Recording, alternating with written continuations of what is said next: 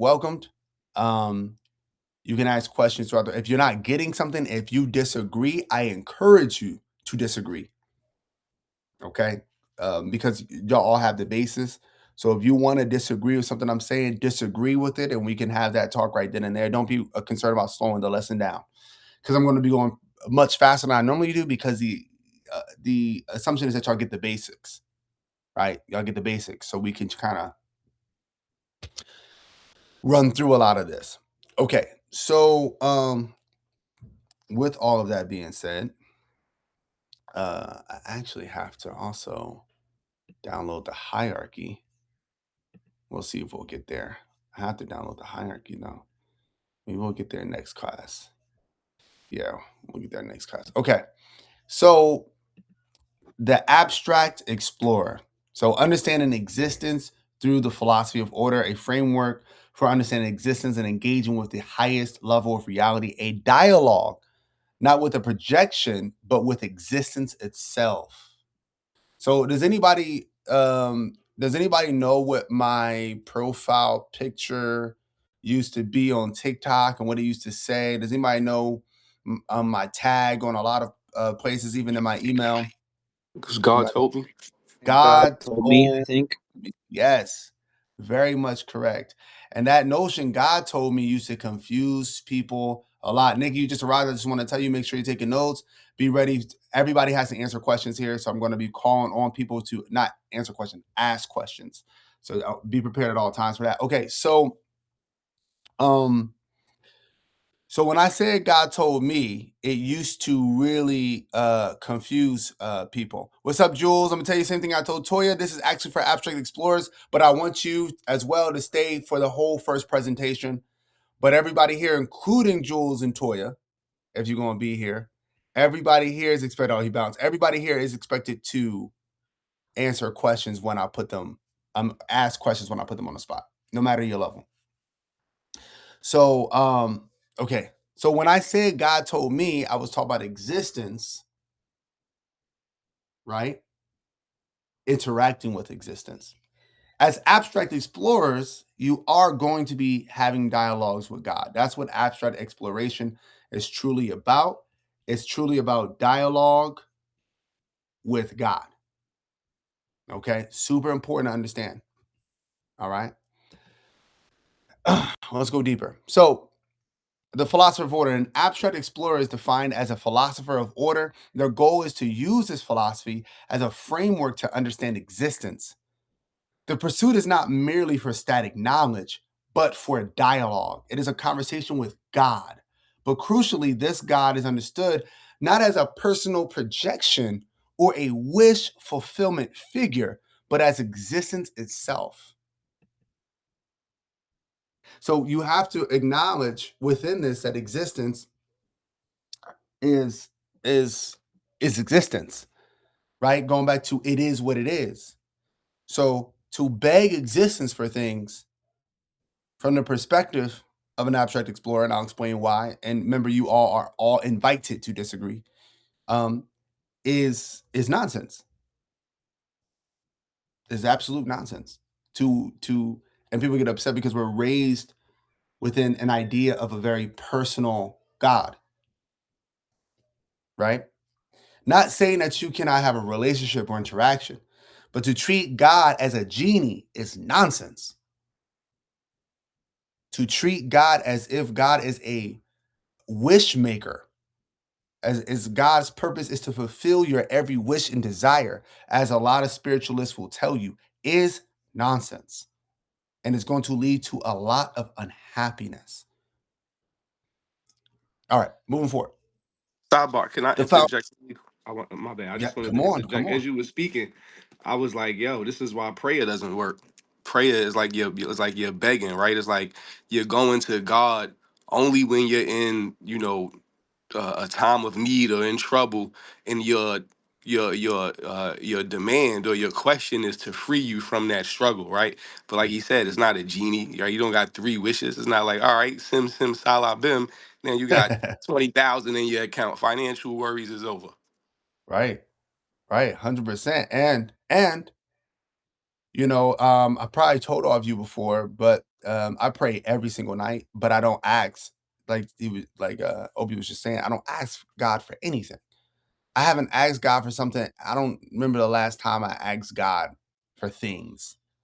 You don't have to do this, but I think for everything because God is everything. So I'm just happy to be here. And everything is out there for me already. So you're asking for things that are already there. It's when you think about it, it's almost nonsensical. Why are you asking for things that are there when all you need to do is go and get it? And second, I do ask my ancestors for things like protection, is to mainly to watch my children, and to be guides. And I do ask my if I ask anybody for anything, if I treat anybody like a genie, it's my higher self. If I treat anybody like a genie, it's my higher self. But what I don't do is, and I like what Obi said here, I don't come and pray in desperation. Desperation, and this is my opinion. Y'all don't have to take this one. It's not a part of abstract exploration. It's not a part of philosophy of order. Desperate praying is awful. It is not do. It is not. It's the worst time to pray is when you're desperate. The absolute worst time to pray for something is when you're absolutely desperate. All right. Okay, hey y'all. Can y'all hear me? Hey. Yes. So I respectfully All disagree. right. Let's do it. Let's do it. Obviously, don't pray in desperation. Underline that 1,000 times. But I ask in terms of show me the way. Now, that may be my higher self I'm talking to. I was just taught that it was prayer. But I've always seen things in dreams since I was a child. I would wake up and be like, such and such and such is supposed to happen. We're supposed to do this. And I've done that since like 6 or 7 years old. And it's been until 45. So now I've gotten to the point that I can lay down and say, can you please show me blank? Can you please show me the road? And literally, I'll wake up with the answer. I don't think that's even a disagreement. I'm telling you that I ask in that way. So what I would like to say is I love it. you actually have that style of prayer right in a sense. You're asking for Okay. guidance. You're asking for Yes. discernment. You're not Yes. asking to be you're not asking to hit the lottery, right? So when Thousand most percent. people are praying, right, and we don't realize our words are so powerful and the energy is so magnetic, right? We're outside talking to people and people, yo, how you doing today? Oh man, I'm praying I hit the lottery. They might not be closing their eyes and God, I'm coming to you today, but you just said I pray I hit the lottery. That's a wish that's going out there. Yeah, that's like Yeah. people So Absolutely. I ego agree. or something. How can I explain this? So if you pray for a future event to be in your favor, that's not how the universe works, right? It's a mirror. And so like what Obi's saying, people's like praying for a future event, like, yeah, I want to hit the lottery. I want to hit the lottery, God. That's your ego. But Tosh, I think you're special, like you have gifts. And I'm in agreement with Obi on that. I don't think you're praying wrong. You're praying for discernment. I Thank just want you. to be. Yeah. I So just that's want to why I be said clear. I probably should clarify prayer. Go ahead, No sir. one is. I just want to be clear. Nobody's praying wrong. I don't. You can pray Right however on. you want to pray. What I'm saying is that this is the claim in abstract exploration. To ask existence for something is nonsense, and I'll explain why deeper. If everything already is, think about this. If everything that will be is, what more can it give you? Does it? There's It's a perceptual issue there, right? If if I have already given Tasha everything and she comes to me and she asks for a pencil, that's nonsense. I've given you the pencil. Why are you asking me go get it? I gave it to you. It's right over there. Go and get the pencil. That's why we it's important to understand in this context when I say God, I'm talking about existence. Now, you could be praying to another God. You could be praying to your higher self. You could be praying to your ancestors. I told y'all, I ask my higher self for things all of the time, but I never come to my higher self in desperation. When I'm desperate for things, my prayer sounds exactly the same as it sounded when I'm up. My prayers do not change when I'm down. My prayers do not change when I'm up. I'm just as thankful. I think existence for the same things when I'm in the happiest state of my life from when I'm in the worst parts of my life. The ask does not change. Which is the thankfulness does not change. Okay. Is it okay if I say So, something? oh yes, please. My only argument would be in regards to like things we've seen happen in like physical manner. So like I'm sorry, I'm very tired.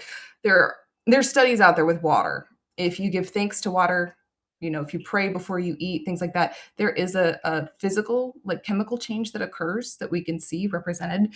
I'm not here to argue that people should be praying and begging for things to happen, but I would argue that like whether or not prayer is coming where you're praying to God, I do believe prayer in general with that like mental thought, you can see that if you ask like bless this food, I'm not saying it gets blessed per se, but there is something that's occurring. That's very good. Now we're not going to you're getting into things that we're not even going to touch today. But y'all have heard me speak on, unless y'all ask me about it, y'all have heard me speak on the power of belief and how it's a relationship between okay, so I'll just briefly go into this and then we're going to get right back on it. So belief is a very real thing in a God, especially a civilizational God, and belief in you have a relationship. The belief, though, is coming from the human. And so we know this because just as somebody might pray, like humans have okay, now we're getting deep. Humans have the ability to change reality. I'm putting quotes there. And I'll explain another time why, but change reality. So we know this, right? Humans can change their actual physical biology and physiology through belief, right? I can believe that a sugar pill is going to cure my headache. Placebo Right? effect. Right. The placebo effect. And they found out through this study that if they line up a bunch of different bottles and they put different companies on it, you trust some companies to deliver more than others because the placebo effect works better for some companies than others. But then they take the companies off and they just put symbols on it and found out that certain symbols actually create a better effect than other symbols, which means that some symbols you naturally believe in more than others, meaning there are certain gods, such as Buddha, Christ, that have a higher amount, for whatever reason, of belief and power. They can pull it out of you better. So relationship between humans and these gods are normally through, and for example, ironically, entities like Buddha. So there are some humans who do not need a god, a totem, because some people use totems. Like with this rock was given to me by my great great grandfather, and it's our lucky rock in our family. And I put it in my pocket every time, and it goes great for them every time they put it in their pocket. But some people don't even need totems. Some people, they believe in themselves so much. They say, you see this in certain athletes. They say, man, how do you do that? I didn't think I couldn't do it. I didn't even know that there wasn't a possibility that I couldn't do it. Just did it. I mean, what else would I do? I'm that person. Of course I did it. So some people, they have the ability to pull it from literally themselves. And some people have to master that over time. And to go even deeper, water does have a spirit when you pray to water. So that's another conversation. That's outside of belief. Water has a spirit. When you talk to water, you are talking to its spirit. When you're talking to a tree, they found out like if you talk to your plants, they grow. I'm not going to sit here, and that's why I said earlier, I'm not telling anybody how to pray at all. I'm never going to tell y'all that your prayer is wrong at all. Spirituality is personal. Spirit, collection of attributes, you. What I can do is not what you can do, and what you can do is not what I can do. Nikki may have the ability, and I'm not joking, may have the ability to walk in a pond and pray that the water brings her gold and a fish brings it to her. I'm serious. I believe in stuff like that. So, but I can't do it. Okay, I'm not, if I go in the water and I ask for it, it ain't going to happen. So, but I know certain people, if I decided tonight, right now, that I wanted to go on a lucid dream adventure, if I wanted to leave my body and go explore the outer realms of existence in the universe, I can go and do that because I believe I can. I know I can. But I know some people can't lay their heads down and just do that. So everybody's different. And but back to the topic at hand. I love these. Okay. So to understand the philosophy of order, one must grasp the primary axiom. Existence is fundamental and precedes all things. Being itself is God. There is nothing outside of being. Therefore, any interaction with reality is, by definition, an interaction with God. Until this equation is understood, the philosophy cannot be fully learned or applied. If you all do not understand at this point that existence is God, you're going to have a hard time moving on further in these lessons. Like, it is so fundamental to understanding everything else and abstract exploration that it's just going to have a hard time. Okay. Get ready for severe disagreements as we go through this. Okay. So, one thing that y'all already know that we discussed, we do not interact with reality directly. We interact with reality through an interface, a system shaped by consciousness. This interface allows us to engage with existence in a way that makes interaction possible. Okay. Without such an interface to filter the absolute, there will be no evolution, no change, and no becoming. Okay, so let me put that in just like really regular layman terms. The way you perceive reality is cheap. It costs little evolutionarily. So you can see it that way. The way that things truly look costs a lot. So you will probably die. Okay? And so let me go even further. If we already used the icon, this is the next example, so I'll go ahead.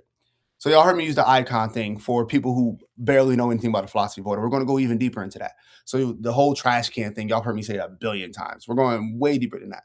I want you to imagine a laptop where there's no icons.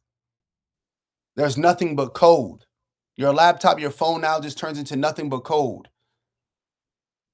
What do you see when you look at it? Sounds like MS-DOS. The Matrix. Yeah, thank Matrix, you. That's what I was gonna say. Absolutely nothing. You would see, wouldn't you see that you would see, just see the binary code, the ones and zeros. The ones and zeros. It's And so processed. if you see the ones and zero, who remembers the most important thing in existence for us to be able to interact with it? Does anybody remember? Starts with a D.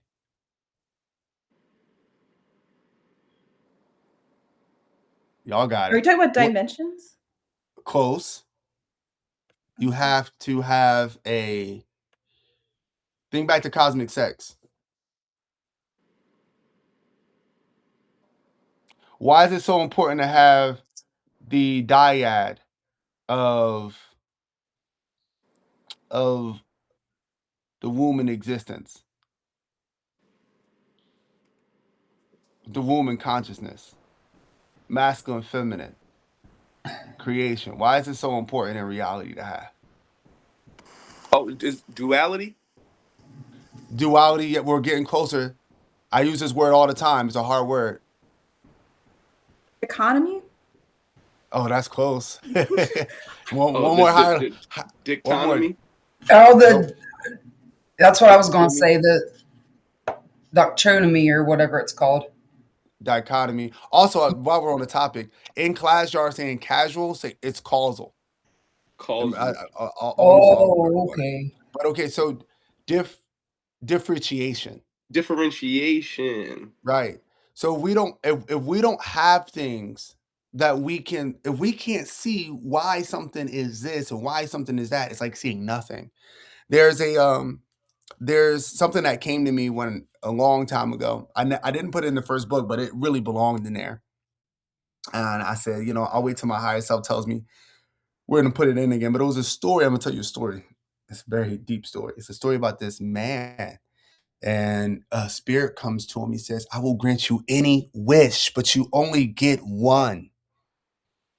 And the man wishes that he could see God. Immediately from the ground, a mirror comes out. And in this mirror, he sees himself. And he walks closer to the mirror. But something's wrong. The reflection begins to move without him. And then it turns into a child version of himself, and he moves closer to it. But then it reaches out of the mirror as an adult version of him, and it grabs him. Now, when this happens, he panics. He becomes one with this reflection. The reflection becomes one with him. Everything starts shaking. And then all of a sudden, he's launched away from the mirror. And something comes out of the mirror. First, it was a man, but every time he takes a step, he turns into something else. A woman, a naked woman, turns left as a dragon with feathers, turns right as a child. And every step and movement it made, it looked like things he never seen. Aliens, plants, insects, volcanoes, monsters, demons, angels. It was horrifying. And then when he finally made it to the man, he returned back to looking like the man. But then he pulled the man into the mirror.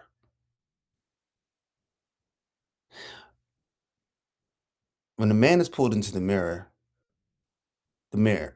shatters. The man gets up and he looks around. He says, "Oh my gosh, I see everything." But then someone asks him, "So then why are you crying?" He says, "Because now I can't see anything at all." Right? So anyway, this was a vision that came to me a long time ago, and I wrote it out, and it was in an old book that I never transferred into. It should have went in the first book. But point is that if you truly see reality for what it is, it's almost like seeing nothing. So when you look at a screen that is filled with nothing but ones and zeros, by the way, it's the same information that you got when you look at the icons. But you're like, I don't see anything. I don't know where anything is. And so this interface you have is enabling you to interact with reality itself. You cannot take it for granted. Does everybody understand this? I'm not losing anybody. Absolutely. I think after my out of body experience, it kind of took some of that away from me because I had a hard time staying in reality after I came back. Mm, This is making that make sense. okay. Good. I'm glad. I hope this, because this today's about to get a lot deeper. Okay. So I would just like to oh, say yes, sir. really quickly, the binary code, the ones and zeros, the interface, it's manifested into reality so much so that it manifests into humanity, right? If we look at the structure of man and woman, man has a penis, one woman has a vagina. That's like a zero, a Oh cipher. yeah. Well, yeah, not only that, but it has no choice but to do that because everything in reality has to reflect each other. And if the story was called The Holy Mirror, so it actually goes into deeper in that. And I need to one day I need to vote for the Matrix movie. Okay. Because a breakdown that I could do on the Matrix movie when it comes to this kind of stuff. Let's Like just the vote fact that now. they're Can we vote right now? Can right, we just say right. yes right now? Hello. That's so easy. Because the way that, man, the way you could break that thing down, I mean, they're looking in that movie, they're looking at the binary codes and they're able to see through it. They're able to see what it truly looks like. I mean, we could go deep. All right. So hopefully we get that going. And we are about to vote for movie night. So, but I don't know if that's an option. We'll see. All right. Reality prioritizes utility over truth. Ooh, this one people hate to hear. People hate to hear this.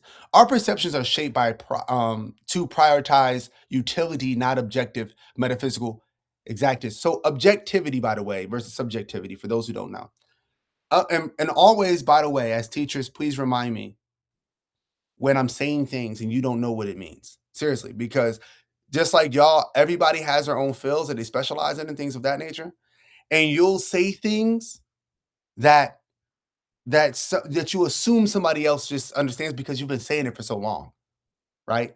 That's what I do. So if you don't understand a word that I say, please say I don't know what that word means because I'll do it if you do it. So so be just Objective means to exist without the mind. So if you got rid of every single mind, if that's possible, but if you got rid of every single mind in the universe, it would still be. That's objectivity. Subjectivity is something that relies on the mind, personal experience to exist, right? So to say that reality is objective is not to say that subjectivity doesn't exist. It's saying that the core fundamental of reality is objective things that will exist beyond human perception and whether humans are here or not. Okay. Our perceptions are shaped to prioritize utility, not objective metaphysical exactness. Reality favors what is useful for survival and interaction. So the universe is structured so that usefulness comes first. We see what we need to see to survive, not necessarily what is there. And we know this from our biology. Everybody here, our eyes most humans cannot perceive the entire spectrum of light, therefore colors. Most humans cannot see in vibration as some animals do every single day, right? You don't have the ability to smell in a way that a dog can, right? Killer whales have parts of their brains for emotions that none of you have. So that means they have certain emotions that you can't even comprehend. And so this is why I tell people get out of the whole notion of higher and lower consciousness. There is no higher or lower consciousness. There are different kinds of consciousness for different kinds of matrices. Just because humans pride themselves like, we got the highest consciousness out of all the animals. I don't know about that. Because if I sit you in the bottom of the ocean, tell me how useful your consciousness becomes. Right? But I could flip that. If I took some creatures from the bottom of the ocean and I took them and put them on land, you tell me how well their consciousness is going to do for them to survive in that place, even if you enable the ability for them to breathe. And I enable the ability for you to breathe deep under the water where there's no light, right? So there's consciousness for certain things. And so your brain, or I should say your consciousness, is specifically fine-tuned to perceive things in a way that your ancestors needed to. The reason why humans can see in better color than most mammals is because humans eat a lot of vegetables and fruits. How are you going to see the best fruit and vegetables? Y'all know the darker the berry, right? We have these though most people say they're talking about race, but it's actually true when it comes to fruits, right? If you want the apple that has the most nutrition, you better get the darkest apple. You better. And so you need the ability to see colors. And this is also the reason why women see colors better than most men do, because women did most of the foraging. So it's very important. This is also why boys' consciousness, if you didn't know, now you know. If you have sons, I'm gonna give you something that's gonna help you. And if you're married or anything, if you just interact with men's eyes are more akin to movement. If something moves, their eyes go. They just can't. So like little kids in classrooms, and they say your son's not paying attention, but there's a bunch of things going on. It's very hard because that consciousness is slightly different from a woman's consciousness. It's just like trying to see what's moving, what's going on. Also, the same thing, and I know this might offend some of y'all in here. When it comes to women who are high in fertility, men's eyes, it is a subconscious programming. And I'm not excusing anything. I'm just telling y'all. All right, don't shoot the messenger. Go to the anthropologist and evolutionary biologist. All right. But you can read a good book on this called The Female Brain and the Male Brain, if y'all looking for books to read on things like this. If a woman has the signs of fertility, his eyes will go boom, like that, boom, like that. And he'll have to control himself. He'll go, right? And sometimes he won't even know. He's like, did you look over there? Like, nah, no, I didn't. All right. But anyway, point is, there's different consciousness for different things. It's not about higher and lower. There's different kinds of consciousness for different kinds of things, for different utility. So in other words, if a creature puts if you try to see things for what they truly are, if you were able to see, if you have a creature, right? You have two creatures trying to survive on Earth, and one creature is evolved to see everything as it truly is. He can see the atoms, every dimension, every spectrum of light, just every single thing for exactly what it is. Versus someone who's evolving to see things that are best for them to survive. Well, y'all tell me which one's going to survive. It's a I mean, legitimate that's pretty question. obvious. It's always it's always the one for utility because that's what they're made for. Yes, he's made for utility. And so those creatures are your ancestors, right? I know some people have a hard time with that. And so you see for utility. So then as an abstract explorer of learning this about reality, you have to ask the question, what does that mean? If the universe is selecting for utility over truth, what does that mean? Right? I'll tell you how I perceive that conversation with God. This is my perception of that conversation with God, right? And we'll get deeper into what that means in this lesson. As I said, okay, so to get to truth, I need to first use utility. I need to put utility first, right? And so if y'all look at FAMS, I told you I didn't have the words to understand a lot of that that's in FAMS now, and we talked about now I didn't have the words. So I had to go and search things that were useful first. It wasn't until I went through what is useful for me, right? Until I could actually get to the truth of the meaning behind it. So utility comes first. For example, you might think, the story, like you ask yourself, should I tell my child, let's say you have an unathletic child, but the child wants to be an Olympian. They want to be an Olympian track runner, boxer, whatever. Well, the question comes, should you tell them the truth?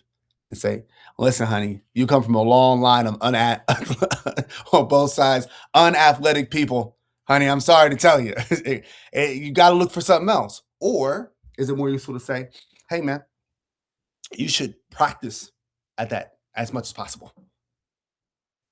Right? That's not a lie either. You should practice every single day. If that's what you really want to do, practice every single day. Make everything about that thing. What's going to happen is the parent who told their child, I'm sorry, you can't, you're not athletic, right? They'll never actually do anything in regards to that goal and that dream, that passion. But the person, even if they don't become the absolute best, they're going to become pretty damn good. They're going to become like really good. Even if they ain't got to become the best, they're going to become really good. And so they get closer to that than they ever could. And guess what? Along the way, guess what they changed with that utility?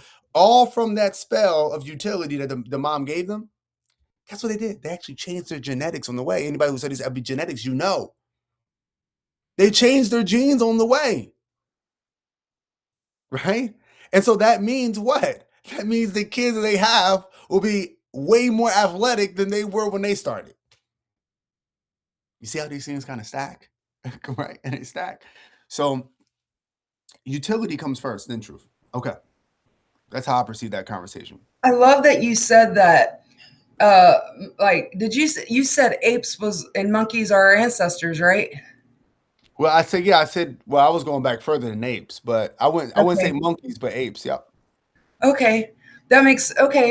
Because in my dreams, I have some of my ancestors, they're talking monkeys, Elohim, and you just made that less, like, not so crazy to me. Okay. So let me say this. I am in full, I'm fully down with evolution. So let me explain a couple things about that. Okay. Number one, there's a misconception in evolution that if evolution is true, therefore humans come from monkeys. So I'll break it down. So I really shouldn't even call you shouldn't even call humans apes. Okay. So I want y'all to think of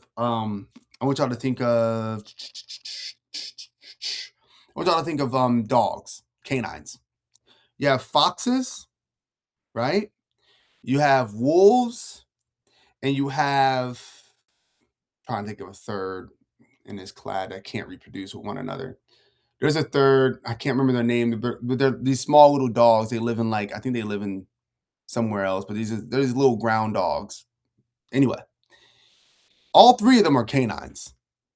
None of them can mate. None of them can have babies together. They're just too different from one another. But they still all belong under canine. Foxes are not wolves, and wolves are not ground dogs, but they're all under canine. So humans are under the same umbrella, but they're not apes and monkeys. So you can share a common ancestor without being the same thing. Now, I'm not.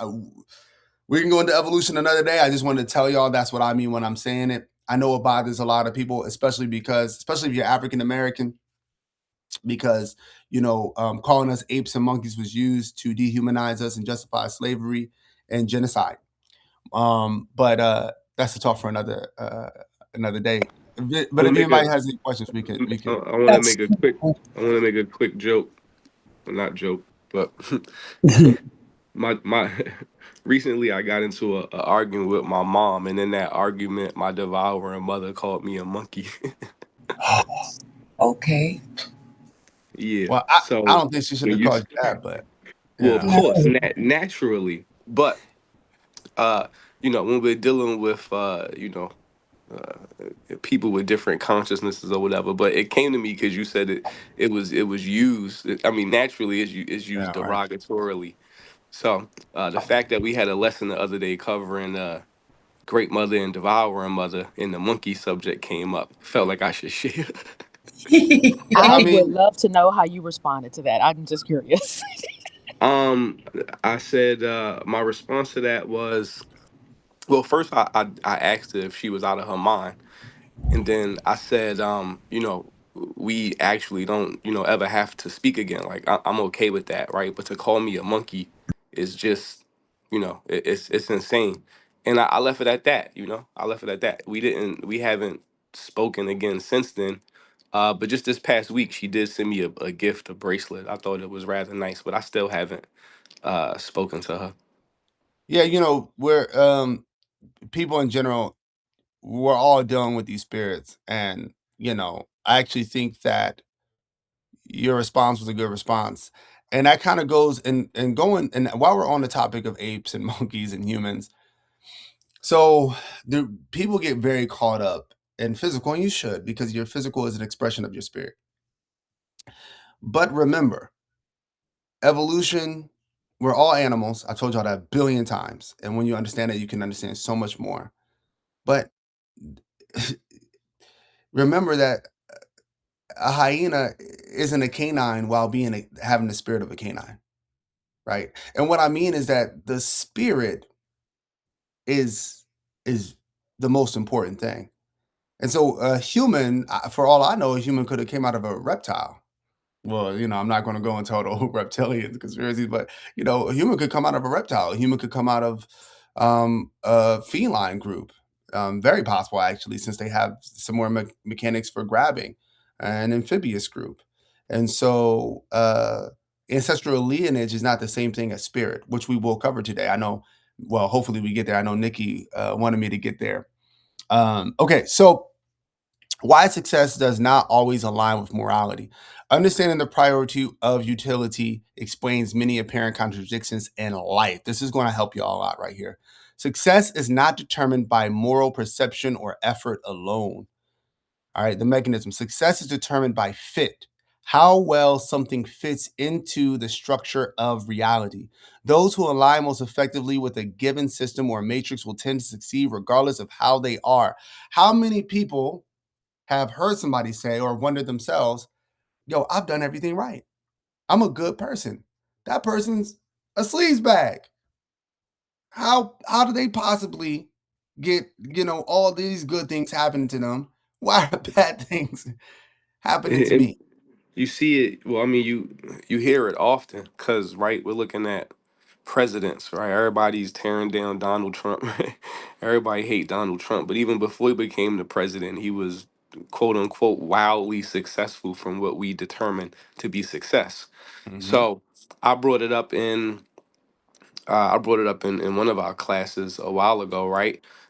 When he was asked what the secret to success was, he said genetics, right? And when he said genetics, he's referencing quote unquote like the blue bloods, like how the elites maintain their money. They've built this matrix that's so in favor for them that their Mhm. children Yep. naturally fall in line with it. And whether their children want to or not, they are gonna have money because they're from that matrix. Yep. It trickles down. It's a mirror image. And you also learn this from the book Rich Dad Poor Dad from Robert Kiyosaki. He had his father was a scholastic academic professor who thought money was evil. His homeboy had a friend who had real estate, and the real estate was like all of the grocery stores in the town. And then he began to see that the difference in dynamics between the two. So even though he was from a quote unquote poor household, because he had that experience, like we said, if you tell your child, you know, it takes practice, he practiced, he was able to change his structure, and now he's one of the wealthiest real estate tycoons we know of today. So, absolutely. No, 100%. And spoken like a true philosopher of order because, when, blessed, luck, highly favored really speaks to your spirit and how it functions within the matrix. And I know that that's a big shift for a lot of people consciously, but trust me, when you have that perception, your life will go a lot better. Like, your spirit plus your matrix is going to determine how blessed, fortunate, successful you just are. And we talk about this, and we'll go deeper probably next month into matrix construction and architecture.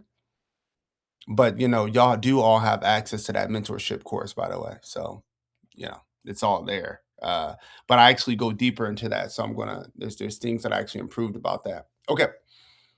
Going further, remember, if you have questions, write them down too. Pushing the boundaries of understanding. Philosophers, scientists, and thinkers who push the boundaries are often closest to truth because they are in constant interaction with reality itself.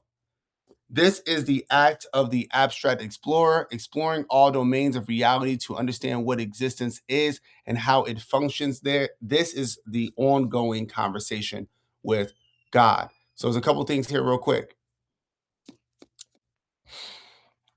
Y'all might have heard this. I believe it was in FAMS, yes, where God makes a claim that, that God loves scientists, atheists, skeptics, the curious, the philosophers, all of that.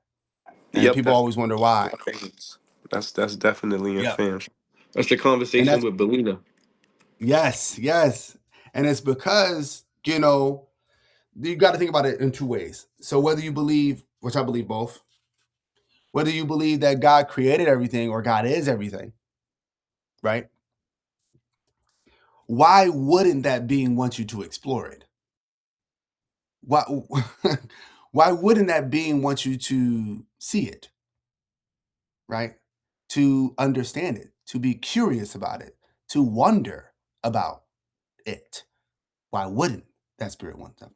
But that's because a lot of people are really taking another spirit and applying it to God, and which we all know. But and there's a mismatch going on there. So there's no issue with the scientist, the poet, right? That came from a religion who had something to hide, right? So if you're a God that has something to hide, hey, stop questioning things. Stop that, right? Don't Elohim, question. there's this quote that I like real well that says an environment that doesn't allow disagreements is an environment set on control, not growth. And what you're 100%. saying, it goes into what you're saying. You know what I mean? 100%. 100%. That's why.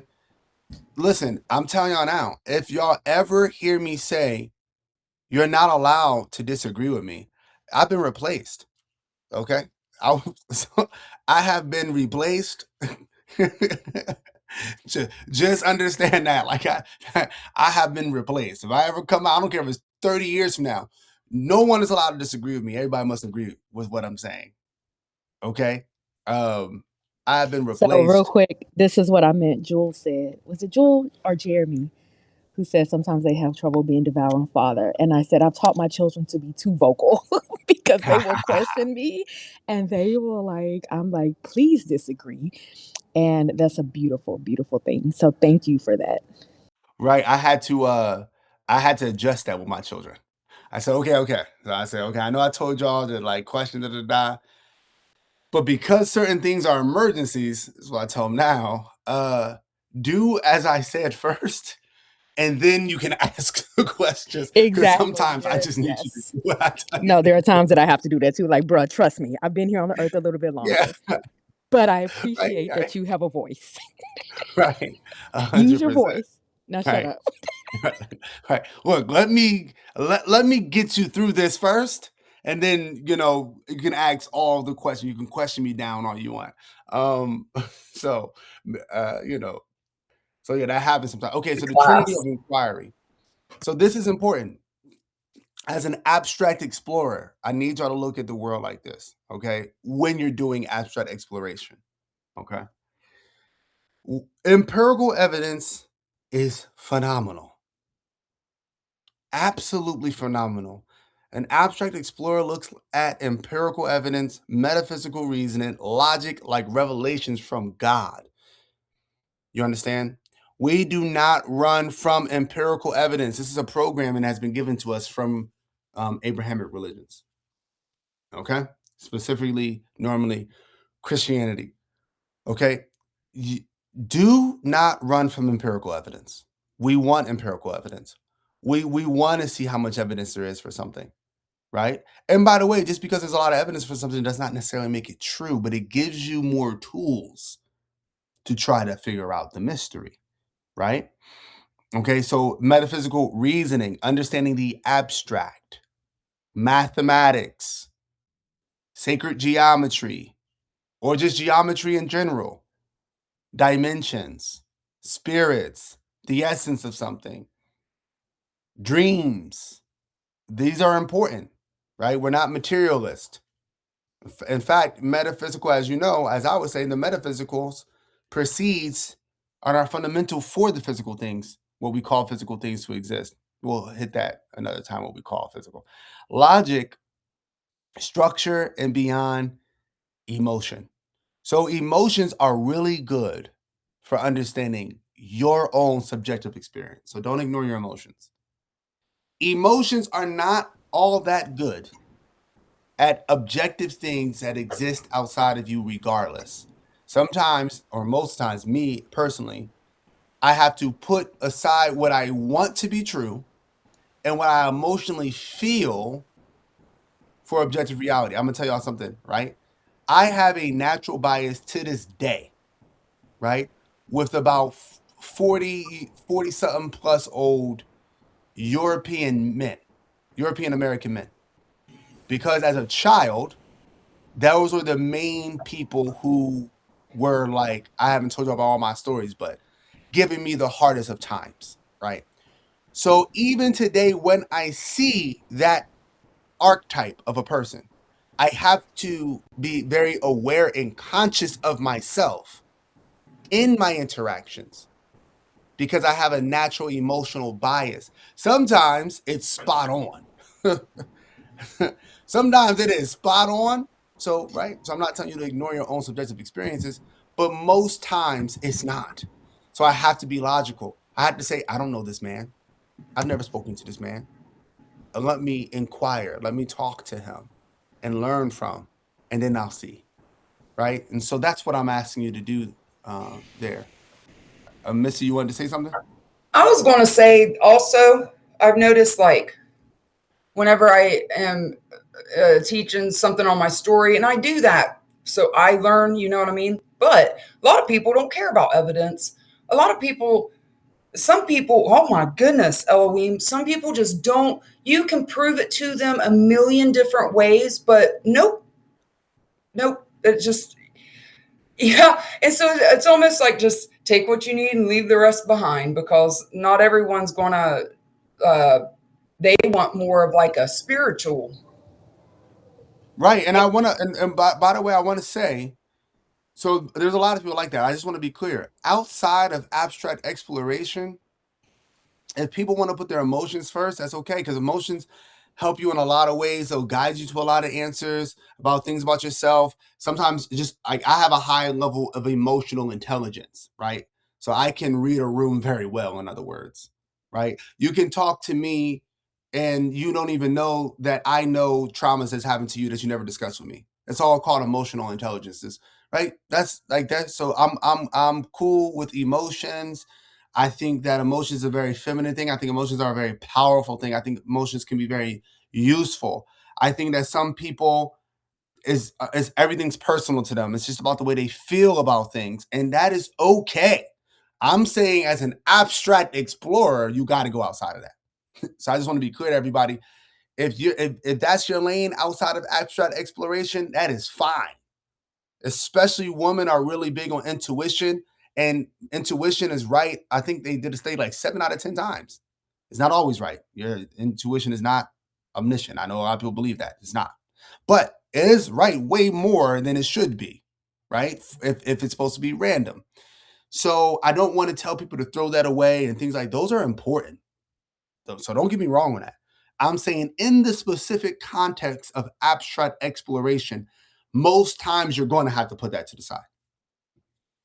And I believe Tasha had something to say before we move on.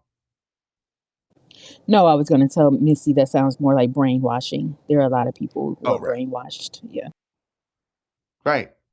And, you know, listen, people do not have to like evidence. I understand it because I didn't always like evidence. I thought I did, and I realized I just liked evidence that support my conclusions. Okay, and that gets into the next topic right here. And this is going to hurt a lot of people's feelings because we're brought up in a very spiritual world. Existence is not customizable. Okay? This one offends people, and I never knew until I spoke about it on live. An abstract explorer does not treat reality as subjective, right? Meaning something that can only exist with a human mind. God is not whatever we want God to be, and I know that's what people are told. God simply is. So you can have different perceptions. You can have your own subjective, right? Everybody here has their own relationships with me, right? Everybody here has their own. I speak to all of y'all, and y'all have your own relationships with me. Y'all relationships with me are different from relationships I have with some of my like. Let's say y'all met my one of my oldest brothers. Right? No matter how much I know, no matter how much, me and him used to debate about religion. He's a pastor. No matter how much I've schooled him, he wouldn't like to hear me say that, on religion and on God, I'm baby bro to him. It don't matter how much knowledge I get, how articulate I am, and how many books, I'm baby brother, right? Don't matter how much knowledge I get to my grandmom, I'm a baby. I'm a baby when I step into the room with my grandmom. She can't see me. She can only see me as 7-year-old me. And if y'all probably got some grandmoms like that or had some grandmoms like that, they can't see you as nothing else. It's just the way that they go and see you. All of those are subjective relationships. I'm more than all of those things.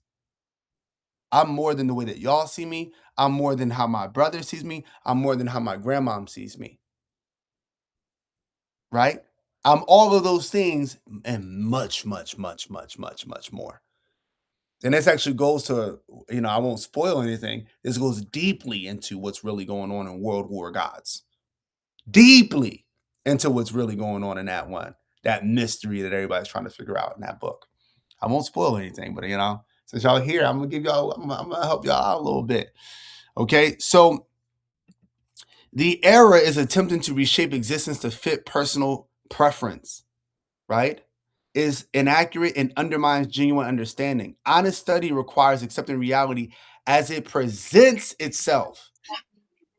So it is what I would call, if God is telling you I am this and you're saying, nah, I'd rather you be that, disrespect is what I call it. Jeremy, you had something to say, brother? Yeah. So when you scroll back up, just 1 second. Okay. It's gonna say the title. Okay, existence is not customizable. 2 things real quick. We can perceive, so like I don't belong to any one religion, but I can perceive whatever I want to worship however I want to, right? I can customize that, whatever I picture in my mind, right? So So subjectively you can. So we're talking about objectively. So subjectively, like people can make Yahweh this all loving God, the creator of the universe, but that's not who Yahweh is, right? Like subjectively you can make your like people do this to their kids. You can make your kid whatever you want to make them, and they can tell you that's not who I am, and you can make them whatever you want to make them in your mind, but objectively they still are whatever they are. You get what I'm saying? So we can subjectively, believe things and understand things as such, but that doesn't necessarily mean, sometimes we're right, but that doesn't necessarily mean that objectively that is how it is represented in reality. I don't know if that makes sense. Okay, and when you say existence is not customizable, it confused me because we teach about matrices, right, and the things we want to Right. manifest. So, but that is like you can construct, so to speak, your own matrix to bring forth whatever you want, right? So what you said confuses me there. Well, no, I'm glad you said that. So that notion is true, right? That's something that is learned through interacting with existence. So someone could not therefore go, that's not true to me, so therefore it's not true. No. That's true. You cannot turn that in. So when I say customizable, maybe I should use a different term, because I get why you would think of like the Matrix, how we're literally creating our own matrix to create things. My point is that principle cannot be undone if it is indeed existence. Does that make sense? Like, I'll give you another example. If there's only 10 dimensions, which we didn't get to, we're going to get to today. If there is 10 dimensions in the universe, right? If there's 10 dimensions, within all those dimensions are all possibilities. All possibilities. We can't say there's 11 dimension, because we already said within the 10 dimension is every single version of existence and possibilities and universes that can ever exist. So you can't therefore go, well, there's an 11th, because no, it would have to be within the 10th, unless the 10th wasn't truly all of existence. So what I mean by it's not customizable, what I should say is it is what it is. And just because somebody comes along later and says, I don't like the fact that a matrix determines what spirit comes out of it, it doesn't matter that you don't like it. You can't change it. It's a function of existence itself. And so you therefore cannot change that thing just because you don't want existence to work like that. Or what I said earlier when I said, it's not about being good or evil in a specific matrix. It's about how you fit in that. I know a lot of people, when I tell them that, they hate it. No, like bad people should go to hell for eternity. I'm like, hey, I'm not telling you the way it should be. I'm telling you the way it is. You can be a very awful person running a whole child sex trafficking operation and be billionaires living on islands and resorts. I'm telling you that as long as you fit within that, then you can still end up the most successful. And so that's what I mean by people might not like that. We might not like that reality, but reality says that is the way it is. I What got I it. was Thank going you. to say, what I was going to say in response to Jeremy, well, I guess just sharing, right? With my takeaway, existence is not customizable, right? So like existence is the all. We have trees, birds, like we can't customize that. It's here, right? We're interacting with these things. It is what it is. But then in terms of ourselves, uh, you know, changing our matrix, right?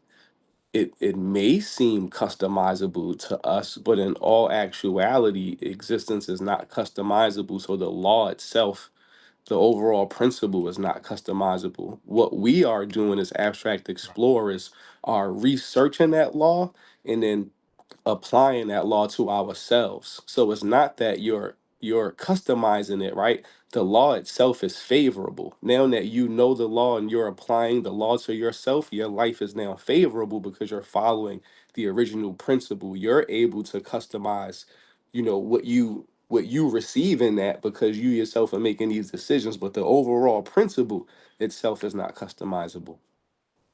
Dang, now Did you, that make bro. sense?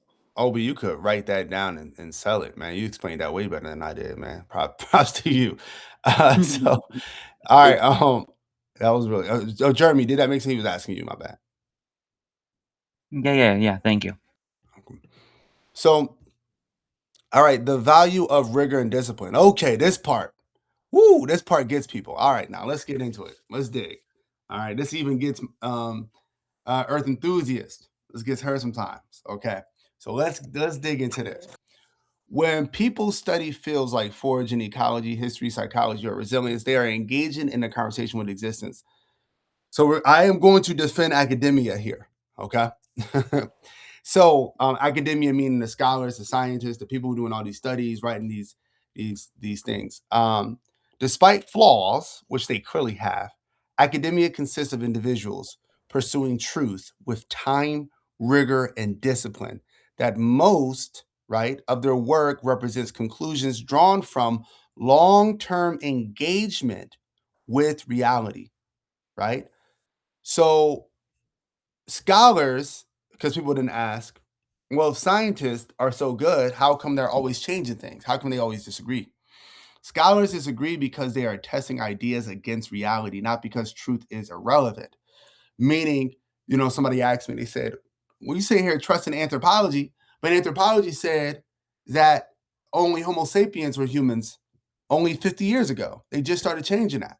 So why do you trust anthropology? I trust anthropology, and by trust, I'll explain what I mean by that. Because they're willing to change it. So let me go into what I mean by trusting these academics. I don't mean that I trust their conclusions. I mean that I trust they're doing their research, and so I can use that research to come to my own conclusion. Does that make sense? I trust that they have gone out there, right? And well, nowadays we know because we could watch videos and such, but we didn't always know that. People would write books and say, "I've been here, I studied that," and then we get their sources and they would cite. I mean, today we can literally watch videos of them out doing it, but it's important because to throw away all that information is to start from scratch. Now, if you're okay with starting from scratch, that's cool. But you got to understand in history, particularly, you would have to like, where does the distrust start? Does the distrust start with ancient Egypt, right?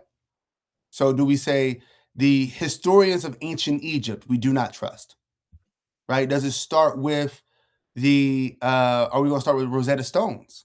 Because without Rosetta Stone, we can't actually translate, the ancient Egyptians, the Mesopotamians, the Greek cultures and such, right? Or are we starting with the Greek philosophers, the Roman philosophers, and the historians? Where are we starting? Right. So, for example, when I read the New Testament, as some of y'all know, I'm trusting them to give me some sort of idea on Jesus of Nazareth. I know that they weren't there at the time, so I can't trust them fully. So I always say to y'all, I don't know if Jesus of Nazareth or Yeshua actually said those things.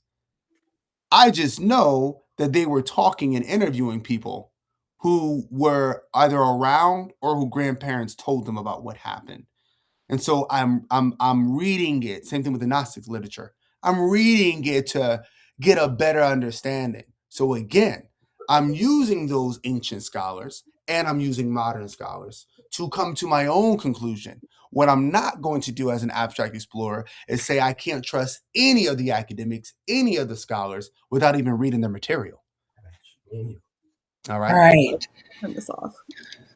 It reminds me of that one guy, Elohim, that supposedly translated the Emerald Tablets. What's his name? Billy something. Billy Carson. Oh my Yeah. gosh. And And you know what's people's funny? like, Y'all know I was warning. Do y'all remember on my lives I used to warn people about Billy Carson before the Yeah. whole West? Okay. I do. But people say like, or even me, I was like, I don't know if I trust Billy Carson's like his translation. He's supposedly one of the few that can even translate that language. He could make it anything that he wanted, is what I'm like people saying. You know what I mean? Right. Yeah. So we were in the book club with Lynn, and I mentioned the Emerald Tablets of Thoth. I think I had mentioned that there were 4 correlating books that like allowed me to draw like this grand conclusion. And I had mentioned the Emerald Tablets. And then Lynn was like, "Oh, she has the Emerald Tablets by Billy Carson," and I was like, "Well, not that one, not that one, right? The original one. We won't talk much on Billy Carson, right? But what's interesting to me, right, is like Elohim is saying, right, like you're going to respect the scholars' opinions then, the scholars' opinions now, and to draw the conclusion. That's basically what I had done. I had came to this uh story of my own, in essence, of what took place to get us here, right? And in the midst of all of that information I was searching, and books I was reading, and you guys know I was reading some of the books, because I talked about the secret teaching of all ages, Manly P. Hall. I talked about the Adam and Eve story, volume 1 and 2. I had talked about ancient secrets of the flower of life, volume 1 and 2. So I had came to this conclusion, and then I found FAMS. And when I found FAMS, well, I say it all the times, it was literally like the aha, right? It was like aha, like aha, like this was the missing piece, right? Because we research all of this information, and we get it from a literal physical material standpoint, right? People quote unquote claim to have gotten this information and have deciphered it, right? So we can only do, but so much with it, which is, I feel like, why when we get into these debates with the Bible, you really only have the Bible as a text to reinforce the Bible. So when I found FAMS had added the abstract piece, right? I came to the realization that the spirit was the abstract piece, and the abstract is what glued everything together. It made everything make sense. And then from that, I started to meet you guys, and I'm able to have these conversations and talk about these things, because I was able to take FAMS and apply that to everything else, and it made everything glue. Like it made it all come together. It was like, now I fully see, now I fully understand, now I know, this has to be done. And that's also why I contributed the book FAMS, being more so like a guide, right? Like if the world was to shut down today, the very first thing when I heard it was I downloaded it to my phone. Thank the Most High I have the physical book now. But I was like, yo, if the world goes dark today, all I have to do is listen to this, and I'll be able to figure out what to do. Yep. Literally, it's a guide, it's a manual, it's a step by step on what you need to do for what's to come. And it literally, the reason we've gotten to this point in civilization is because we've misunderstood the previous text, and we didn't have those missing pieces. So now we have this missing piece, this direction. It assists with the ultimate understanding of the paradigm of what's going on here. Right. I mean, the most important thing when we're doing this as abstract explorers is understanding that being wrong is okay. I haven't said it in a while, but I used to say all the time, I reserve the right to be wrong. And I have to do that as an abstract explorer. It keeps me on my toes. So, when I originally, I was like hardcore into Anunnaki. And I still like Anunnaki, but I was like really into it in high school.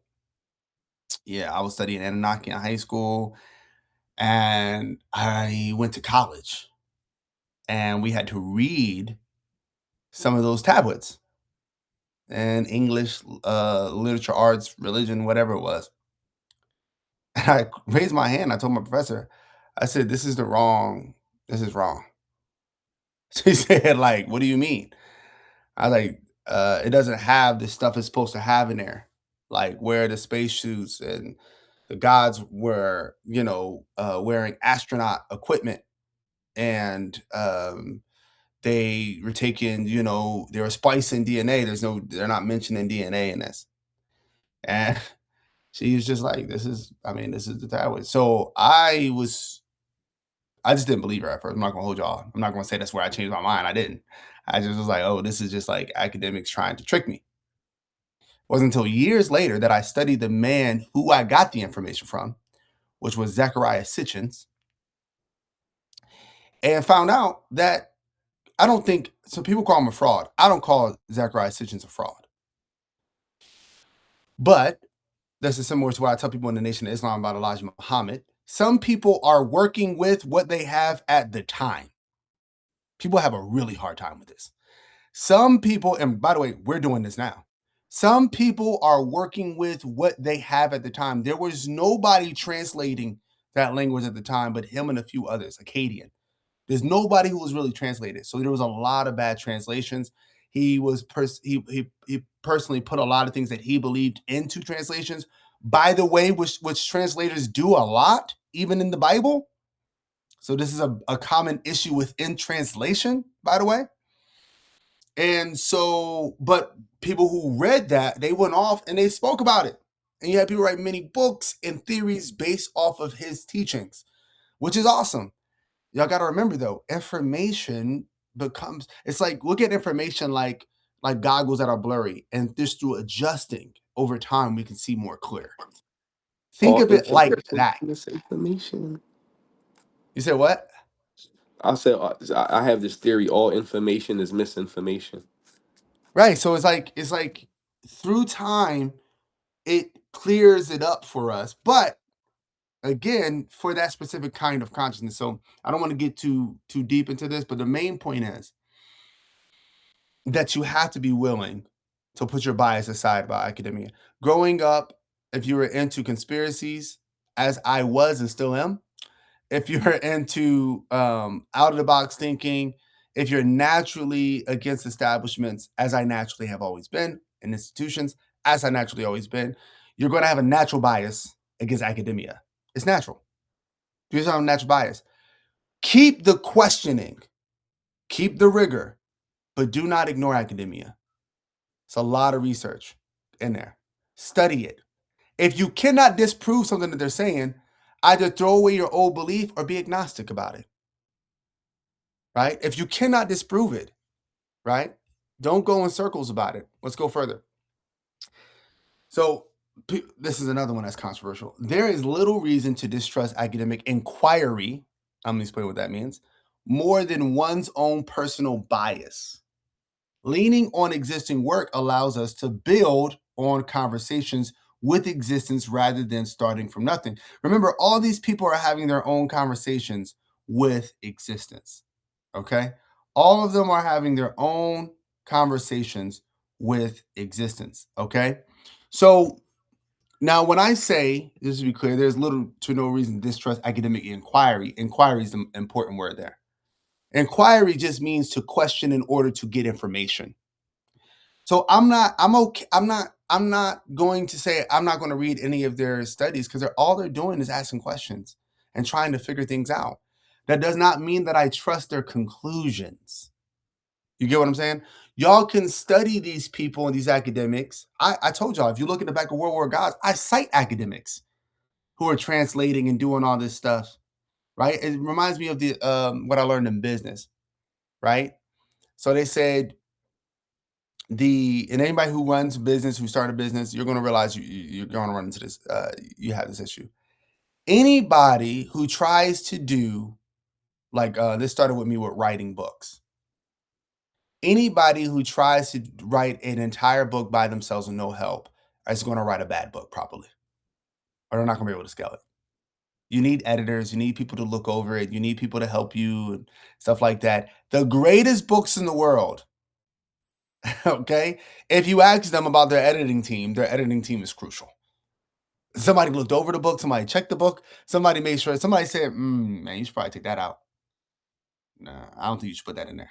And they might have gone against it. They might have put it there anyway.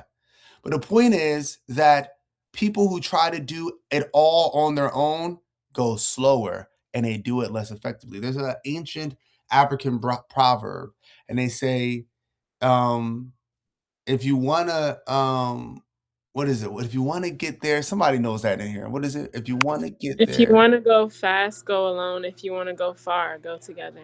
Thank you, Penda. Yes, that's exactly the quote. And I want you to think about your research in that way. Now, you can go fast in your own conclusion. You can get there a lot fast. But if you want to go far, you have to research. You have to read. Family, read the academics you disagree with, especially Read the academics, listen to the lectures that you disagree with, especially. I tell y'all this all the time. One of the reasons why my debates go so well is because I know their positions before they even say it. I studied it. I know their arguments better than they know their arguments. That's from training in philosophy, which is important though.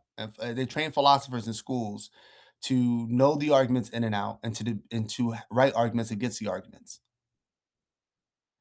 And so it's so vitally important to do this. It's as an abstract explorer, or you're going to be made a fool out of swiftly, very fast, very, very fast. People who do not do what I'm telling y'all to do here. Billy Carson, I'm sure that Billy Carson does study, by the way. I'm sure that Billy Carson does study, but he doesn't do this. He drunk his own Kool-Aid. He believed that I know more than all these other academics. No, you do not. You certainly do not. These people, I want y'all to think about it like this. All right. Me and an evolutionary biologist, right? Let's talk about the two. I study evolutionary biologists as I not read about it, but then you got people in the field dedicating their entire life around understanding the human genome and how it relates to the environment it's in. That their entire life, they've been studying it for 50 years. I've been in rooms with academics who study nothing but the Bible. You think I know a lot about the Bible?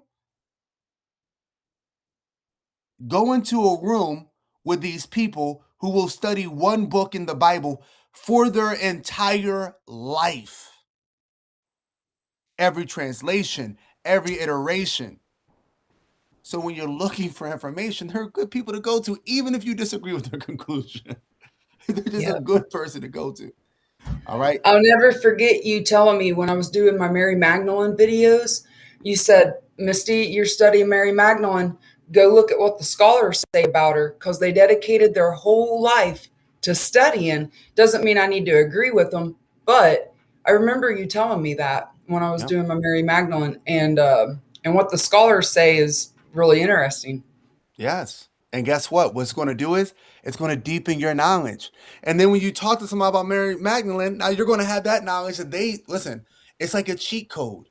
This is why I tell people about reading FAMS. So like, why would I read FAMS if you just told me that all the answers are within?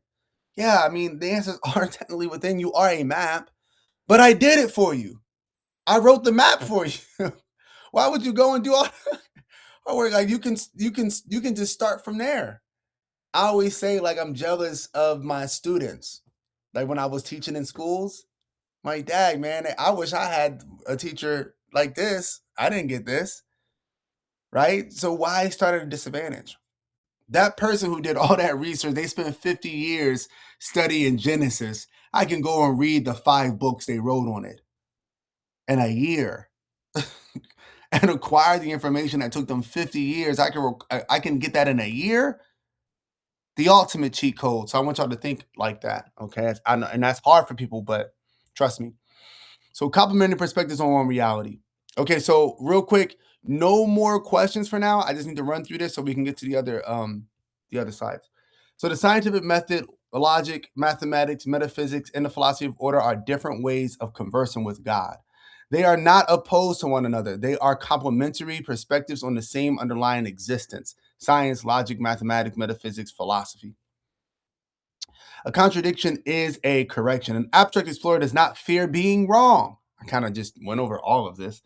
They move toward challenge, not away from it. When nature, mathematics, logic, or empirical evidence contradicts a prior belief, that contradiction is not an enemy. It is God offering a correction, a possible correction, because y'all could both be wrong. Exists by both, I mean you and the scholar. That's also a possibility too. Y'all might both be wrong. Existence is speaking. So science studies the physical aspects of existence. Metaphysics explores the abstract. Logic and mathematics reveal structure.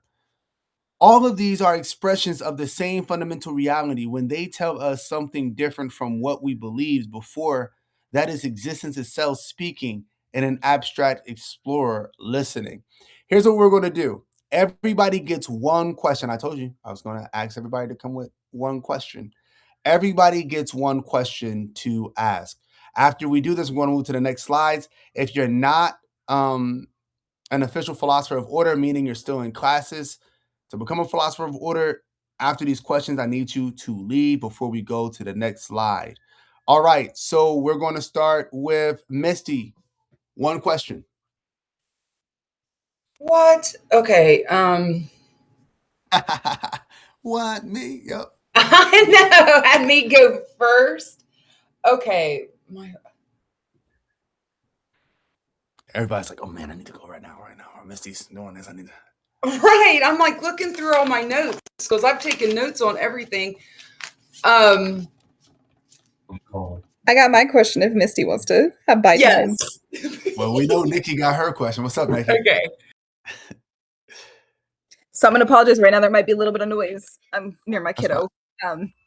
My main question was, and I don't know if this was actually in the slides or if we went off a little bit to embellish, but the objectivity versus subjectivity.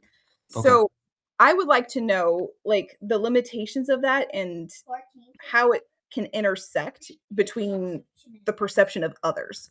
The main example, I'm going to give two of them. So you gave one example of a situation where perception can like limit somebody when it's subjectively being done versus objectively being done. So like the kid that isn't born naturally athletic, objectively doesn't have those genes, right? But subjectively, depending on how they interpret that situation, I can improve, I can change, or that's how it is, it'll always be that way, determines whether or not they actually changed reality itself, right? So then objectively, that at the base, that was never set that they couldn't, but objectively their genes could not be changed, right? Their genes came how it was. That's the objective perception, is that like objectively they were born that way. They had those genes. Those limitations were born into them when they were first born. But also objectively, we know how the body works. And so it can be changed. It can be modified. Just because they were born that way doesn't mean they can't enhance it, alter it over time. My question with this is subjectively, we can see in those situations where the subjective perception then impacts the objectivity, right?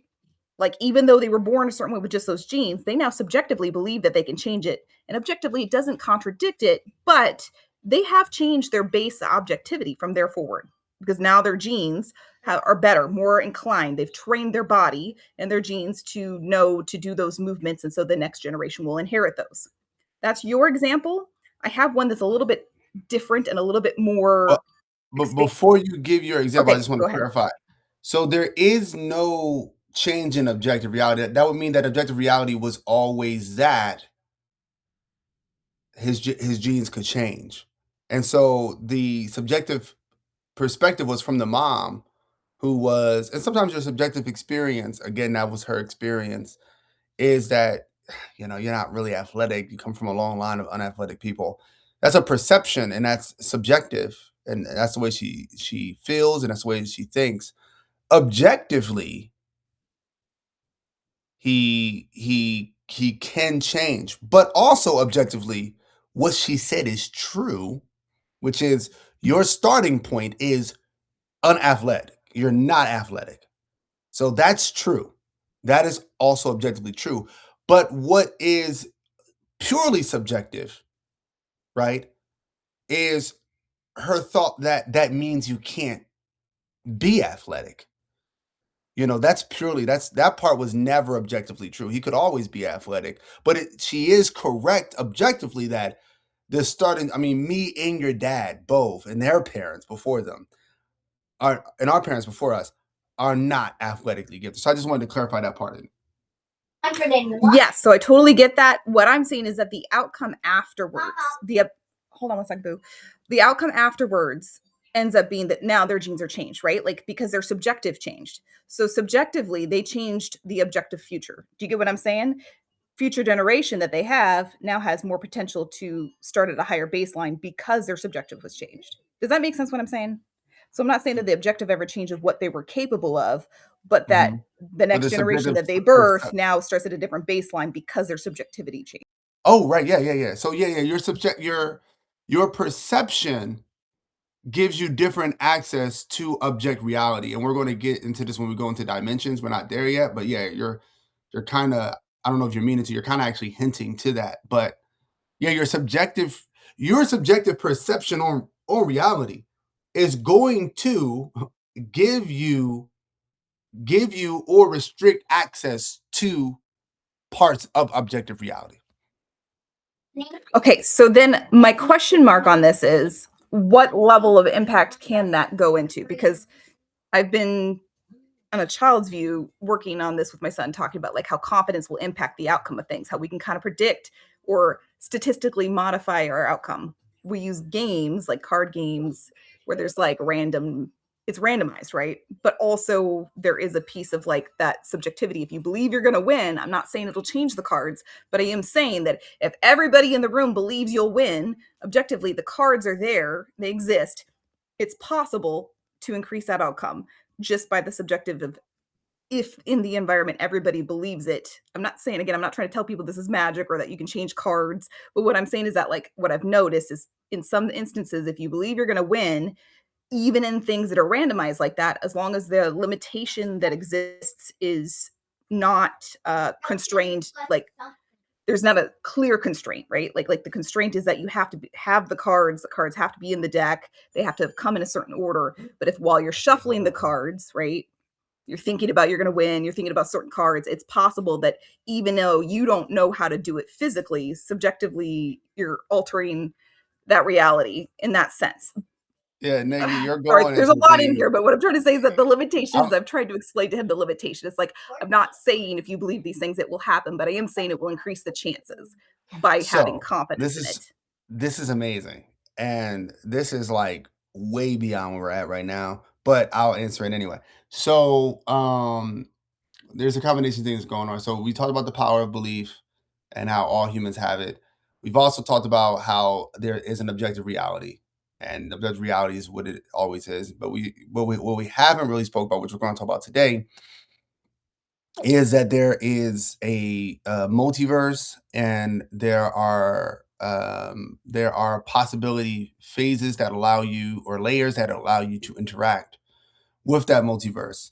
So in this example, let's say, and this is completely unproven, but this is what some quantum physicists believe is not proven though, at all. It doesn't even have a lot of math behind it. But if you have 5 people believing that one person's going to win, they're just going to get the best hand no matter what, it can change the probability, which therefore technically changes not the cards, but shifts them to another reality where the cards are in favor to that person.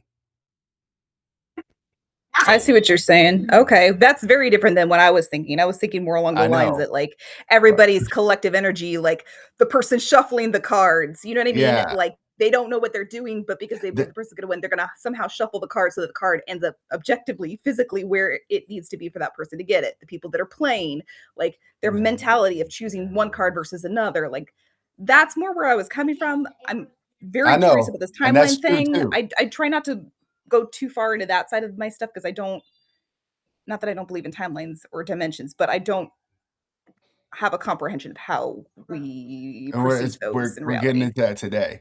But yeah, yeah, so obviously there's just the power of belief and confidence, and people, shuffling right, not playing their cards right because they believe that it's a result anyway is going to happen. But there's also they talk about this in quantum physics, the cat in the box. I don't know if anybody ever heard of the cat in the box. Has anybody heard of the cat in the Schrodinger? box? Yes. The cat's in the box. Is the cat alive or dead? Right? Until you perceive it, the cat is neither alive or dead. Right? That's the whole it's just a metaphor for a deeper problem in quantum physics that people have been debating. But some people come with a version of what I just said. Like, you know, is a bunch of different universes with those cards that are stacked in different ways. If everybody believes they're in a specific functional universe, then it's possible that they might shift to a universe where that person's deck is in actually favor of them. It's kind of it's actually connected to that movie Everything Always at Once. It's kind of what they take it into like a funny cartoonish direction, but that's what that movie is really hitting on. Like if you believe hard enough, you can shift and physically to another reality while still remaining in your same reality. So there's it gets pretty confusing. All right, great question, Nikki. Missy, are you ready now? I have to follow that. So, okay, that was a good question, Nikki. I want to go back to the monkey thing, right? Yeah. And so we have all DNA in us, right? Like I hear people saying like we have cow DNA, we have pig DNA, we have all of it, right? And so I'm just to make sure I'm understanding this correctly, is that kind of like what you're talking about when you say, okay, so I understand that we're animals and that it actually makes me proud. I don't know, some people get weirded out by it, but I like the fact that we're animals, right? But so, and there's like different categories, and even though we're related to them, we're not considered, apes. We're in a different category, but we're still got that DNA in us, right? Okay, so a couple things. One, there's different kinds of sharing DNA. There's Okay. sharing. So one, we do share. So people who say we share DNA with cows, we do, but not because we're related to cows, because we eat a lot of cow. So there's a certain kind of it's a different kind of sharing DNA. Like for example, some of y'all share DNA with your siblings, not because you actually shared not the DNA that you share because you're siblings, but some of you share extra DNA with siblings, and that kind of DNA that you share is because there's a little bit of them left over in mom. And so there this is a whole nother topic of biology. So there's that. I'm not going to get too deep into that, but there's that. But then there's actually relational DNA. And so we don't have the same DNA as a monkey or as a chimpanzee, but we share a certain amount of DNA because we share a common ancestor. And the same way, so that means that ancestor isn't us, it isn't human, it isn't monkey, it isn't chimpanzee. It's something else that we all share, and that just like cats and dogs, they share a common ancestor. If you go back Right. far enough, all mammals, if you keep going back, share. But some have gone so far that our common ancestor. So the way that it works evolutionarily, the further back that you share a common ancestor, the less related you are. Just like think about people, right? Okay. So we are all here related. Like you could go back far enough and you'll find a common ancestor that we all have in Africa. That's a fact. There's no way around that. Right. Also, we're all probably could find a common ancestor actually in Europe because there was a king who just had so many babies. I think it was Harold, the guy who's like related to all the presidents, but they actually found out he's not only related to all the presidents, he's also related to a lot of us. Why? Because he had the same amount of wives and concubines, literally hundreds. So he got hundreds of women pregnant, and therefore, almost entire generation. Same thing with Mongols and that in the fourth. In regards to us being animals, as you know, it just really means that we are all organisms from Earth. Organisms that need organic matter in order to live. So we're animals in that sense. But our spirit is not just and spirit is connected to nature. So I'm not making a separation here, but I personally think due to convergent evolution, a human could have popped out of primates. A human could just like it could have also popped out of felines. I think it could have popped out of bears, right? Like, I think a lot of things could be in a matrix long enough to start creating the attributes that we call human. And that might sound, pretty crazy, but again, if you look at convergent evolution, then we see that this is a result of the spirit, as long as it's that matrix that humans come up in, and that creature has the ability to move in that direction, and therefore it can. Okay. I think in my dreams, I think that I'm being shown timelines or something, right? Because they're evolved, they're talking. They're like humans, but they look like monkeys. Yeah, I mean, Like well, Planet of just to the let you Apes. know, there was well, to let you know, there was a ape that was more monkey than chimpanzee or ape. So I should say it was a monkey ancestor that walked around like we did, and they're starting to find evidence that it made tools. So, I could sing y'all that specific ape, but it's pretty strange. It That's walked like we cool. did, and they also found out that it made tools, but it wasn't related to us at all. Like if you look at its anatomy and the skeletal structure, it was definitely a monkey. But so yep, you never know. I always say, and I'm pretty sure a lot of y'all agree with me. I don't know why I always think of like Obi with a time machine doing this, but I always imagine like if we went back in time, then things would look like radically different than we think. And I'm gonna give you an example that frustrated me as a kid. So growing up as a kid, I was really into dinosaurs. And then one day, some scientists came in and showed us how fossils were made. Does anybody here know how fossils are made? Okay, so The You fake mean one, like in the that one say that soil? the fake ones in the museum with the clay and stuff. What are you talking about? no, I'm talking about real ones, not the fake one, not the fake ones. Oh, It's the funny to say that. compression Yeah, and all most of that fossils. jazz. So okay, so what happens is, and this is what made me realize something. There's a big flaw in science. It's funny after I'm telling you how to trust science. There's a huge flaw. It's giant. It's a big gaping hole. Okay, and this made me realize it. And when I was a kid, this upset me so much that I cried. Right, I was very upset about this because I realized it when she showed me this. I was like, maybe it was in fourth grade, maybe fifth grade. Anyway, she shows us that the fossils are actually rocks. So let me tell you what happened. So the bones are normally when a creature dies, and y'all can watch this. This happens in nature all the time. So let's say a creature dies by the ocean, right? And then let's say that their bones go into the dirt and water comes in and comes out and comes in and comes. But this is also one of the ways you get rocks. Eventually, right, as the water comes back in a way, the calcium leaves and the minerals fill that place, and it turns the bone into a rock. Okay. And so, literally, you could form rock. Just look up how rocks are formed. It's very similar. It's a very similar way.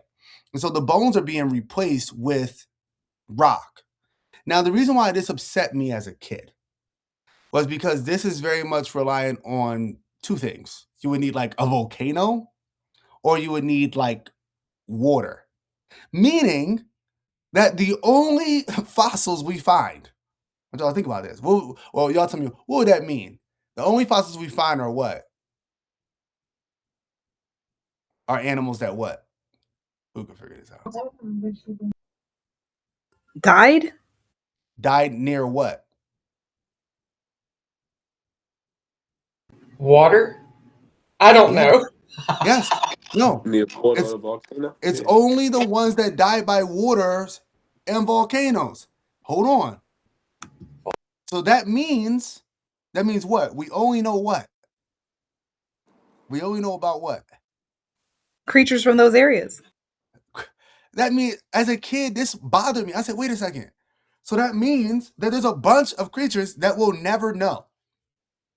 I don't know, that bothers me. There's a bunch of creatures at that time period that we have no idea what they look like. The only animals we're seeing are ones in specific places. It bothers me to this day. But that means that if somebody was to time travel, whatever world we're creating based on the knowledge that we have is not the world that was there. And it's a big problem in science is that, and it's kind of an issue that we have here, and that's why you kind of have to use metaphysics, is if we're only using the physical evidence we have, then the question is, what about the physical evidence we'll never get? It just begs the question. So all we can know about is the things that we right? Fine. And so anyway, I don't know. I just went into a tangent. Apologies. Wouldn't a worldwide flood, I'm not saying it happened, but I'm saying there's documentation of it. Wouldn't that kind of help a little though? There has been worldwide floods, and so yeah, so there's periods. No, we know there's been worldwide floods in the past, especially like if you go back millions of years ago. That's happened. I think actually 2 times or 1 time. Might have been once, but it was a giant flood. And yeah, those are the ones that we find the most. But that's what I'm saying. There's periods when giant floods don't happen, right? So if you're working with hundreds of millions of years on Earth, right, that means that we've discovered less than 1% of the creatures that's been here. So this used to bother me, but now I actually think it's fantastic because now I can imagine whatever I want, right? Like I can imagine like whatever kind of world, you know, I want to really imagine. And it's like, we said for years that hobbits weren't real until we found hobbits, you know, on an island. One of my favorite kind of humans. Now we Um, found Bilbo Bagginses. yes, we did. Yeah. They're a Homo florensis. I always say that wrong. Homo florensis. They're not like vertically challenged people where they got like deformed short arms or legs. They're fully developed humans that are the size of like a 6-year-old. And they originally thought they were kids until they looked at their teeth. And they had the teeth of adults, and they had the woman had the forming the bone structure that an adult woman who has babies would have. So they're like, oh, these are adults, but they're just little tiny adults. And This is, yep. This is why I think fairies and giants and anything that people say is fictional, I think that the frequency of the earth was different. And so the spirit of humanity manifested different. I think they're all real. And it does make it more magic, doesn't it? When you know yeah, that. my bad. Yeah, it makes it magic. No, so what I always say is, and then we gotta get to the next question. What I always say is that these are all ancestral memory. And whatever you think it is probably much cooler than that. So I always say, like, people are like, do you believe in fairies? I'm like, it's probably something cooler than a fairy, right? Like, like, are there hobbits? I'm like, it's probably something cooler than the Lord of the Rings, like, And what they found to me is much cooler than that, right? Because they had to fight against dragons. So they had Komodo dragons on their island, and they found bones of these humans in the bellies of these Komodo dragons. They had Komodo dragons on their island the size of school buses. And I'm like, oh my God, That's brutally unfair. I know. I'm like, are you kidding me? You have humans battling dragons like on an island. Like this is like awesome. But anyway, not awesome for them, obviously. Sad for them. That's pretty extreme. All right, so Obi, your question, sir. I'm not necessarily sure. I have a question. I may have had questions before, but when we was speaking on reality prioritizes utility over truth, I started thinking about the brain, and I started thinking of how we use the word compute and how compute is like processing reality.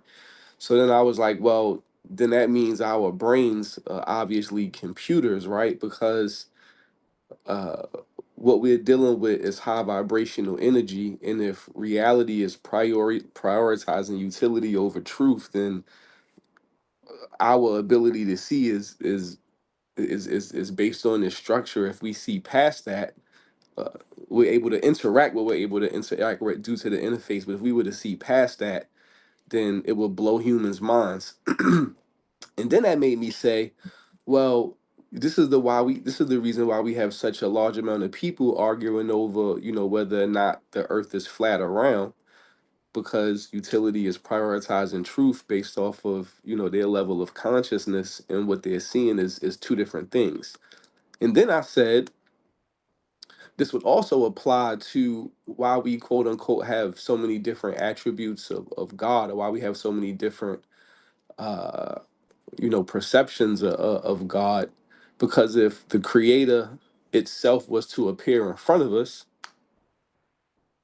it wouldn't look like what we think right now. But so you ask somebody what God would look like, they might describe a blonde hair, blue eyes, white guy, whatever, or a old Black American looking person, um, which is prioritizing utility. Because if we was to see the truth of what creator looked like, the all existing in a form of a being would just cause your head to explode. And then if that being actually spoke its name, I mean, what dimension would you wake up in? So Right. that's where I landed with that. Yeah, I Right. was like, so I was like, so that means the brain is a computer, and the computer's processing is energy deceleration. Because if we actually saw the truth of this sped up energy, we would lose our shits. It's also probably why we have such a strong leaning belief of whether or not the aliens exist. So yeah, that's where I landed on that. I love it. And I wanted to comment on something you said about compute. If anybody didn't know the history, the original humans were the original computers before we had the machines, and it was mostly women. So it's just a random, uh, a random fact. Anybody can look it up if you think I'm making it It, up. it I said that people ties always think in. I'm making it up. It definitely ties in, right? Because what I've noticed is that the man god that has a stronghold on civilization, uh, like it says in Phams, right? The Antichrist will try to mimic the actual Christ-like figure of the Bible. So what civilization is doing is providing humans with the all, right? You have all these choices. You could choose this car, this house, that house, condo, timeshare, duplicate. It's providing humans with all of these things. So it's mimicking that. Yeah, But yeah, no, I that was mean it has Oh, to. oh no, no, yeah, that's that because that's what I was saying. So yeah, if the man gods, if the antichrist goal is to mimic Christ, like the Christ like image, Christ like figure, and the creator provides all. If the human was the original computer, then the goal of the antichrist now would be to get humans to operate outside of that original computer and upload it virtually. And here we have AI at the helm of our reality and virtual reality games that feel so real that we laugh at TikToks when we see people fight in the air when they got the helmet on. So that was it. Yeah, I can't wait for you to read Generation 2 fams. All right, Can I go next? Jeremy. Yes. Oh, there I you just go. gotta say something good. I don't have any questions per se because I did ask before, but I'll just give, I guess, some tidbits. Yeah, it's all really interesting. Like when you study not anthropology, fossils and that, they only got like a snapshot because of the certain conditions. There's all kinds of creatures that you just have to get. It's all guesswork, and so you got to be fluid. Like when you're a scientist or a historian, you got to be open to change. Also, I'm not trying to bring this down and all either, but around like 2:15, I do have to like jump off irregardless to get kids prepped and stuff and get ready for my class. But I'll write down the time mark so we can reconnect if we need to. So thank you. All right, yeah, yeah. Thank you, brother. All right, so and I'll leave this up recorded for you. Let's go, Toya. See, I got a lot. So I'm just gonna go off of the last thing that I wrote here. I said my belief in the religion or where. Okay, my belief in the religion or the religion itself, which the energy that I put into my belief for that religion, which is more important?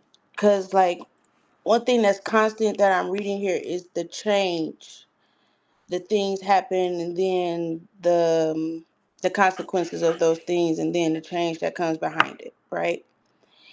And your what you believe in at that time, or your religion, or your belief, your backgrounds, or whatever.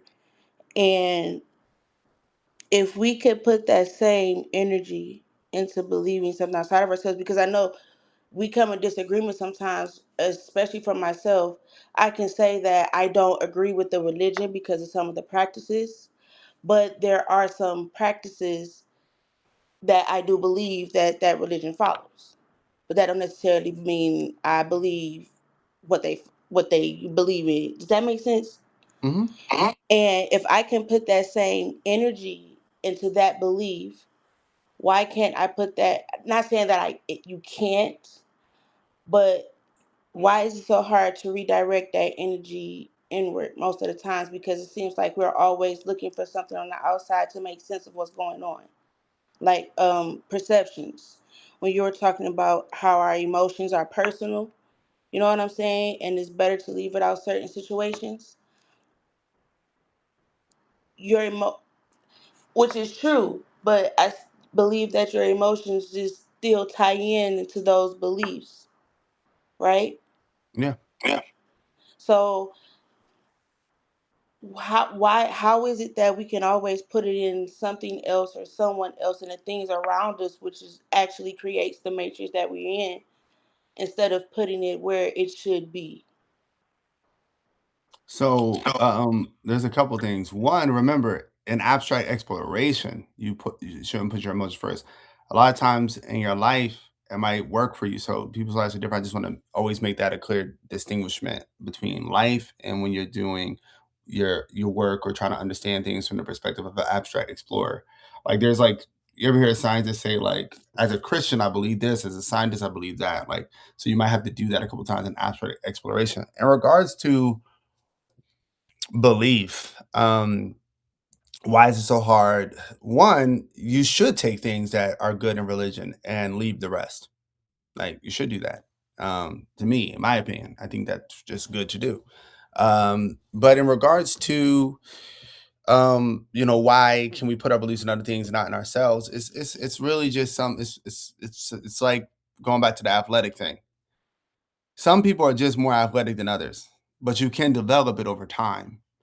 There are certain people in this world, they just come in with a godly, literally a godly level of confidence in what they can do. And they confidence is just trusting yourself and a belief in self. So some people just come here and it could be to their detriment. Like as a kid, I had an incredibly high confidence myself and it almost killed me multiple times, right? So it's not always a positive thing.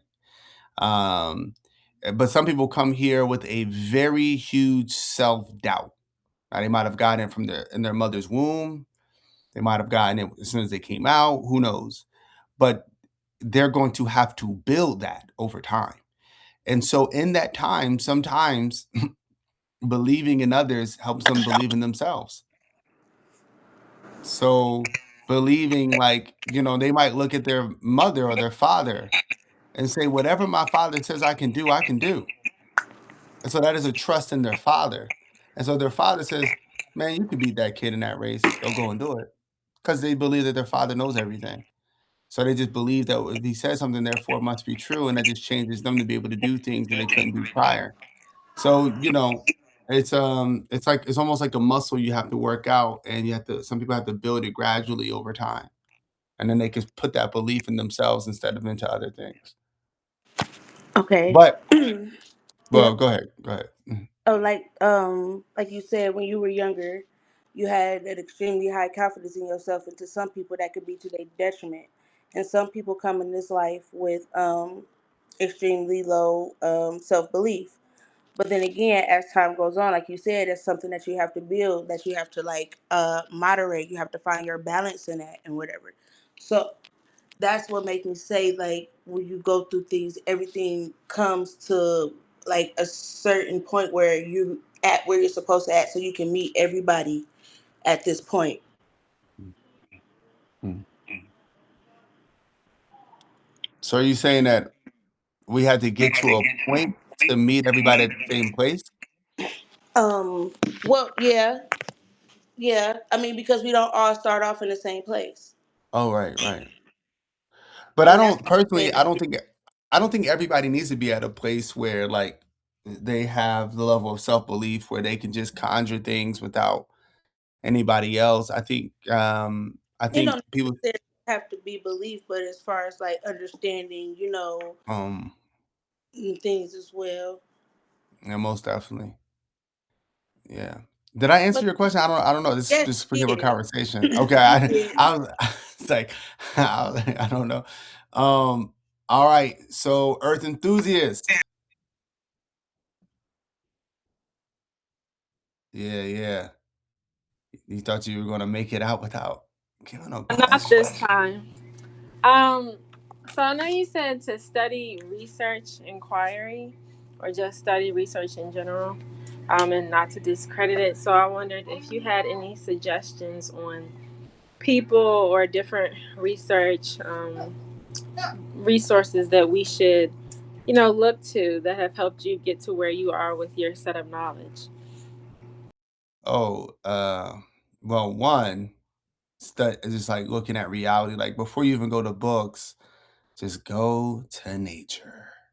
As an abstract explorer, Nature is nature, the greatest book. yes. And I'm surprised I did not put it in this presentation. What is wrong with me? This is one of the most, I'm so glad you asked that. One of the most important parts of being an abstract explorer is that the best source for information is going to be nature itself.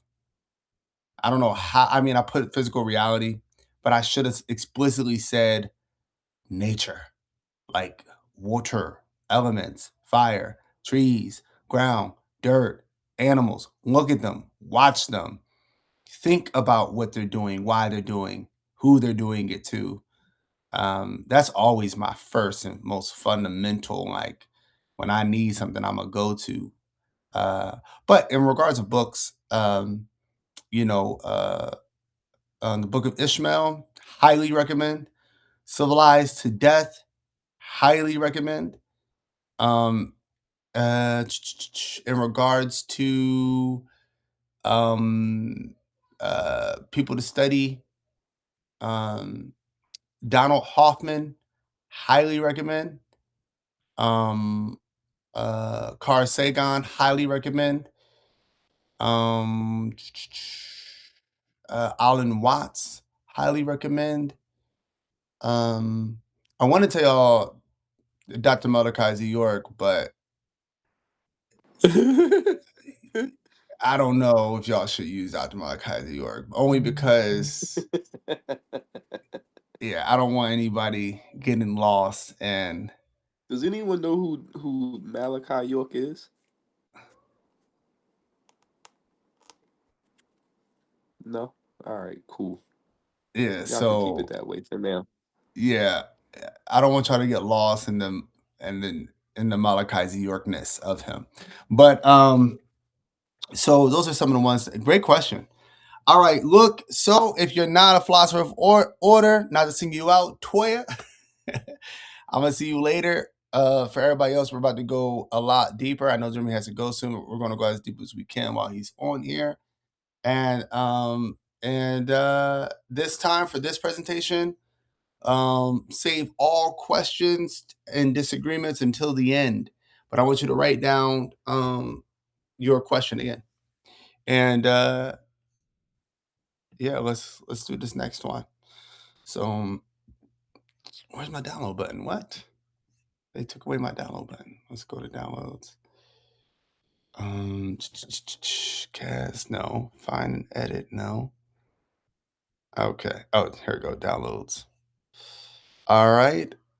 And the next one. So after Abstract Explorer, there was the 10 dimensions, I believe. Right? Yes. Okay. So we got the 10 dimensions. Is this the right one? Hold on, y'all. The correction, the framework. Yeah. This is the one I want to use. Okay. Let's cast this one. I didn't mean to fall in love. Oh, it got me singing that song. She plays it too much. All right. So the architecture of reality, a metaphysical analysis of the 10 dimensions. Please get ready because this is very deep. This presentation deconstructs the structure of existence using the ladder of possibility framework. We reject the sci-fi notion of dimensions as places to visit and define them as informational hierarchies governing state, space, and probability. From the interface of matter to the absolute of the all, reality is structured from abstract to material. All right. Dimensions are the scaffolding of existence. The fundamental premise, interface theory in the abstract. The interface, the physical world, 3D space plus time is not base reality. It is user interface, a rendering of abstract data designed for utility, not truth. We hit on that. The source code of philosophy of order posits that the abstract realm is primary. Existence is not constrained by what currently exists, but by what can possibly exist. To bring a thing into existence is to construct the matrix, a structured medium of development that allows for its manifestation. Reality is structured from the abstract, not the material. Science measures the former's consequences. Correcting the model, spatial directions versus degrees of freedom. Make sure y'all write down questions. The misconception, spatial travel, the correction, levels of possibility. So most people, when they think about dimensions, and it bothers me, they say, yo, we got to go to the fifth dimension. There is no going to the fifth dimension. All right? There is no going to the fourth dimension. So we're going to break this down. So the misconception, popular culture treats dimensions 5 to 10 as spatial locations one can travel to. Our universe only has 4 dimensions, 3 space, 1 time. The higher dimensions, 5 through 10, are not even really dimensions. They're levels of possibility. Okay? So to see a timeline, you zoom out from the moment. To see the multiverse, you zoom out from the universe. All right? This model aligns with the many worlds interpretation in Hilbert space. Okay, so let's really break this one down for everybody. All right.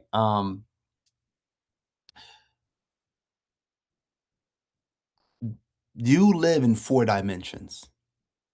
Okay. What the interpretation you saw on the internet, right? That we once we get past the 4th dimension, we are folding different possibilities. That's wrong. Okay. I had to correct that. Also, what we heard growing up with the spiritual dimensions, that actually comes from Hinduism and Buddhism. And that's just a bad translation of what they were saying. They were saying worlds, somebody translated into dimensions. So to this day, people defend it like it wasn't just a bad translation. Okay. So I'm not actually critiquing Hinduism or Buddhism when they say that there's thousands of dimensions, because they're really talking about different worlds. But again, dimensions in English does not mean that. Okay, so super important to understand as we move forward in this philosophy. Okay, so let's break down each dimension. If you've been on my Instagram, you've seen me do this. Okay, dimension 1 is forward, back. Dimension 2 is left to right. Let's call that flatland.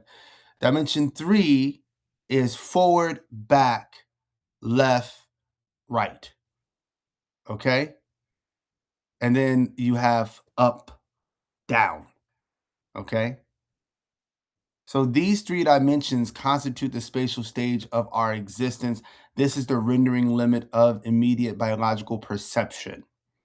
Okay? So for everybody to understand, how many people here heard my Flatlander example? You know. I believe so. Okay. Nikki, have you heard that example? I just want to, because if y'all have, I could just kind of move forward.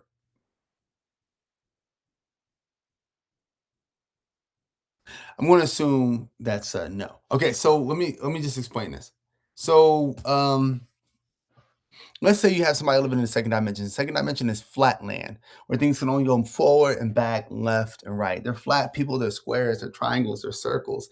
And we're going to talk about Mr. Square. Now, there's a book on this, by the way, but we're just going to keep it real simple. We're going to talk about Mr. Square. One day, Mr. Square is minding their own business, they're sitting in their house, and then boom, Sphere comes out of nowhere. Sphere says, hey, I am traveling from a higher dimension. And Square is looking around like, what the heck is that? But Square can't see where the voice is coming from. Does anybody know why Square can't see where the voice is coming from?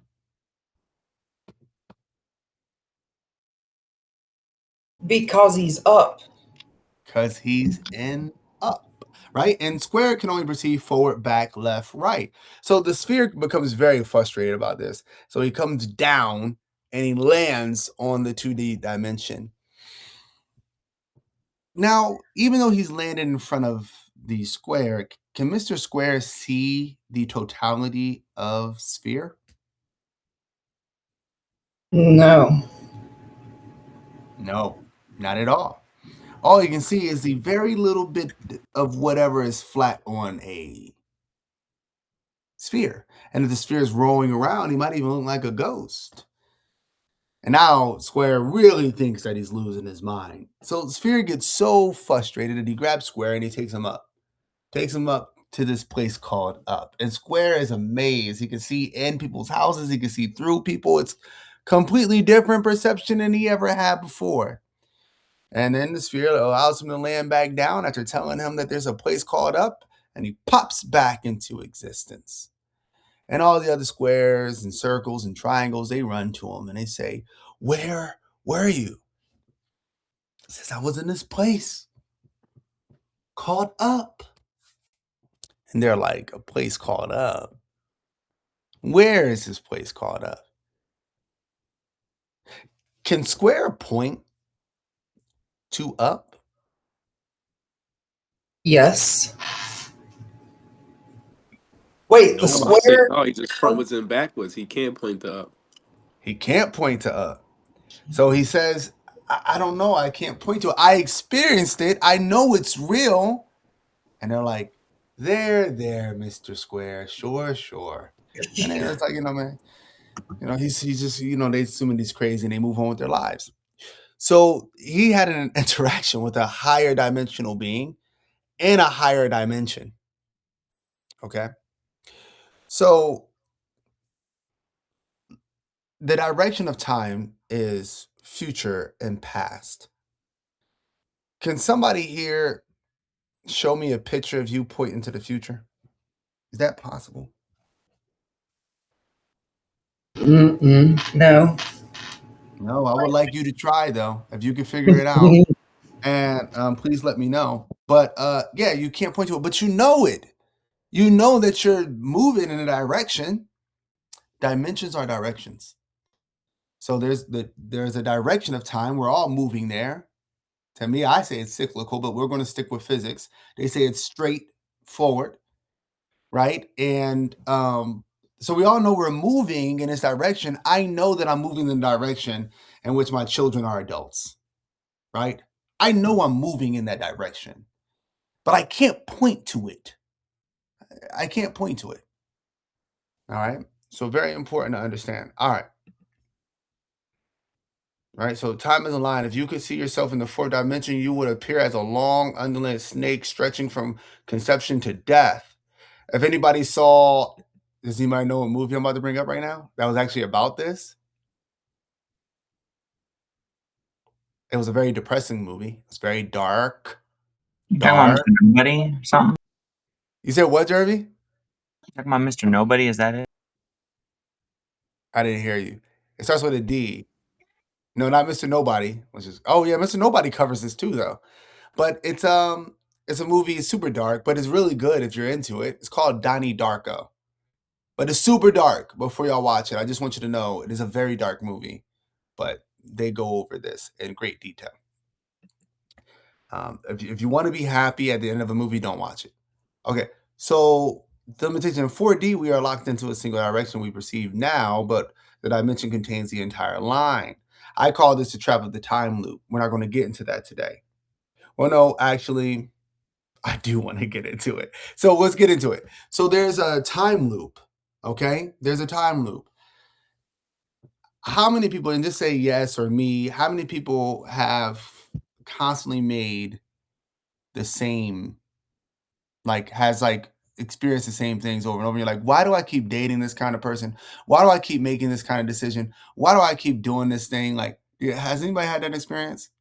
Oh yeah, I make the same mistakes, definitely. Right. So it's like you're in a cycle. So we look at entropy. Entropy gives you the appearance of age. So you may think that everything is changing, but actually everything's not changing. Certain things are actually staying exactly the same. And it's because you're in a time loop. Now, obviously, does anybody know how you escape a time loop? By building fams. No, yes, actually, yes. But By more making fundamental. different choices. What is FAMS?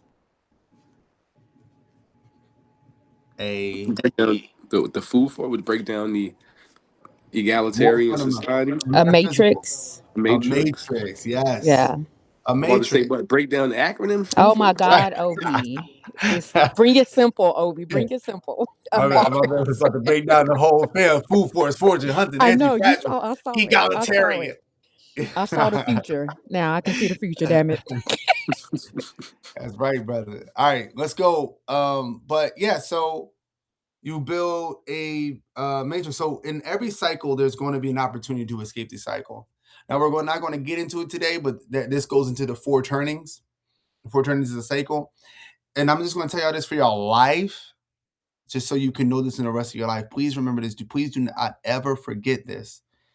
In the moment of crisis is your moment of opportunity to escape the cycle. In your moment of crisis, Nikki has been talking about this, and I'm like, man, I can't wait for Nikki to start taking these deeper classes.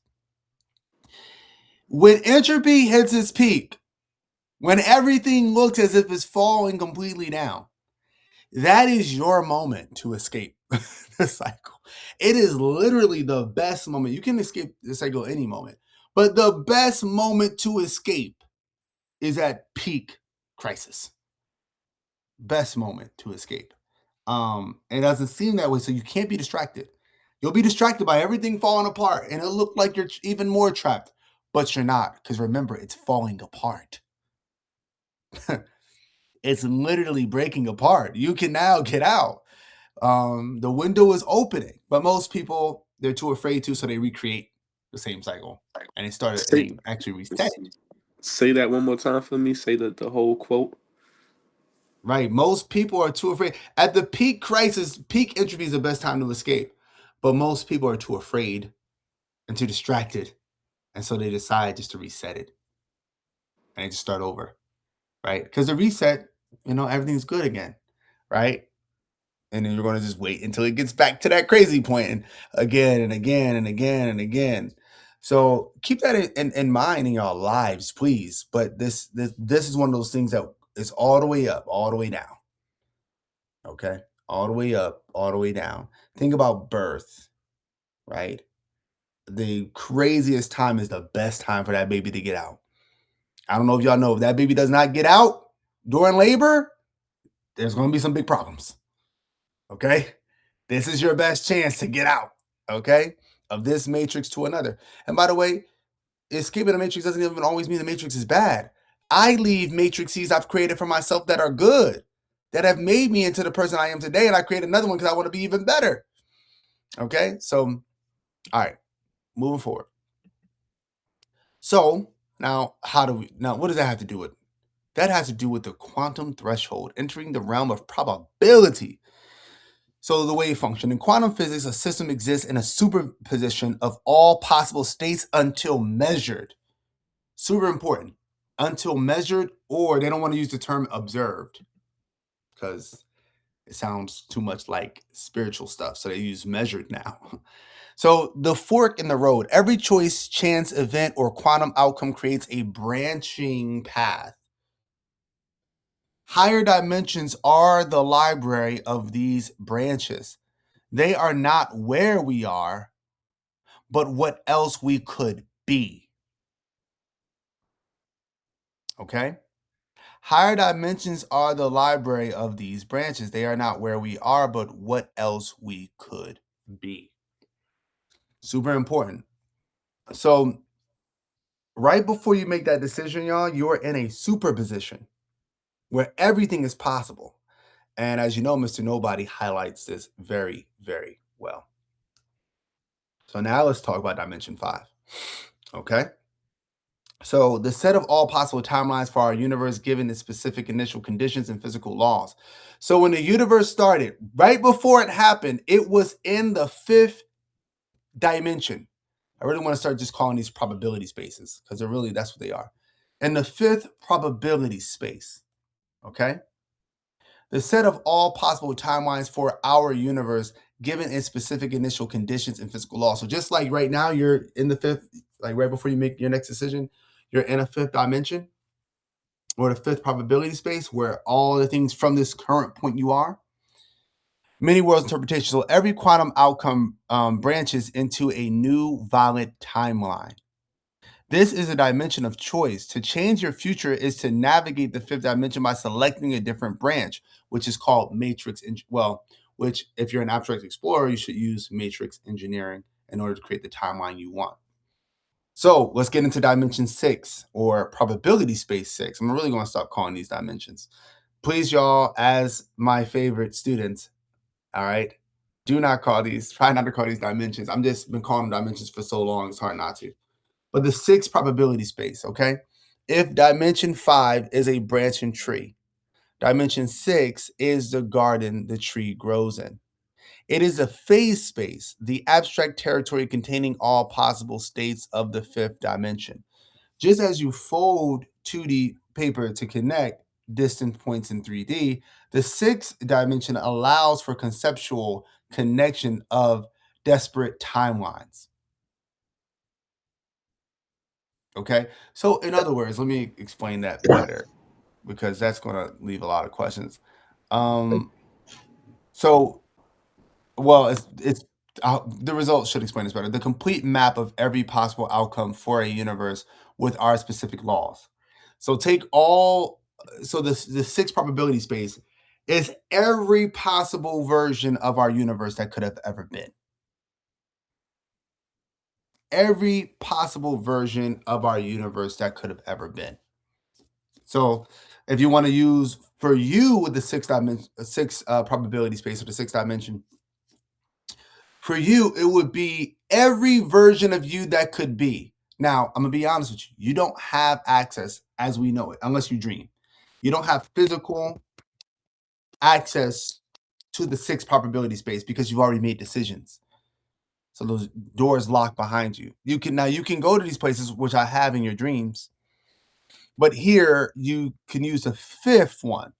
But the 6th one is like a universe where you were born in a different place, where your matrix came about in a different time. Maybe in the 1800s, if it could. I don't know. Maybe your matrix is a matrix that could come about in a hunter-gatherer society. So whatever is possible for you is all these versions of you exist there. That's the 6th probability space. The 7th, okay, the point of infinity. Imagine compressing the entire 6th dimension, every possible version of our universe from Big Bang to heat death, into a single point, right? A line in the 7th dimension connects our universe to a universe with different initial conditions. A universe where the Big Bang has slightly higher density, resulting in a completely different history. Okay? So now we're talking about a different Big Bang, let's say, if that's what you want to call it. So I also have to clarify, I'm using, examples that I was given from reading these books, but the Big Bang today, as we know it, is very much challenged by the new photos that we got from the Hubble telescope. So it's not to say that it didn't happen, but it certainly did not happen the way that we were taught in school. So I always want to give you all the most updated information. So I just want to make that clear. Okay. So, but we're just going to continue to use this here in this example. So let me say it again. Compress the entire 6th dimension, right? All the different possibilities into one single point. And then imagine drawing a line, right? In the 7th dimension connects our universe to a universe with different initial conditions. Okay? So now we're talking about a universe that started completely different. So instead of the sixth dimension, from the Big Bang on, this is like, now, let's say we had different Big Bangs or starting points. Now we're dealing with the seventh probability space layer of possibilities. So in dimension 8, the multiverse of physical laws. Okay. So let me go back. By the way, the seventh dimension is my favorite because this is saying like, well, you can get a Pokemon universe or you can get a Dragon Ball Z universe. Like, if it's possible, therefore it exists. Like, that's what this is saying. Like, if that universe is possible, it's out there, right? Like, The it's out sausage there somewhere. fingers on our Right, show right. that we watched, right? Okay. Right. Yes. I can say that if it's possible, it's out there. Okay, dimension 8, the multiverse of physical laws. So we move beyond different start conditions to different rules. Universes where the speed of light is faster, gravity is weaker, or entropy works in reverse. Dimension 8 is a collection of all physical possible universes, regardless of their laws. So again, so I think you could pretty much get the same laws and get Pokemon universe, but to get like a Dragon Ball Z universe, you need different laws. I think you can get the same laws and get something like an Attack on Titan universe, but if you want let's say a Naruto universe, you gotta get into the eighth dimension where you're Me getting and Queen completely just different. finished. Me and Queen just finished Shippuden this morning. Yeah, wait. What is that? Wait, what? Which anime? Naruto The Shippuden new when one? he's a teenager. No, Naruto. Bro, I Naruto haven't has watched shit. Naruto. I'm just gonna let you know. I had to catch up on Naruto. So, do you remember the character Brock? Well, you know the character Brock Lee. Mm-hmm. When and everybody told me I should have kept watching it because he gets better. When he lost, this is when I stopped. This is the kind of viewer I am. When he lost against the Gara. Sangara, I stopped watching. I was so upset. He's my favorite character in Oh the show. man. I stopped Oh watching it. man. So that's Naruto. That's when they're kids. A series called Naruto Shippuden comes out when he's like a teenager, and it's given like real in depth behind like the Shinobi world and how we got here, and it talks a lot. We love it because it talks a lot about chakra being the connected force for everyone to share this power, and what it aligns with basically is spirit. So you will love it, bro. Like you will love it. But I'm yeah, gonna that was watch it. it.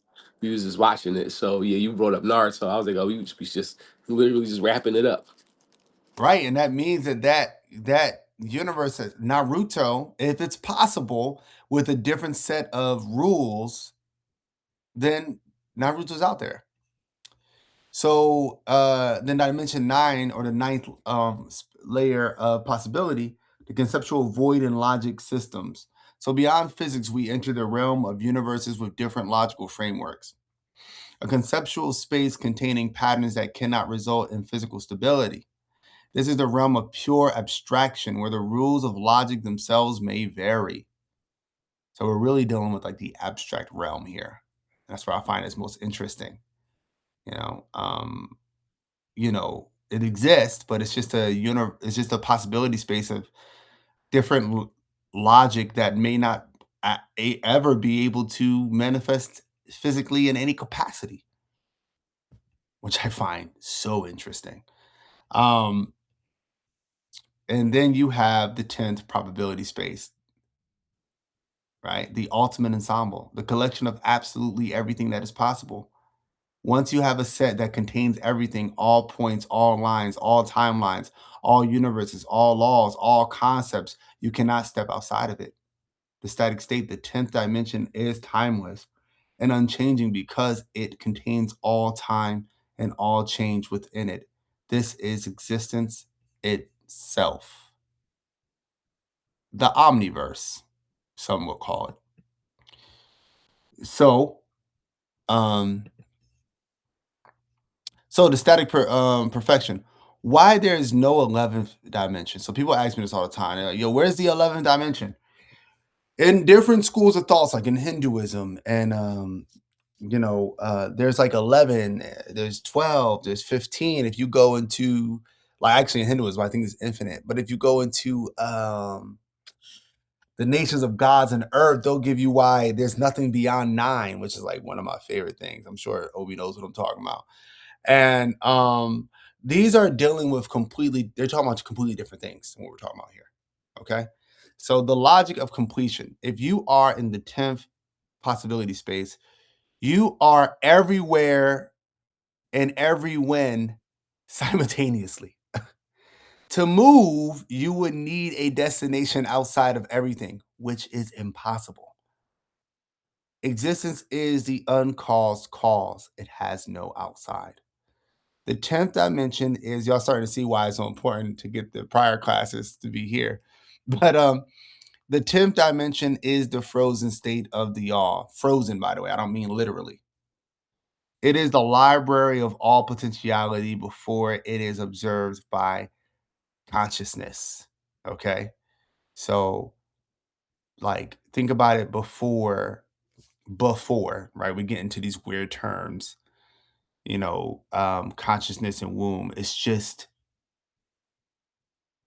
everything with no differentiation, with no choice. There's nobody going down this way, that way. It's just boom. And what you are all experiencing is the Most High creating everything. Okay. So then synthesis, spirit, matrix, and the observer. Your spirit pattern navigates the matrix, the environment. Okay. Your consciousness is the active force navigating the probability space, dimension 5 of the matrix, dimension 4, 3, 2, 1. Okay. So let me say that again. Your spirit pattern navigates the matrix. Your consciousness is the active force navigating the probability space. So now we're working again with matrix and with the receptive and the active. Okay. So your spirit and the matrix, that's all kind of like the receptive. But your consciousness, the active, is giving you the ability to navigate the probability space. This is why consciousness is important, because how will you decide to use the 5th dimension? Right? If you think that everything is like determined, I can't change anything, I'm stuck in this time loop forever, and you just go to sleep in it. But if you remain conscious, right? Super important. Okay. Matrix engineering, navigating the 5th dimension. Alter environment, matrix, that shifts probabilities, dimension 5. Change identity, or spirit, not your core spirit, right? We do not study dimensions for trivia. We study them to understand change. As an abstract explorer, we're not just studying this for fun. I want y'all to understand how to change things fundamentally. You cannot force a jump to a new timeline. You must construct the matrix that makes that timeline inevitable. To bring a thing into existence is to construct the matrix that allows for its manifestation. By engineering your 3D, 4D environment, you alter the 5D trajectory. Okay? So let's talk about my source. This is my paper. I don't even know if I saw a paper. It was my rant that all this is based on. Just let y'all know how I make these, by the way. I'm going to teach y'all how to make these in the future, because the further y'all go, eventually I'll get past all the abstract exploration classes, abstract history classes.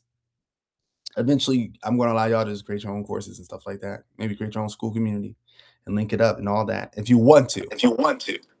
I would like If to that's something take that you this want to do. opportunity as to say, deep down in my spirit, I want to do a course on the first book. So I'm super excited for book club tonight. I hope you all are there. I'm excited for that. Shoot. And because here's the thing is, so how I make these, just let y'all know, is I use something called Google LM. It's called Google LM Notebook. It's incredible. So before, I used to just, and I told Nikki this before, I told Misty, I don't know who else I told this. I know my wife knows because she sees me do it like a crazy person. I will because I know this stuff, like I just know this now, this stuff. So I'll just speak to my recorder for like 20 minutes sometimes. And I'm just giving it, boom, this and this and this. And you got to understand this. I'm acting like I'm teaching. And then I take the transcript and I give the transcript to ChatGPT and I say, write this in a coherent way. I read over it, make sure it didn't change what I had to say. That's why normally I use Abstract Explorer to do that, the AI that y'all use now. And then if it says what I wanted to say and didn't put anything extra in it or say anything wrong, I either correct it or I re-say things. But then I take that whole document and I can give it to Google LLM, and Google LLM, they'll call it a primary source, and they will turn it into a slide for me. I'll say, turn this into a slideshow, and in about 5 minutes, it will be done. So just to let you know, that's how I do that. That's pretty slick, Halloween. Oh man, it's awesome. It's a huge time because before I was making these on my own and it slowed me down. So, but you still have to review it because sometimes it's just wrong. So, so I was fixing Rob Bryanton's 10-dimensional model. Y'all can go look it up too because he explains this stuff pretty well. But I was making a fix to it using the philosophy of order, and it's used the framework of philosophy of order, abstract exploration. Also, papers that I created. But key concepts to understand: interface theory, the recurrent self hypothesis, matrix engineering. These two we haven't really gotten yet to. Recurrent self hypothesis, I've spoken about it. Matrix engineering, we've kind of gotten to that. If you've been in the mentorship courses, then you have gotten to that. Interface theory, we talk about that all the time. Okay, so that's the end of that. Existence is not constrained by what currently exists, but by what can possibly exist. Now,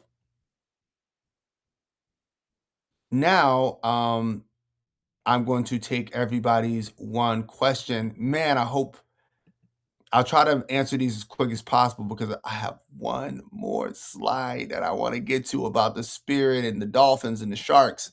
So, all right. Whoever wants to go Quick first. question. I don't know how to another device. I think I'm not clear on the eighth dimension. If you could just quickly go over that again for me, please. The eighth dimension. So the eighth dimension is where all. Well, I'll go back and just have it in front of you. I'll explain.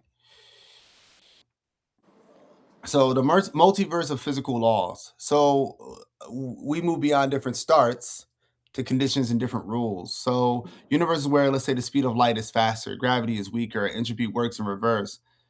And now, again, we don't even know if this possibility space even exists, right? Because we don't know if it's possible to have a different fundamental laws of nature.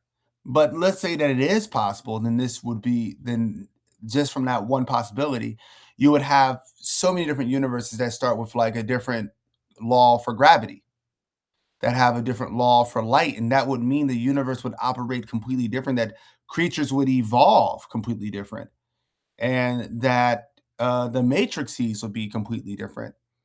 And so this is the eighth one, is all the different universes where the physical laws are actually different.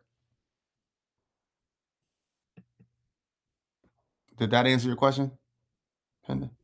Yes, thank you. Awesome. All right, who's next? Okay, so you skipped me the first go around. Did you forget I was here? What, Tasha? I skipped you? Tasha, you get 2 questions. I can't believe I noticed that too. Oh my gosh. I said, listen, maybe it wasn't meant. That's okay. Jeremy needed to get, as much as possible. So mine is going to be kind of backwards. Okay. Give me 2. First, Give me 2. No, I only have one because I literally, first, I just want to thank you as a science major for acknowledging the nurses and the doctors and the anesthesiologists of the world, because we are science majors, people. Differentiation, the most important thing in existence to interact with is differentiation. Are you meaning like contrast and questioning things? Tell me a little bit more about what you mean by that. So wait, quote it again and then ask me. What I wrote is the most important thing in existence to interact with is differentiation. Did I write that wrong? Oh, yes. No. So differentiation is like in the sense that if you were on my metaphor was a computer, right? So, but I could use colors too.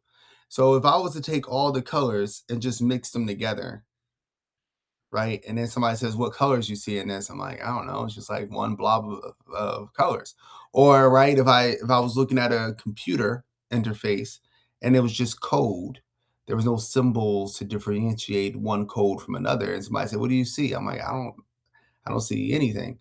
So it's kind of talking about kind of uh the kind of weird paradox here where Okay.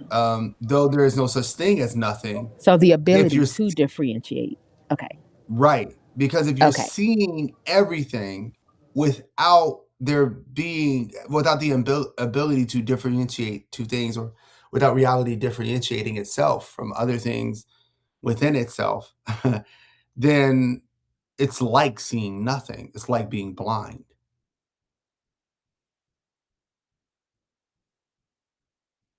Okay, that makes sense. Okay, I was waiting for some sort of thumbs up. Did that make sense?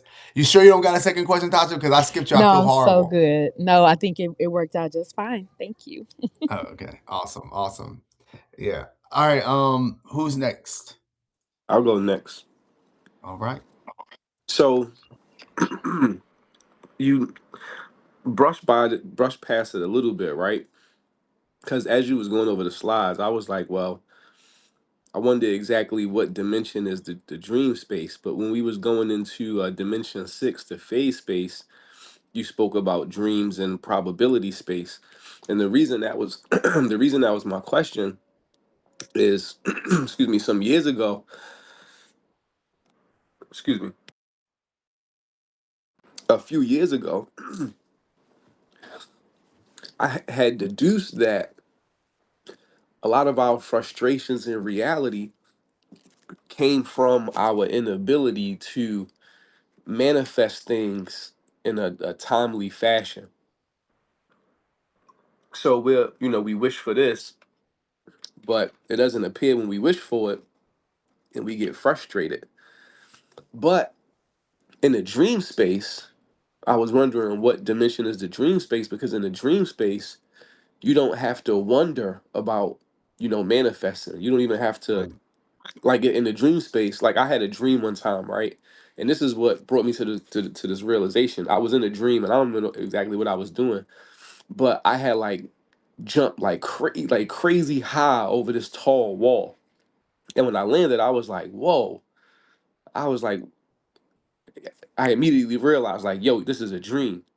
Right. Because I know in this space that I can't do that in reality, but in my dream, I didn't have to think about it. I just did it, right? So in your dream, if you want to fly, you don't got to think about, well, yo, how do I fly?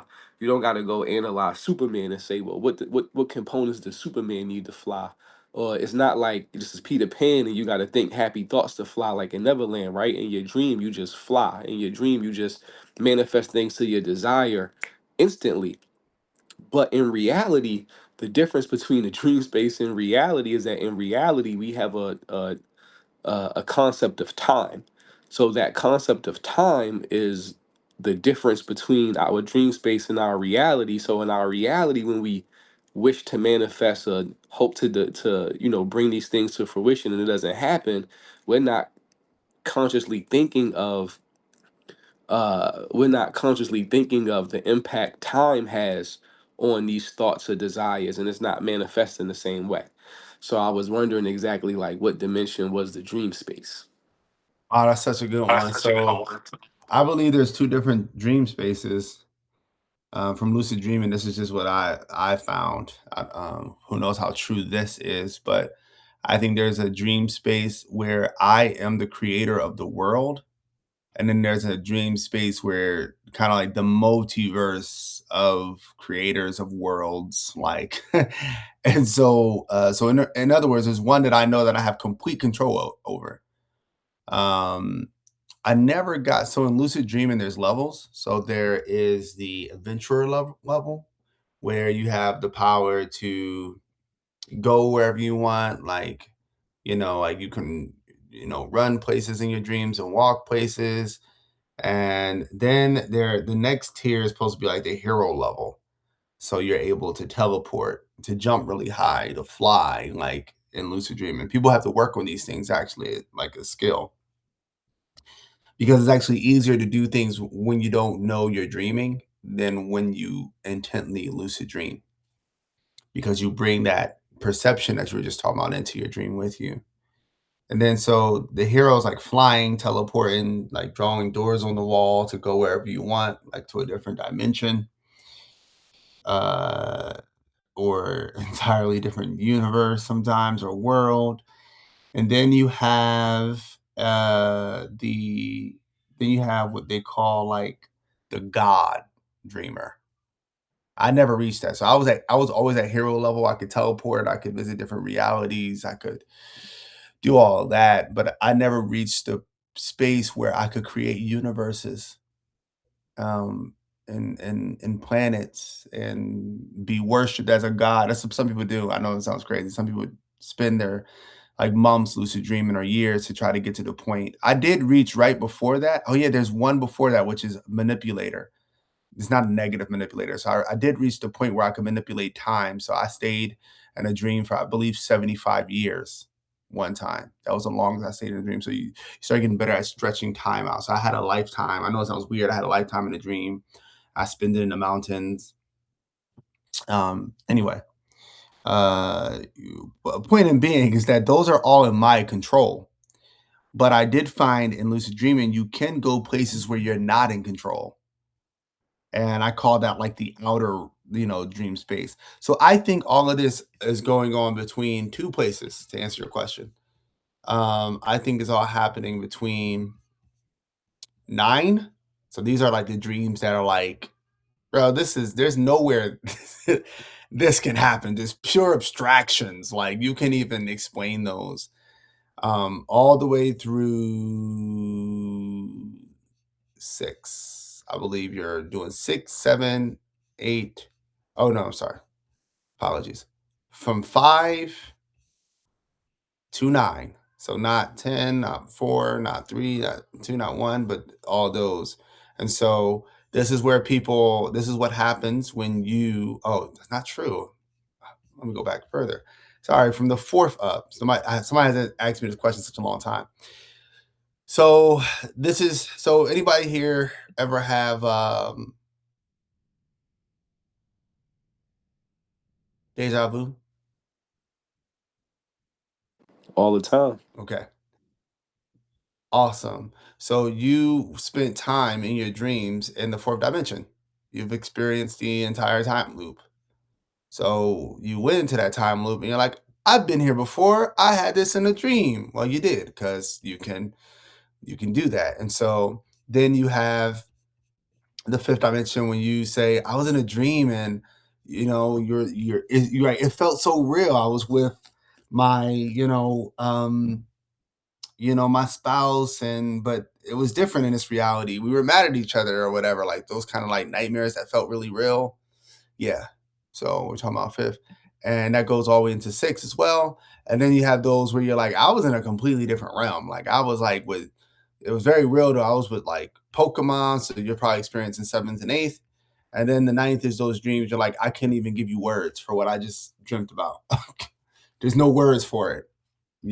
That's probably where you were at. So I do believe that dreams give you the ability as a non-physical entity to visit different probability spaces, timelines. That's crazy. Yep. It brings me to, well, I'm not necessarily like a next question, but I have a reoccurring dream of a zombie apocalypse, and like there's real zombies, right? And I've had maybe 3 or 4 different versions of this dream where I'm with a group of survivors, we're running through, from house to house trying to figure out um how to not get like attacked by zombies. And of course certain people with us get bitten, we go through the whole, we gotta, kill your loved one thing, right? So I have, like I said, 3 or 4 different versions of this dream, but the final one was that we ultimately build a row of tree style homes in the air to escape the zombies down on the ground. And I don't know what correlation that has to FAMS, considering the state of humanity today. But here we are, a group of people talking about FAMS, and then FAMS, they're talking about tree style houses. And then in the second book, you have the poem where woe he the zombie, right? Like uh, the sheep who eat meat, right? And then there's a witch controlling all of this. So I find it, very interesting to have visited these spaces in a dream space, and then it manifests into this form of reality we're experiencing, where humanity in a way is in a zombie-like state. Me and Obi might have been sharing the same dreams, but I do have more next question because I've literally had this. I mean, verbatim. The tree thing was a little different, but it was a house that we built and we got on top of it on the roof. But yeah. So yeah, we'll talk more about that. That's actually really deep, and my last vision was with on that dream, kind of like the escape from that dream. Finally, was what you read in the second book. So, but yeah, that was awesome. All right, so who's next? I'll go next, I guess. My specific question was, you mentioned you don't want to use the term dimensions, but it really helps me conceptualize and understand them. Is it okay if I'm talking about Yeah, it? Can I use dimension and then correlate it to your other word? Would you use something space? possibility space. Can I But use yeah, go both ahead. those terms interchangeably? Is that okay That's, with you? that's fine because I do. I try not to, but I do all the time. So Okay, good. thank you. Um, so who will be after that? I Nikki. love that. Oh, Jeremy, Nikki. that's exactly what I was going to ask. So now I can ask another question. That's awesome. All right. So we live in a 4D world. So I used to think there were 12 dimensions, and that's not a possibility, right? Well, well, Because it's a possibility that there's other dimensions. The problem is that they would have to be, so this go I don't want to go too far into string theory, but they would have to be very tiny if there are other dimensions out of the fourth dimension. And it's a bunch of mathematical reasons, and it has to do with the collider. I don't know if you've heard about the collider, but go ahead. Finish your. so But okay. no, I don't. We have not found any concrete evidence that there are physical nor other temporal actual directions or dimensions or accesses of freedom, which some scientists call, outside of the first four. Unless, and then again, you wouldn't really categorize possibility spaces as dimensions because they're not directions. They're different possible, timelines. But go ahead, and they kind of stack on each other. Okay. Well, all right. Here's the theory, like whenever you die and then you come back, you're just on another timeline. That would be the sixth dimension, right? Yes. That's the multiverse pretty much in the sixth dimension. Am I correct? Or All the possible universes with these laws and such. And okay. yes. From the same starting point, yes. Okay. So yeah, All that right. would be the sixth possibility space would be the one that you are most likely to exist in the most. Once you get beyond that, it becomes less because we're getting further and further from Misty's matrix. So it becomes less likely that you exist in all of those universes, or in the majority of those universes. You become more and more and more less likely the higher up those universes go. Existing as a physical manifestation. Yeah, because you just broke my brain. Well, not broke my brain, but like the way I thought about dimensions before versus what this is a little bit different, right? What's going to end up happening is Obi and LaQueen are going to hear me talk it out, and they'll explain it to me to where I understand it. Because what? Yeah, So it's I'll just pretty. talk about these 12 dimensions. That's what I'm stumped on. All these, because I was eating like conspiracy theories like candy, man, and all these 12 ascending to the 12th dimension. It's horse crap. Well, I would have to know what they mean, right? So people mean Right. different things, right? So when like I had a conversation with a Buddhist, and so we were originally debating, and I was like, I don't think, because remember, the spirit of something is more important than than what we name it. So if the core attributes of what I'm saying as a word dimension doesn't meet the core attributes of what you're saying as a dimension, we're not actually talking about the same word. And so Right. sometimes people mean something completely different by dimension. So if you're talking about different universes, I'm saying in English, the proper term would be universes or worlds. But if you want to say the word dimension in English, this is where I challenge people. If you're going to use the word dimension, try to use it appropriately, or at least explain to everybody, hey, I'm not really using this in the sense of the word is defined in the etymology of the term. I'm using it more with this definition. Because what you have is today what we have in pop culture, a confusion. When people go Right. watch Spider-Man in a multiverse or whatever, they use the word dimension for universes when they're not the same thing. But in English, those are two different words. So that's what I mean by that. And so I don't know the people who say there's 12 dimensions. I will say a lot of spiritualists on the internet are taking things that are true and they're just doing what they want with them. And if people are into that, fine. I'm not into that as an abstract explorer. I want to get to the bones of it. I want to know what God has to tell me. I want to know, like that's what I want to know. And then I use that information to do all the things I do now. I'm literally telling you how I do everything I do now.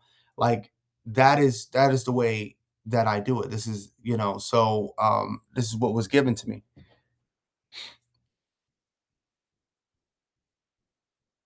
Do you have any more, Missy, or did I answer it?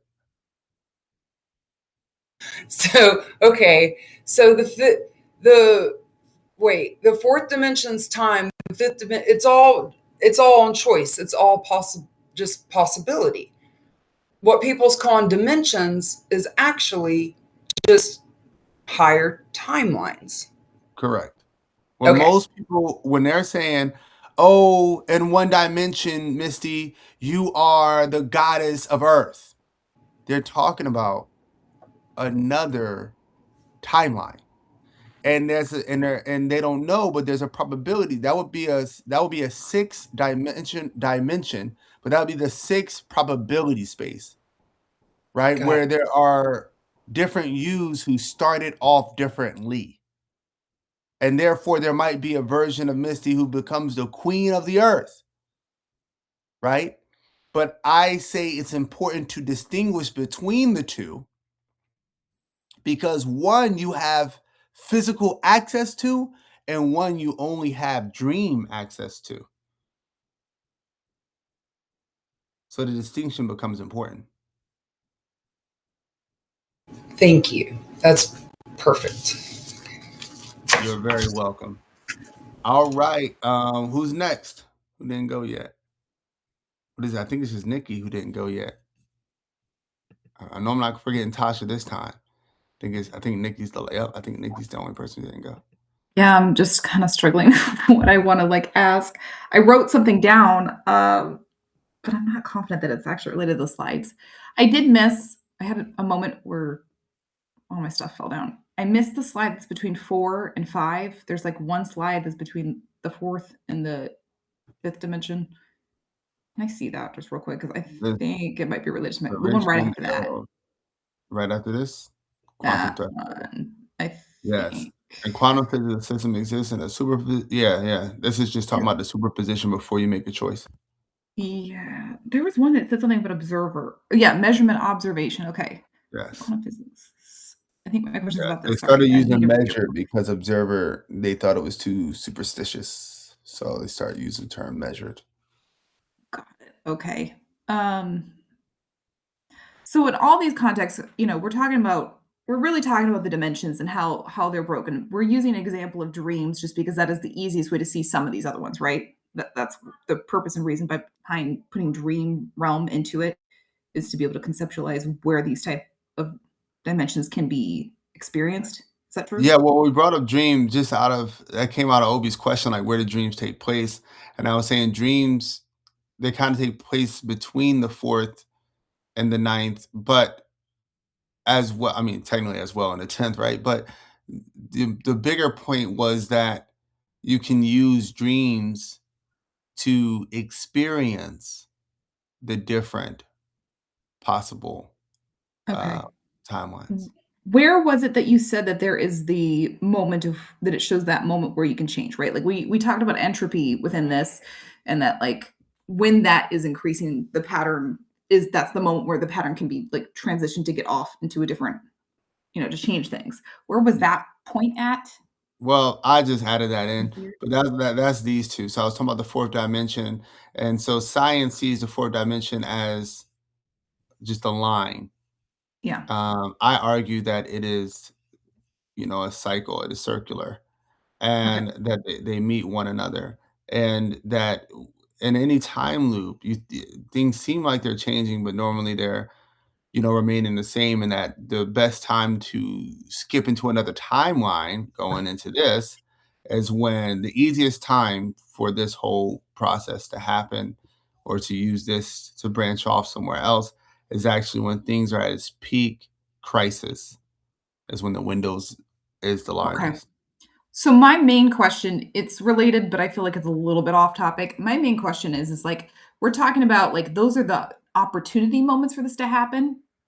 What I'm starting to see or experience when looking at like systems wide, within these dimensions, but systems wide, I'm seeing that like a lot of times like it recurs, right? The entropy moments will recur, or they might present in a different form, but it's like the same principle of why it's happening, and people aren't getting out of those loops, right? My question is, which one is more the reason for this? Is it the pattern follows because people follow the pattern and they don't change the pattern? Or is it that the pattern keeps happening because it's trying to self-correct? Because I'm at a point right now where I kind of believe that like it's more of a self-correction. It's trying to put you back into alignment of what is it. So I'm not saying that like we don't have control or we can't choose, but to me, I almost feel like oftentimes when there are entropy moments, if I do not respond to them in a manner that is beneficial to me, it escalates, right? Like it continues to escalate. But I don't always see it being tied to that original pattern as to why it first happened. It's like my response to it, if it's not going to get me back into an alignment of balance, it will escalate. And I don't know that I'm seeing a connection of why it's escalating other than like a red alert, like, hello, see this. Oh, you didn't see it? Let's make it more obvious. See it again. You know what I mean? And I'm not trying to make this a spiritual thing per se, but I just think I'm having a hard time understanding like we all can choose the path. There are many timelines, there are many splits that occur, but like, is it possible that something is trying to guide us to a split where we should be? You get what I'm saying? Do you get what I'm saying? I'm not trying to say that I'm being forced to do things, but there are often times where I Nah, kind of like have to resign and be like, I will just do what needs done because this is not going to go away if I don't. it's so funny because there's a slide today that we just don't have time for. But that goes over this. But yes, there's the so one, there's always a ton of spirits pulling you in different directions. That's why all of this is always technically spiritual, but it's not spiritual in a way that people are normally used to, like a woo-woo way. So one thing we have to remember, which I don't say enough, your higher selves are always trying to take you toward order. Your lower selves are always trying to take you towards entropy. Your lower self is always going to persuade you toward, even if it seems like a good option, it's going to persuade you toward the most possible entropy. Your higher, to answer your question, yes, you have a multitude of higher selves and lower selves that are looking to manifest, that exist potentially within you, but also exist physically out there in places that you are not located as of yet, like on this timeline. But let's say that this timeline is the worst time. This alternate timeline. Oops, this alternate timeline is the timeline in which you die at 15. So very high level of entropy. And this timeline is the one where, you know, you live your happiest life until you die at like 105. You know, your lower self is going to be doing whatever it can to get you over here. And it's normally going to convince you through ease. Like, this is easier. This is better. Why not? Order, it's just harder. But the higher self is going to be pushing you in the direction where you're going to receive the most order. And so even as you're going in there and you think that you're going order, eventually lower self, right? If you present an opportunity, we'll say, well, you know, why not go this way? You know, and so I guess to answer your question, there is a pattern that is trying to get you to correct, which is your higher self. You know, and remember that entropy and order are technically always working together in a way. And so when you reach the highest part of order, your higher self is like, here it is again. Here's the opportunity. This is the way out. We can do it. We spoke about this last time. And ironically, it seems, and I don't talk about this enough, so I'm glad you're asking. It would seem in this scenario that to break out of our comfortable timeline is to invite more entropy. So at this point, it would seem like your higher self is your lower self. Like, yo, you're asking me to take a bigger risk and hop out, that can lead to more entropy. But then your entropy self is saying, right, because to create more entropy, we can stay here and we could just keep building this entropy cycle over and more. Because each time you cycle on something on a cycle that's built on entropy, like a civilization, you're only increasing it. And like a civilization can only cycle so many times before it explodes. And so same thing with your timeline. So there's certain timelines that people are on, and everybody has a different degree of entropy. But the more you do it, the more isolated it becomes. I don't know if y'all know, but the more isolated a system, the more entropy it creates. The more open the system, the more order it can come into it. And so the more you go in that circle round and round and round again, the more entropy is created. So, but even leaving it, which might indeed still cause entropy, your higher self will be asking you to do, because though you might cause entropy from leaving that scenario, you'll have a lot more order than you would have had from cycling over and over again in that same scenario. I hope I'm answering your question here. I feel like I'm going far from it. No, you did. And I appreciate that. I guess I'm just kind of like at a point where I'm like, I want to know that like my choice still because again, there's that concept of like fate, right? Like, oh, it's fate. And if you try to test fate, it's going to make you do it. You're going to end up where you're supposed to be regardless of which path you take, right? There's that concept. So I'm just trying to like differentiate between like, where am I falling into like giving in to something that maybe isn't necessarily something I have to be doing. And in small stuff, like I see it in very tiny things too. Like I explained earlier that my laptop kept falling over because I chose to sit somewhere that was comfy, that it was not fitting in the spot where it belonged. And it happened 3 times and I got very upset. And then the 3rd time I was like, okay, I'm not going to touch it because it was bumping it and stuff. So I self-corrected. I was like, okay, all I got to do here is just make sure if I'm going to choose to be here, I do it in a way that it will, and it fell on its own.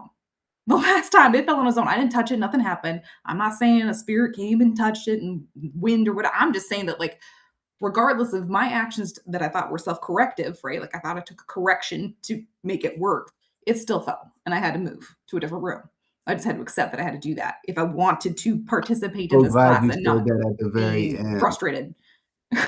I'm so glad you said. Do you realize what you just said here? Like what just happened? Probably So not. think receptive, think active, or think power, think force, think feminine, think masculine, think designing your own matrix. You literally said you're in a place where your laptop keeps falling over, and then you're like, all right, I'll just do this. Like, you know, I'll move, which is force and active, and I'll do this, and then it'll stay up and it fell again, which meant that the matrix you were in, for whatever, like that space, like little space you're in, creates a falling laptop. And so what you realize eventually was I need to change my matrix. I need to go into a place where that is not the outcome of this matrix. That does not create the spirit that the laptop that falls spirit, whatever you want to call it, the spirit of frustration and things of that nature, of repetitive mistakes. So you kind of, answered your question right there. Okay. Thank you. I don't know if that helped. I apologize. But that gets into matrix engineering. Nikki, how if you don't mind me asking, how old is your son? 6.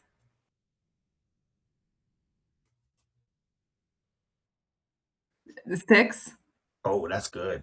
So I've created I've been working on this for years, y'all, using the philosophy of order to create a homeschooling system. I don't think you homeschool, but this is for everybody. It really wouldn't matter.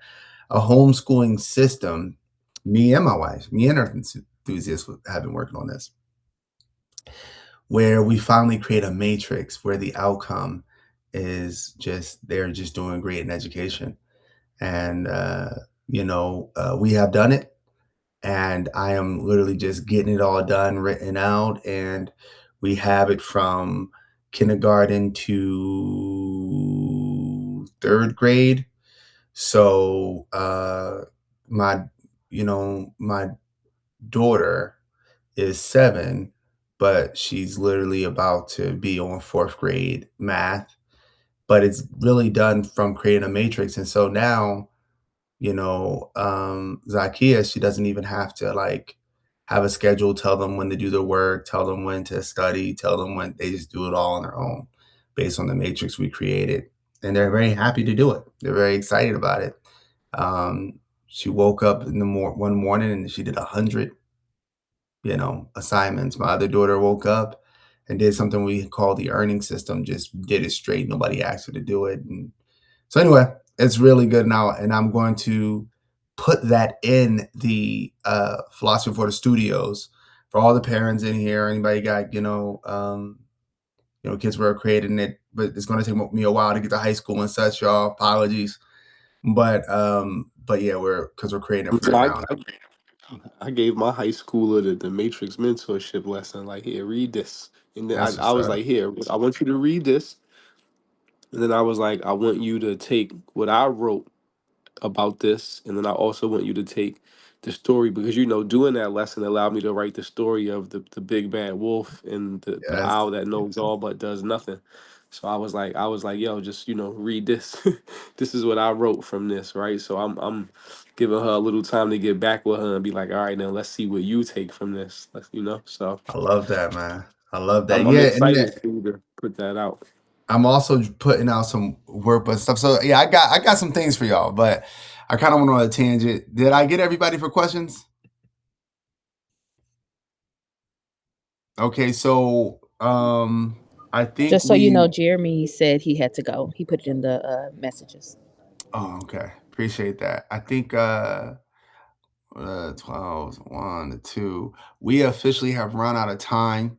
That's okay, because there's going to be I wanted to hit, but if y'all want to stay for extra like 20 minutes, 30 minutes, I can run through the the shark, the dolphin, the spirit, and everything. But Go Forest.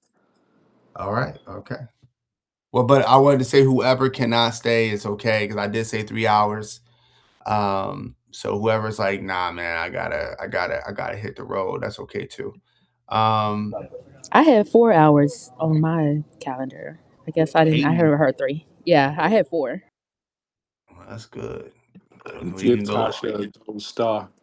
He did say That's right. 3 to 4. That's why I kept asking to clarify the timeline, because I was like, is it 3 or is it 4? Or what are we Okay, doing? that makes I'm sense for fine. me. That makes sense for me, because what I do sometimes is I will give like me going overtime. So I'll give like the goal, which is 3, and then I might go over a little bit, maybe a whole hour. But okay. So we're gonna get into.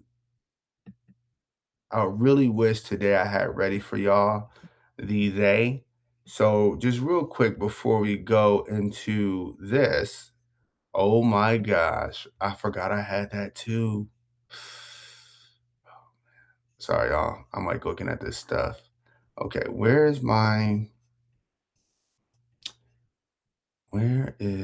the, it must be over here. Let me just download it real quick. Ancient Future World War God, Reality Engineering, the Spirit is a Pattern, the Architecture of the All, Matrix Engineering, Form Before Genes. This gotta be it. Yes, okay. All right. Let's open that up. So we're gonna go,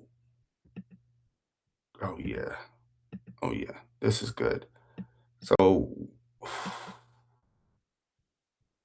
yeah, this is good stuff. Okay, so this is what we're gonna do. Okay, we're gonna first run through Form Before Genes, this right here, and then quickly we're gonna run through something y'all are gonna deeply enjoy. Hopefully.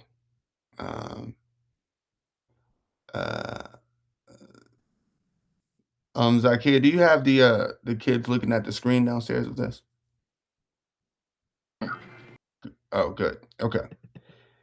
Not that it's terrible what I'm about to put on, but and then we're gonna have this. Okay. So let's start with, because once you understand the first part, the other part becomes way deeper. So let's go. Let's do it.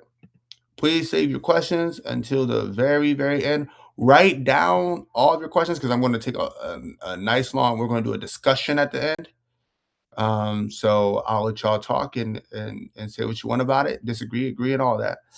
The reality of constraint governed identity patterns, an argument for the explorer. So I created this by arguing with an AI I designed to have logical arguments with me. And so this is me trying to keep my stuff anti-fragile. So some of this is going to look very argumentative, or may look that way, but it was made because I was literally arguing with the AI that was made to argue against me with all the information of a biologist and an evolutionary biologist, why I would be wrong, to tighten up the argument to make it much, much tighter. Okay, so this presentation argues that biological forms are not solely determined by genes, but by pre-existing constraint-governed identity patterns. That's the spirit. These patterns hold explanatory priority over genetics and constitute a rigorous definition of spirit within a scientific framework. Genes are the mechanism of inheritance, not the architects of form. Premise 1. Genes taken alone do not explain why particular biological forms, behaviors, and ecological strategies exist. Genes mutate without foresight. Okay, so if we take the opinion, by the way, I'm using the opinion. Again, this was done in argumentative style. I do not know if genes have foresight or not. Okay, I'm making the assumption that geneticists are correct, by the way, to make this argument. The assumption is that geneticists are correct when they say genes mutate without foresight. Genes do not encode environments, niches, or future conditions. Genes persist only if the organism they help produce functions successfully in a given ecological context. Therefore, genes, so I'm saying, if that's true, if what you all said is true, that means genes cannot be the primary explanatory source of biological form. Because you've already admitted that genes mutate without foresight. You already said that genes do not encode environments, niches, or future conditions. You already said that genes persist only if the organism they help produce functions successfully in a given ecological context. If that is true, if these claims within biology are true, then what also must be true is that genes cannot be the primary explanatory source of biological forms. Moving forward, distinct lineages repeatedly converge on identical solutions. So over here you have an ichthyosaur, you have a shark, you have a dolphin. Do y'all notice something about these creatures? Anybody can answer. What do y'all notice about these creatures? Their spine and their nose all changes throughout time, but I don't know, their spine sticks out to me. Their fins stay the same. Right. They all have a similar physiological look. They have a pointed nose. Their nose aren't exactly the same as Missy just pointed out. They have a very similar spine. They have a fin. They have a dorsal fin. Um, they're very similar to one another. But here's the thing. These are completely different species. Completely different. I mean, this one is a reptile. This one is a fish. This one is a mammal. I mean, if genes are responsible for form, there's no way they should look alike. These similarities arise without shared ancestry, without shared genetic sequences, and without genetic transmission between lineages. So, convergent evolution is an empirical fact. Distinct genetic lineages repeatedly give rise to highly similar functional behavior ecological complexes, right? You know, Curiosol, I'm saying that wrong, pack hunting predators, right? Wolves and thylacines, grazing megafauna, or what we see here, aquatic streamlining, ichthyosaurs, sharks, dolphins, flight and echolocation. Recurrence without shared ancestry falsifies the gene-centric model, okay? So the logical implication, the fact that these forms arise without shared genetic transmission directly falsifies the claim that genes are the source of these forms. Pay attention, I'm asking somebody to say this in their own words. The fact that these forms arise without shared genetic transmission directly falsifies the claim that genes are the source of these forms. If the blueprint, DNA, is different, but the building is the same, the constraints of the building site dictated the design. What recurs is a stable organization of traits, a functional strategy, and a coherent behavioral, morphological, ecological bundle. Let me say that again. What recurs is a stable organization of traits, a functional strategy, and a coherent behavioral, morphological, ecological bundle. The fact that these forms arise without shared genetic transmission directly falsifies the claim that genes are the source of these forms. Somebody put this in their own words. What I'll does this say mean? Oh, go ahead. is so we're looking at we're going in super in depth on the convergent evolution. As long as the matrix exists for this type of being or creature, it'll always exist, right? As long as there's a sea, we'll always have a shark. So uh this is so profound that it supersedes genetic law. It supersedes, you know, the code of genetic evolution. It's not just in family. It is so powerful. It supersedes the family structure of these animals or beings. Right. Right. 100%. It supersedes the physicality, the genes, the family, the lineages. It's like, no, it doesn't care whether you have the genes or not. This is the form that we are going to take. So the spirit is preceding the biology. That which recurs across independent histories is not stored in history. If a structure recurs across independent material histories, then it is not stored in that specific history of that creature. What recurs in convergent evolution is not DNA. It is a way of interacting with an environment. What recurs in convergent evolution is not DNA. It is a way of interacting with an environment. Therefore, what recurs is a pattern, not a material lineage. Patterns are mandates of physical laws and energetic constraints, right? These recurring patterns are constant governed, not arbitrary. They are shaped by physical laws and energetic constraints, ecological dynamics, and optimization pressures, stability requirements. In other words, you can't just say that one might say, who cares, man? It's not a spirit is still not some non-physical thing. You're talking about the physical form of something. But I am talking about abstract thing because physical laws are abstract, right? Dynamics are abstract. Optimization, what is most optimized within a pressure set, is abstract. Requirements are abstract. These are all mathematical, which means that the form exists mathematically, and structurally, metaphysically prior to coming and to form. The fact that the environment is there means that it already exists within embedded. These patterns appear only where these constraints exist and disappear when the constraints are removed. They are objectively governed, law-bound, and non-arbitrary. The mold precedes the cast. All right? Keep this in y'all brains. Premise 5, selection operates on functional success. I'm about to call on somebody, so be prepared. Selection operates on functional success, not on DNA as such. The causal order.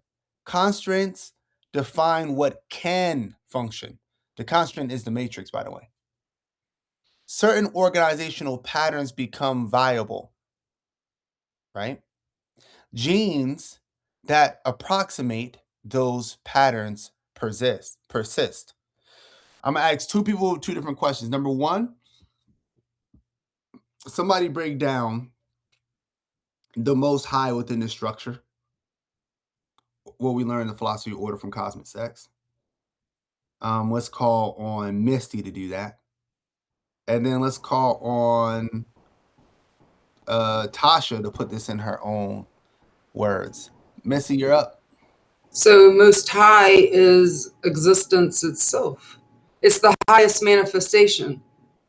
It's the highest manifestation of a process of The existence. law of existence, right. Right. And so what is that? And how does that relate to what's up there?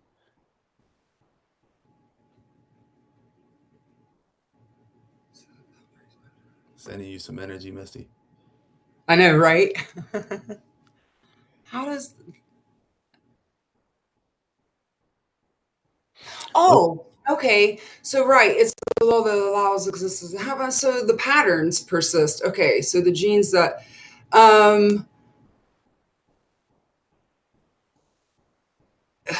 constraints. And so... What would the constraint be, Misty? I was In about the to say, she philosophy of just order. said patterns. She In in the the right philosophy of direction. order, Yes, what would the constraint be? it would be the environment, And what do we call that in the philosophy of order? the matrix. Right. Okay, now we're on selection. What would the selection be? The pattern. Or no? So we got the matrix. We got the receptive. What do we need next? The spirit. Oh, womb. Or no, the environment is our womb. Right? What does the womb need? A spirit. We got receptive. That's right. No, spirit's correct. Spirit is in this. So that's correct. But Okay. we're not there yet. So the difference. what are the difference? You got the receptive. The and masculine and feminine. And what's the masculine? Is the force, and the feminine is the power. And so what is that on here? Don't get distracted by the words. It says the filter, the filler. Ignore those. Okay. Ignore those. Just look at selection and genetics. So what would the selection be?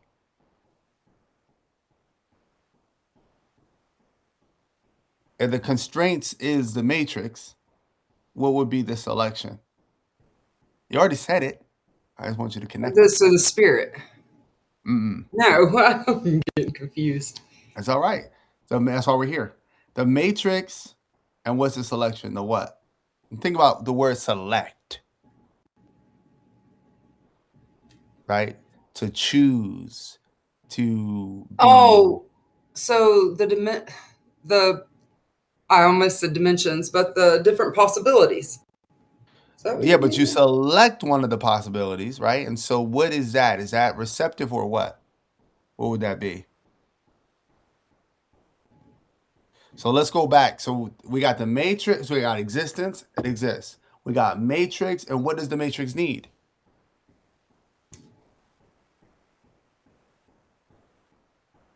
The masculine and the feminine, the The power and the force. The masculine. So where is the masculine on here?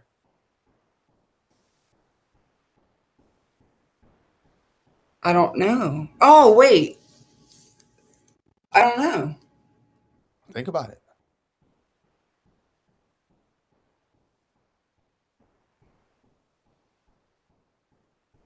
Elohim, you have another diagram that is exactly this, but it is different words, yes?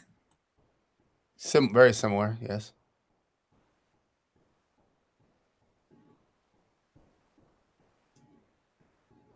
All right, so think about it like this, Misty. If we have the matrix, in order to get something out of the matrix, we need something, right? You already Right. said it, the masculine. So where would how does the constraint, right? How is it going to give birth to that genetic form, right? How is it going to give birth to whatever comes the after womb. genetics, right? How is it going to give birth to whatever comes out after genetics? So the constraint is the womb, but it needs something in order to get to the third phase. And what is that? Think about the order of it. Constraint, matrix, and you also now you need the what? You already said it, the masculine. So what is there to be the masculine? What that you see up there? That would be the genetics. Nope.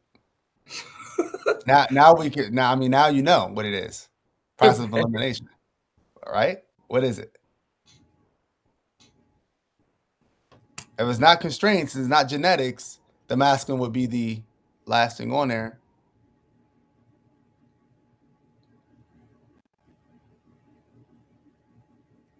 What do you mean the last thing on there? lifeline. I'm so confused. Oh, out of the three The things. genetics?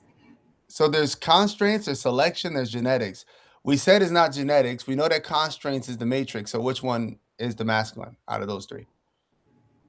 The In this example. selection? The selection. Now I'm gonna tell you why. Okay, just What? so this becomes easy in the future. So the receptive is always like what you already got correct from the beginning. It's always the thing, the mode, the thing, the constraint. In science, they call it the constraint. So, or in biology. So it's the thing that is constraining whatever is in it. Okay. But then you need something that is going to select for. We call this natural selection, right? Something that selects for specific things, right? Kind of like a filtering system. You, not you, you, not you. So now that you have the matrix and you have the masculine, when those come together, what do they create next, Misty? The genetics. Yes. And what is it? But in the philosophy of order, you're right, by the way. What do we call that? We got the matrix and the masculine get together and they create the essence. Before the essence is the what? So we got in the philosophy of order, we have the matrix. After the matrix, we have the masculine. When they get together, we just spoke about in the last slide. The whole thing was about this, but it's about the what? Starts with an A. What? Missy, you're thinking too hard. After it's the what? It's the what? What becomes when you get a man and a woman, they come together, right? And they create, and the sperm goes into the egg. You have like a zygote, and anything from there is possible, right? From there. So after the matrix and the masculine come together, what's after that in the philosophy of order? What's after that? What's the third thing?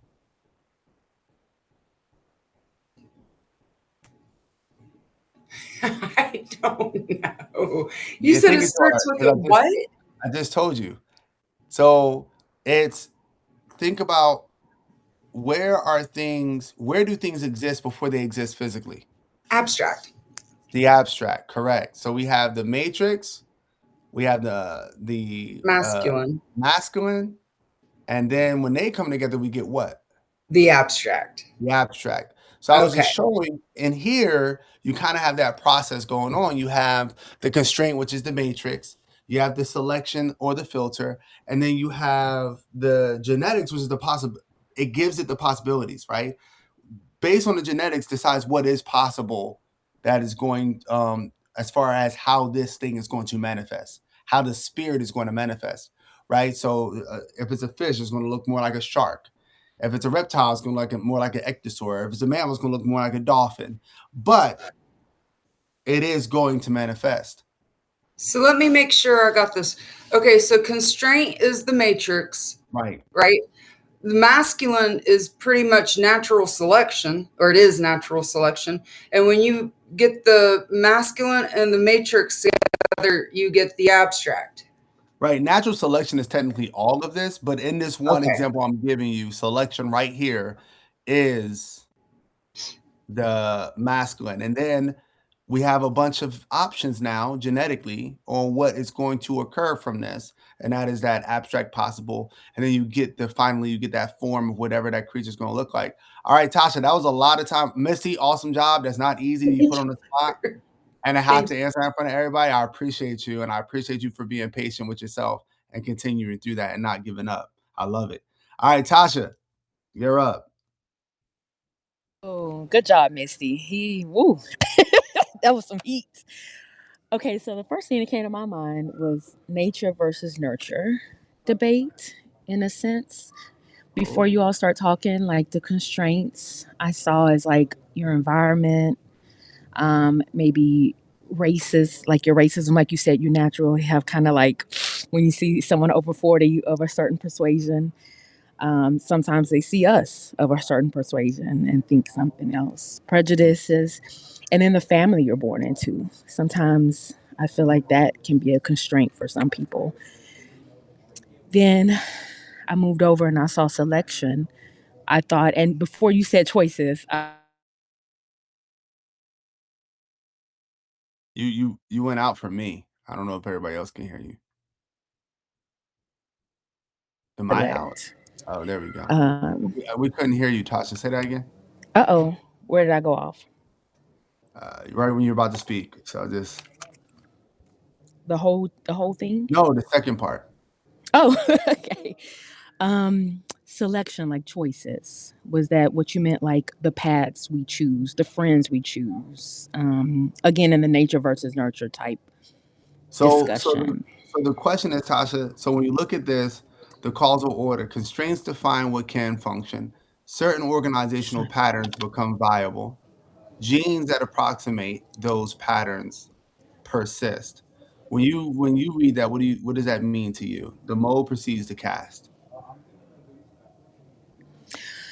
So yeah, I was thinking like environment and things that are maybe stacked against us, quote unquote, that's out of our hand.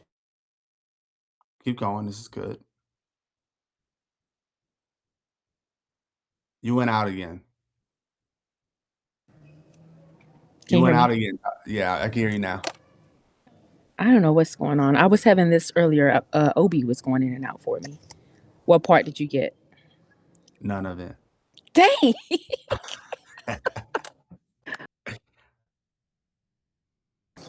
I took off my headphones. Can you hear me? Yes. Okay, so is it like your constraints, your environment, and then your selection as far as like your choices, your friends you choose, your paths, your health, the foods you choose, So I and want then you to genetic. Go ahead. come out of people. Think more Oh, just an organism is being created. or Constraints define what can function. Certain organizational patterns become viable. Genes that approximate those patterns persist. What does that mean to you? And remember, everybody remember here, I don't know is always a fine answer. This is not a test. so I guess it just means like your genes, what you're given, what's passed down versus what you can control and what you can organize. How you can, like you said, with the you know when you're a better athlete, then you can pass that on to your children. When you eat healthier, you can pass that on to your children. But I think I'm thinking too much in terms of the physical. Well, we can do it there. So let's take athletes, right? So the constraint defines what can function. If someone is born into an athletic family, mom's an athlete, star athlete, dad's a star athlete, Mhm. you know, the friends, they're all friends with athletes. So your closest friends are athletes, your cousins are athletes, Mhm. your grandparents are athletes. You go to a school that's all about athletics. You are now in a matrix. All right. Now, what's going to happen is there's going to be a filter. There's going to be a filtering mechanism.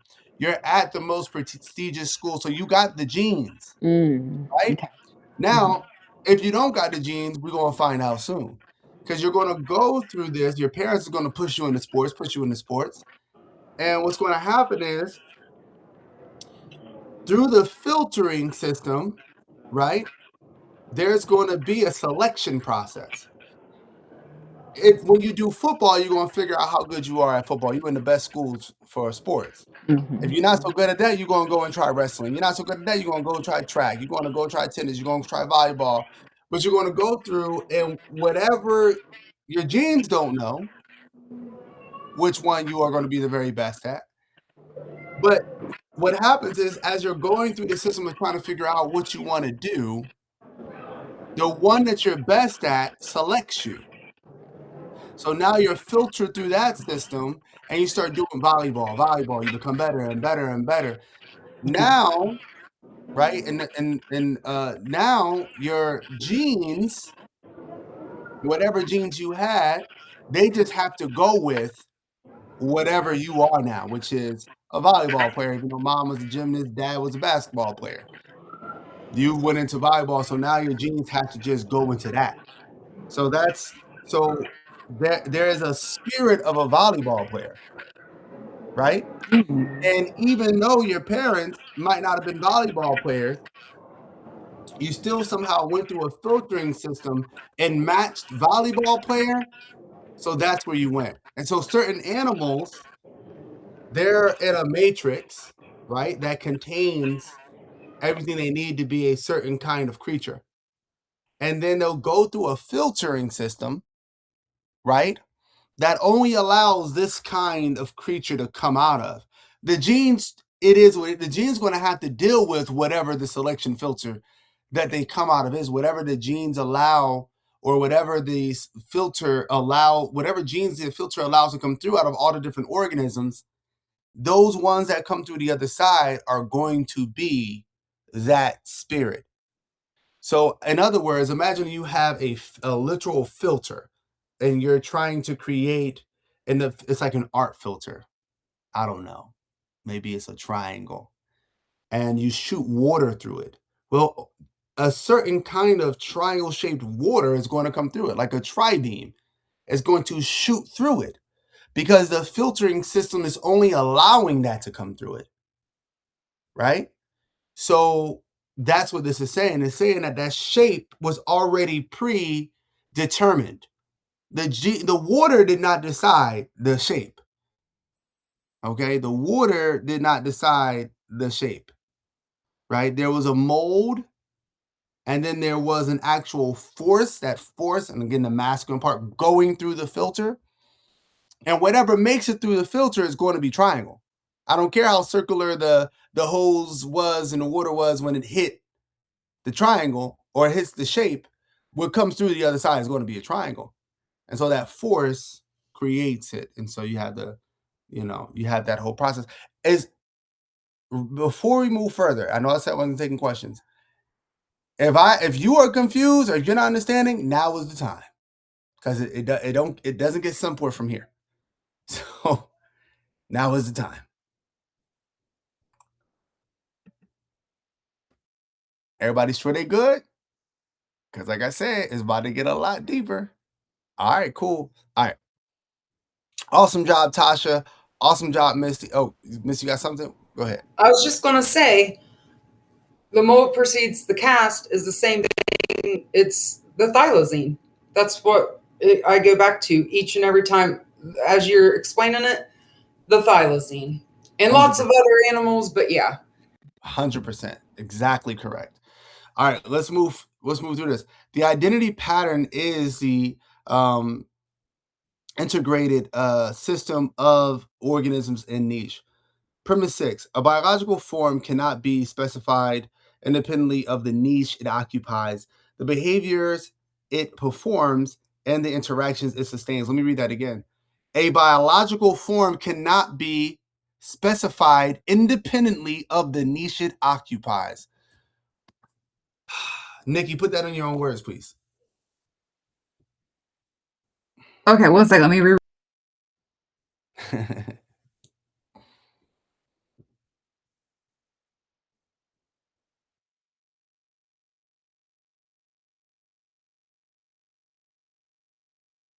A biological form cannot be specified independently of the niche it occupies, the behaviors it performs, and the interactions it sustains. Go ahead.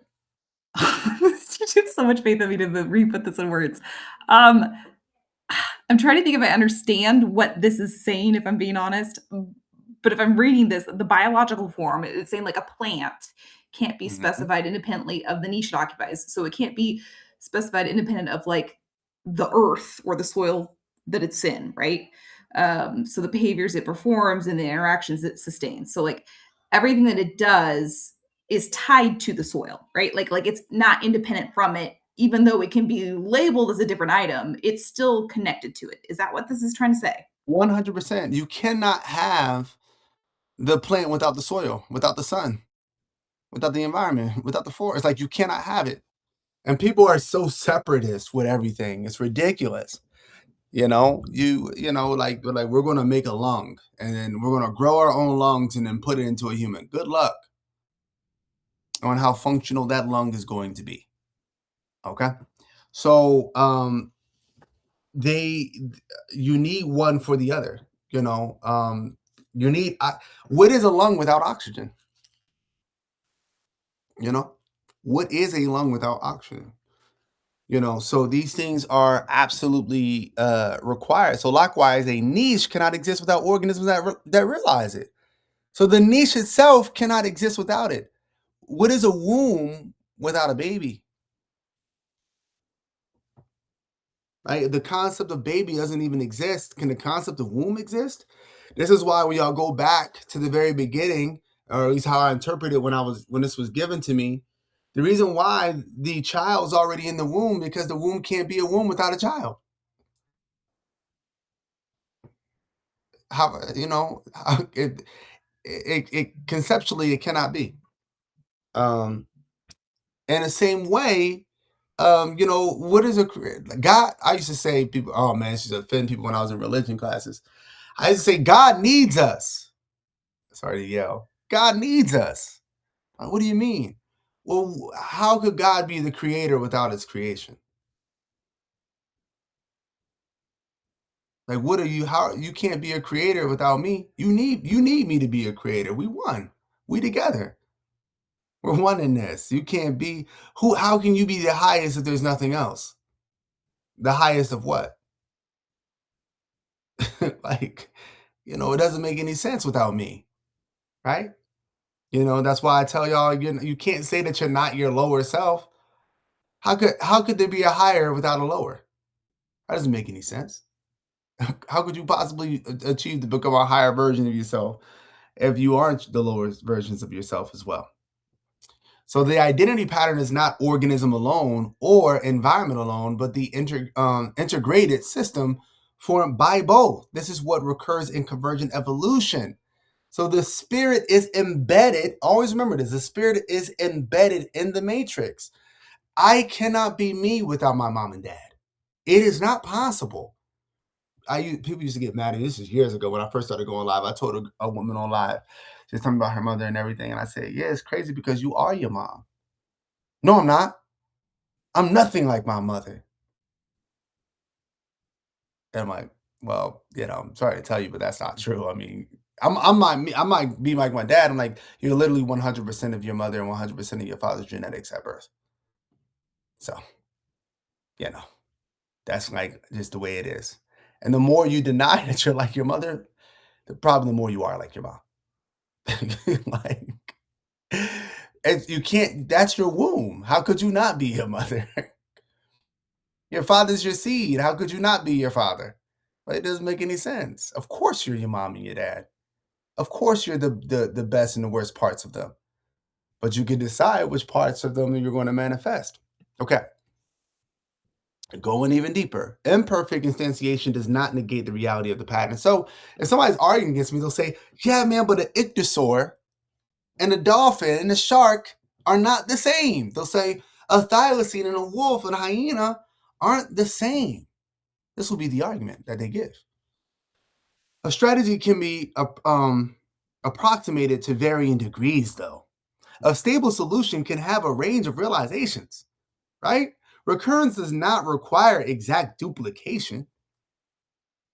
What matters is stability under constraint, repeated emergence, and scroll down a bit, explanatory indispensability.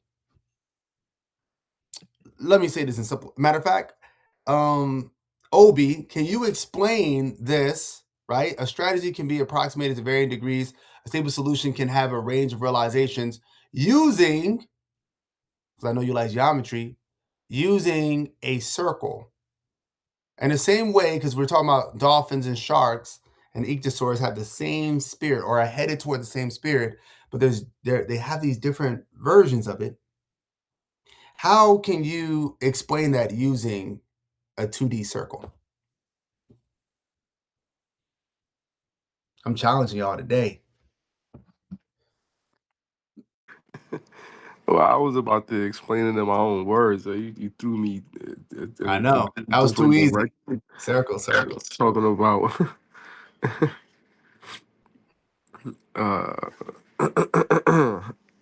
strategy can be approximated to varying degrees. A stable solution can have a range of realizations.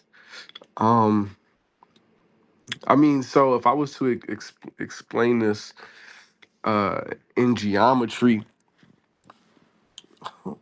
well, I was gonna say originally with convergence evolution, not necessarily saying it's the same. We're saying they share the same matrix. But if we were to use a circle in sacred geometry, a circle is just a circle, but a circle being the womb. So every other shape evolves from that pattern.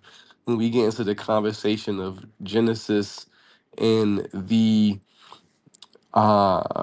creation story of consciousness, we're looking at creation taking shape in 7 days, but consciousness becoming aware of itself. A circle is a circle, so when the circle overlaps itself within that matrix, it creates the bridge of light, which is then the Vesca Pisces, and then that circle continues to move on itself, forming creation within that paradigm. So then you have a overlay of 7 circles, but again, we're just talking about a circle. But the overlay of those 7 circles creates every shape we know to existence. It goes into a square. I'm gonna cut in because that is actually awesome, but I wanted to be more dialed, and you answered that correctly, but I wanted to be a lot more dialed in. So you said that all the shapes come from a circle, correct? So that's way deeper. Now we're kind of talking about that. I would use that as an example for the original spirit, and then all of us as different spirits. Where I want you to go is think about the abstract perfect circle versus the circles we draw, and then use that in this. Oh, well, the one second.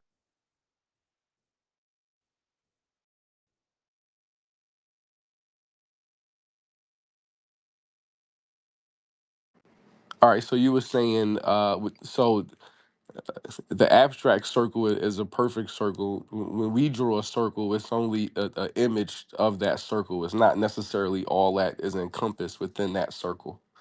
Correct. And does that mean that we're not drawing circles? Aren't we No, drawing not. circles? We are drawing circles. It's just that Right. the circle has it embodies it encompasses more. So it's never it exactly. It's a Right. mirror of it, but it's a transfer from what exists as a circle or the encompass of a circle in the abstract into reality. 100%. Thank you. That was awesome, Obi. So yes, one, we will eventually get. It's funny because Obi was going. So Nikki asked about this a while ago, like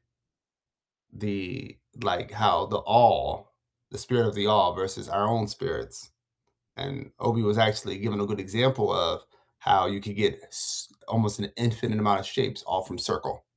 So anyway, but we're not there yet.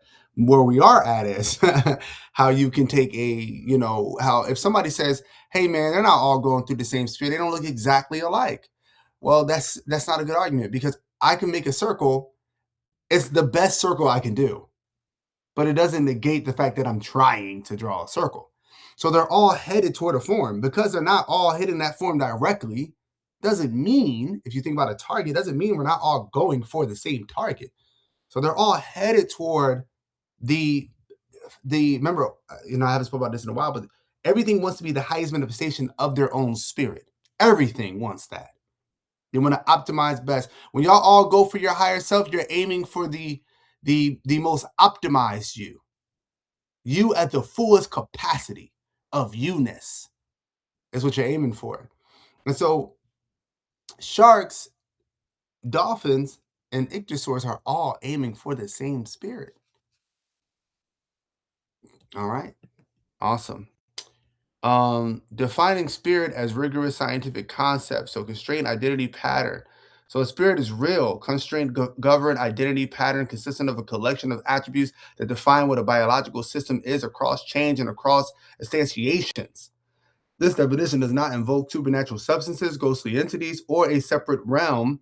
It names what, and realm being like a woo realm. Obviously, we've talked about different timelines and abstract. So that all exists. It names what biology already relies on, but often refuses to acknowledge explicitly. To deny this reality is to deny the mechanics of evolution. Convergent evolution exists. Constraints are real. Non-material structure is legitimate. There exist real, recurring, constraint-governed identity patterns that are not reducible to genes, recur independently of material lineage, are explanatorily prior to any particular instantiation, shape biological reality by determining which forms can exist stably. Calling these patterns spirits is accurate. All right. So the unavoidable reality, there are real, recurring, constraint governed identity patterns that precede genetics and shape biological reality. I'm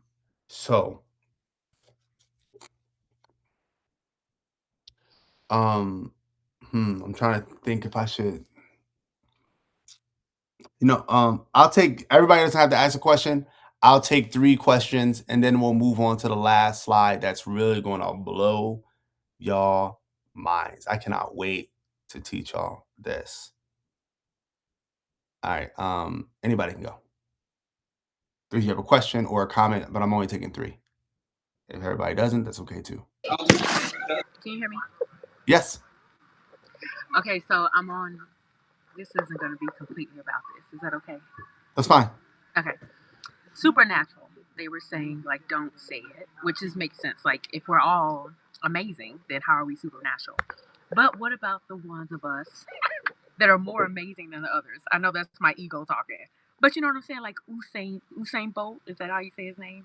Mm-hmm. Or like people who are in the level of consciousness that is going deeper and deeper and deeper and deeper every day and go to that dream world and can see the future versus others who don't have that gift. Is there a name for that? Yeah, so that's a really good question. So we don't use supernatural because supernatural comes from Christianity, and it was really just a way to separate spirituality from nature. And so we try not to separate spirituality from nature because spirituality is very natural. Everything about the spirit is natural. I mean, we just use the natural world to explain the spirit. In regards to using it, I mean, we can still use it as a term, but I would prefer to use superhuman, right? Like, and you have certain people. I remember me and Nikki actually had a small debate about this way back. But I always say there's certain people who are just chosen in ways that you may not be. Like, and I always tell people that's okay. Yes, I that's what I can't run as mean. fast as Yes, yeah, that's what I I mean can't right run as there. yeah, I can't run as fast as Usain Bolt. It doesn't matter how long I train. Honestly, I'm just gonna be real with y'all. Like, it's not in the car. Maybe if I started earlier, but right now, if I tried like to beat his time, and some people might say, "Oh, I mean, you're just limiting yourself." No, I'm not. I'm being very realistic because when you're realistic on yourself, you can go into actual directions of what you're amazing at and only things that you can do. But yeah, people are like, for example, you do, like if you look back in history, it's pretty plain to see that there are people who are so unique in their spiritual gifts that they change the entire world. Like, you know, Buddha, Yeshua, um, even people like, even certain kings, King David, King Solomon, people don't stop talking about these people, Saint Nicholas. Um, some people are just different. And I don't think that we need to be concerned about that because, like I realized, after having kids, like, right now, what I used to get from I was a performer growing up, rapping, dancing, singing, poetry, I mean, everything. And the feeling I used to get from the crowd applauding for me, I get that same feeling from just one of my daughters being like, "Wow, Dad, that's really good." I'm like, shoot, I mean, I'm all happy, and I'm like, so, and I say that to say that there's certain things that we think that we can only get from this mass of praising from like people, but we find that sometimes it's just community and people close to you, like your wife, your husband, your son, your daughter, your friend, your mom, your dad, your brother, your sister, yourself. So but yeah, certain people are super people, and it's just the way it is. Like, you know so certain people are chosen for certain things that are just really that seem to be very grand, but being chosen for these things often come with huge burdens that nobody talks about as well. If you ask some of these people, some of the people chosen for some of the greatest feats are very unhappy. So just keep that in mind when you're, be very careful what you ask for. If you're going to be somebody leading a revolution, like I'm talking about like a physical bloody revolution, you're probably going to die before you're 50 or 40. That's just a reality. So, got to be careful what you want to be chosen. I mean, what, Jesus of Nazareth? He ain't make it past his 30s. So always keep things like that in mind as well. All right. So, any other questions? We got room for two more if we have them. If we don't, that's fine. All right. Let's go into the next one. All right, y'all. It's about to get crazy up in here. If a ghost is real enough to kill a village, does it matter if it has a body? Does it matter if it has a body? Why does the plague version wear the face of a beautiful deceiver? So if you didn't know, this is called the plague version. Okay, I made a video on the everybody here knows about the Black Death plague. Oh yeah, learning about the Black Death is years ago was I was diving into the etymology of black, but when I stopped identifying as black, is because I found like the Black Plague, Black Hand of Death. So yeah, yep. Yeah, the Black Death. So when it happened, people were having mass sightings. Remember, y'all, people see spirits. Don't let nobody tell you any difference. So we already talked about how, a spirit is some people's abilities to use their interface to see, a collection of attributes. Okay, we're going to get into that here, but we're going to talk about spirits are real. So now we're going to talk about these kind of spirits, the spirit of a plague. And when they would see her, they would see a beautiful woman. But then once she was really once everybody started dying, she would look like a dying old hag. So before we move forward, why do you think that is? Why are they seeing her as a beautiful young maiden and then as a dying old hag once the infection starts to spread everywhere. Oh man, boy, this one is deep. Yes, it is. The whatever, I don't know what exactly contributed to it, but whatever they was involved in, whatever changes they made, like at the time, it had to seem like alluring. So it was, the image of this beautiful woman, but as time progressed, man, it just went down. So it became death. Yeah, so remember that the interface is just giving you what's most useful to understand what you're seeing. So, I think we're going to get into this. Yeah. Hold on. These are just, these are the Why, questions. like, Okay, these are the questions. people see. Okay, so if they're like believers of, like, let's just say Jesus, and they see Jesus in the clouds all the time, right? That's Mhm. because it's that kind of like the same thing, right? Yeah, they're seeing the spirit. The spirit is there.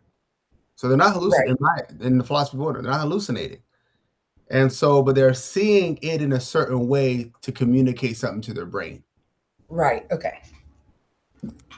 And so let's get into this. So this is on hard mode for me. I thought that this was my presentation, that I had it all written up. This is mine with the questions, but that's okay because we're going to do it anyway.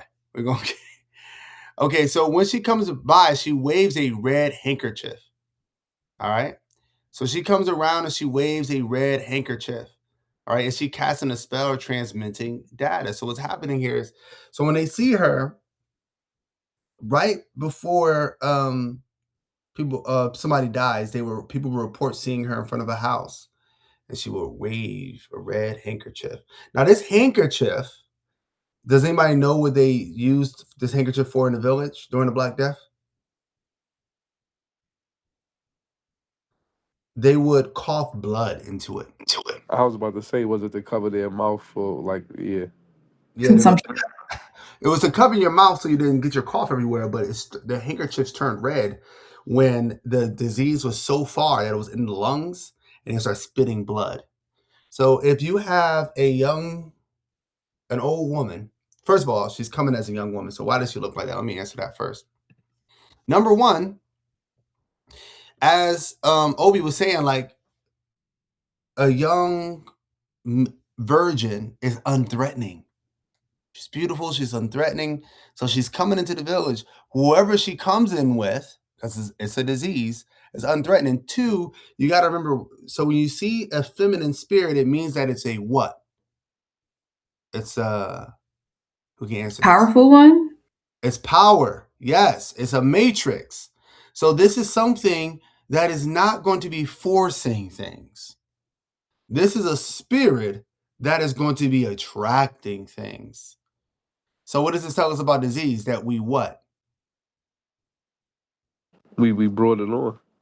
We attract the disease. Yeah. So the word I used was. So what I said was, Lord. I'm not exactly sure what was going on at the time, but whatever they was in, to them it was alluring, right? So Right. like, let's take for example, like the Indians and fire water, right? They was like, yo, we got this drink, or it's good or whatever. So they like, oh, all right, we gonna try this. Oh, fire, oh, it is good. Like, we trippy, we having a good time, but that turns into alcoholism, liver disease, or kidney failure, or you know, you drink far enough, psychosis, or what have you. So whatever was going on to them was inviting. It was alluring. They was like, they was open to receiving it. They brought it in with open arms, not knowing. Right. And so remember, we evolved to see what's useful. Unfortunately, humans, this gets deep. Most humans have lost the ability to see spirits.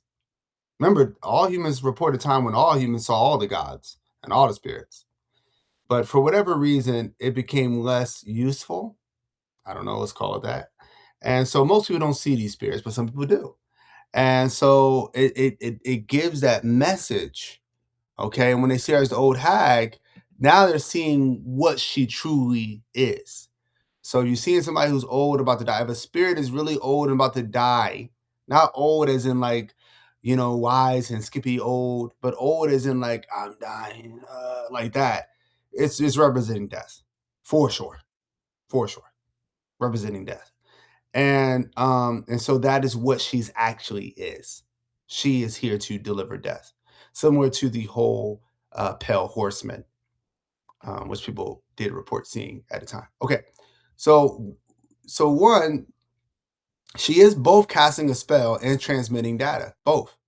So the data, when she waves a flag, is that this family's going to die. So they used to see her in front of a house doing this, waving the flag. So that was meaning that family is going to die. That's how people interpreted that. So, but it also is casting a spell because every time somebody sees that, it sends the message that this is inevitable. There's nothing we can do. So spirits will often, they want to spread, they want to live, they want to go, they want to get stronger. And so she is both. She's actually doing both, giving information like y'all are corners, y'all are sick. That's what the flag's saying. Y'all are sick, y'all are about to die, is the message. So they made a magic circle and it failed. So what the villagers decided to do, they said, you know what, we need to make a magic circle. They got twins and they would plow a circle around. You know why I love this? Even though it didn't work, can anybody tell me why I would love this? Why I actually love what they tried to do here? Because they were making a matrix. Yep, Yes. that's exactly what I was going to say. Yes. Instinctively, or, I think instincts are ancestors. Something was telling them, you got to change the matrix. You got to change the village. Something's wrong. But it was just too superstitious. This is why I tell people spirituality can't get woo-woo. We got to keep spirituality from getting too woo-woo, because in situations like this, if they had a deeper understanding of the spirits and of the matrices, you ever hear when people talk about these like, portals and these, I don't want to get too dark on y'all, but these blood, geometry stuff, like these rituals, cantations, like, they always make circles. You know what I'm talking about, right? Or maybe not. Maybe y'all don't. I don't know. Yep, But yep. okay. Pentagrams, yeah. Right. Satan worship, yep. These all have that. And the reason why they work, and I know you would probably expect me to say those don't work. The reason why it works to put something like that on the floor, and then I don't want to get too dark for y'all. So if y'all have y'all children listen to me, just like either mute me for a second or take me off of speaker, because this is dark what I'm about to say. The reason why they kill kids and they put them like on these places as sacrifice, stuff like that, it doesn't get much darker than killing an innocent of your own species. Right? It creates a certain feel. It creates a deep, unsettling darkness. I don't want to get too much into files. The files go into this, some of those Epstein files. I used to study those when I was back like 16 years old. So it's crazy that it's all coming out now.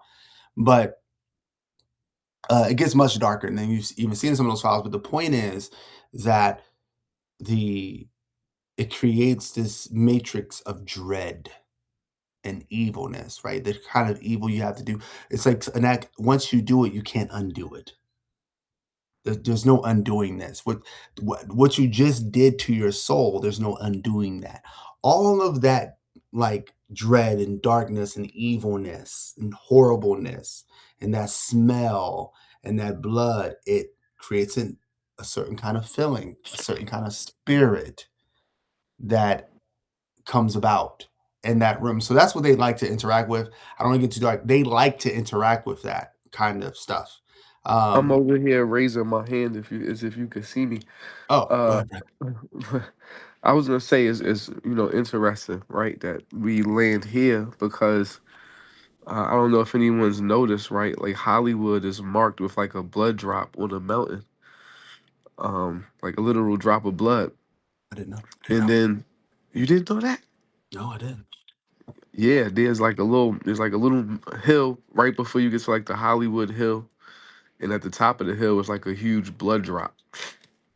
But it also brought me to thinking of when you said when you do these kind of when you do these things, right? We hear of them kidnapping children and putting them through like extreme fear to extract this or harness this power and abilities. But then it made me think of Harry Potter, like Voldemort with the Horcrux, how he created the Horcruxes Hmm. from those acts, and he did it with the intent on splitting his spirit, so that if you had the ability to destroy him in one, let's say this timeline, he had the ability to manifest and then reappear. So yeah, man, that's deep. That's crazy. No, it is deep. And the reason why I'm not trying to make this super dark on y'all, I'm bringing this up because the Black Death is an event where the more death there is, the stronger she becomes for a while. But she's a spirit of entropy, so it just can't last too long. It's unsustainable. But the more death and fear and sickness, the stronger that spirit becomes. And so a magic circle isn't going to do anything about that. Okay, the matrix itself is already giving birth to her. What do y'all notice about the matrix that they drew a circle around? What do y'all notice about this place? Just tell me. It looks like the underground Civilization. umbrella Sorry. corps. The Yes. what? Pasha, say that again. Civilization or no? Yes, it is. Yeah. This is crowded. This place is completely crowded. Animals are all shoved together. Humans are shoved together. Everybody is shoved together. And when a disease comes into this, it's not going anywhere. I'm telling you now. Until everybody who can die from it does die from it. So a magic circle is not going to work.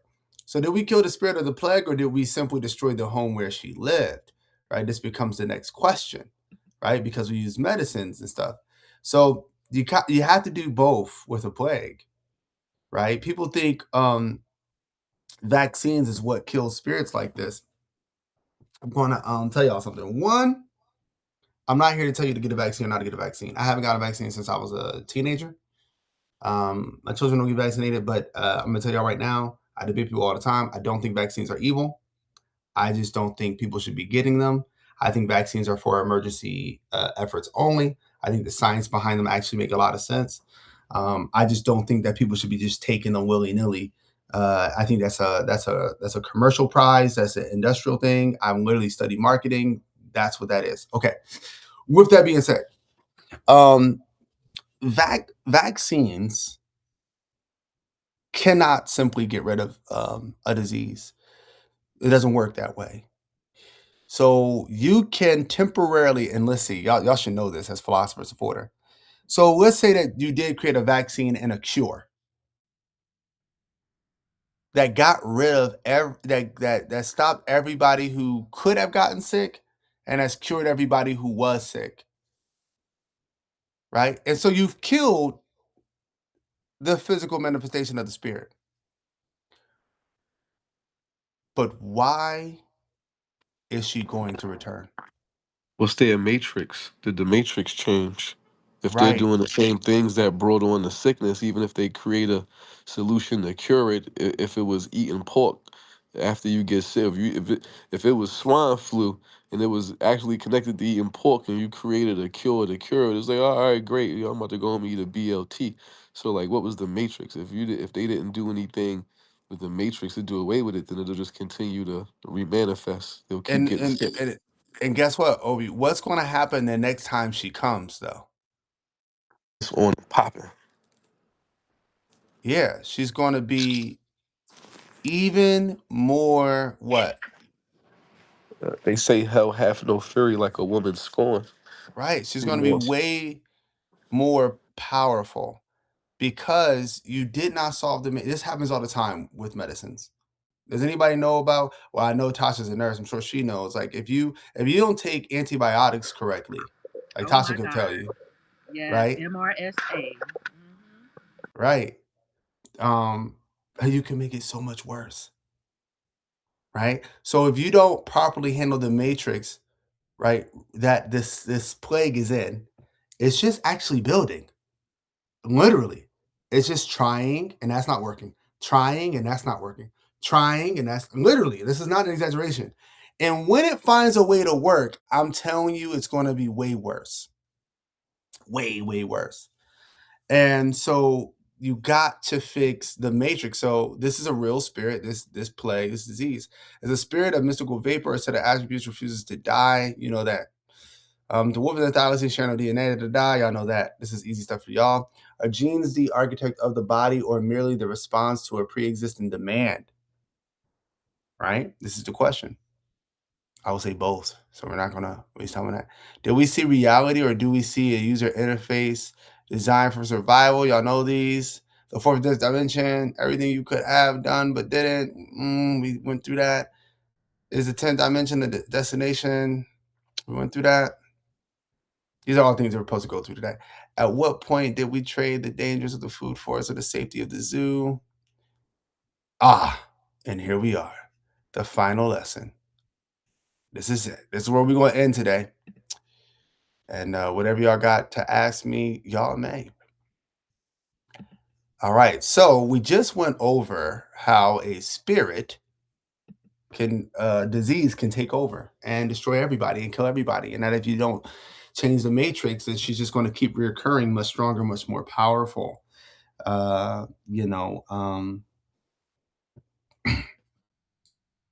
So Okay. a group of men in a room, or a spontaneous alignment of millions of lower self. So I'm gonna break this down for y'all. Okay, we're gonna really, man. Do I got time to do this? Do I got time? I'm gonna let y'all think about this question real quick. Let me do something. Let me pull something up.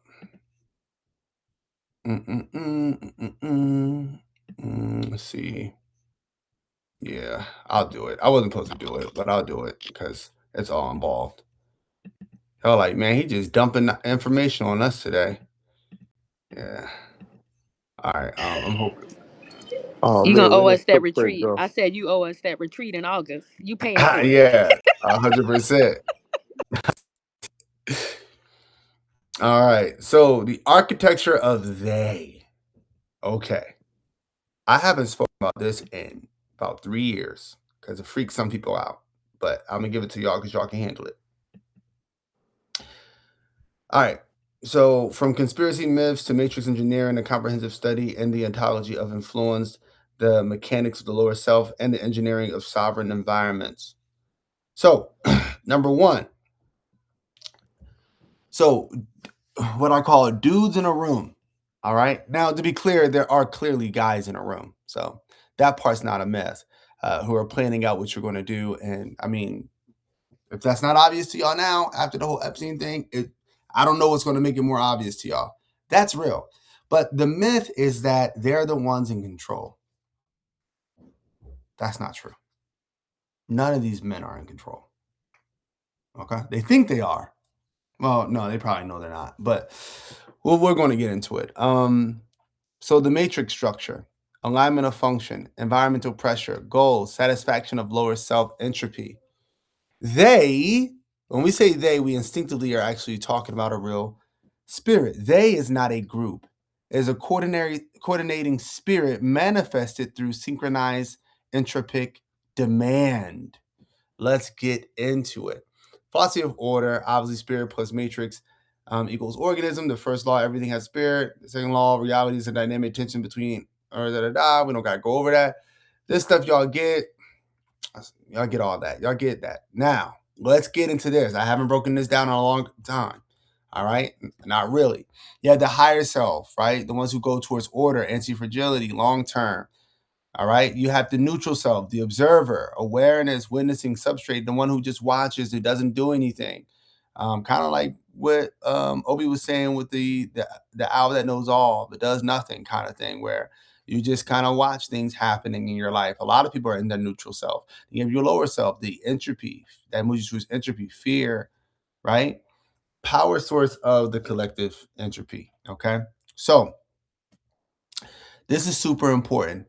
If you look at this, what do you notice the difference between the amount at the top and the amount at the bottom? when it More comes to the different entropy, cells. more entropy at the bottom.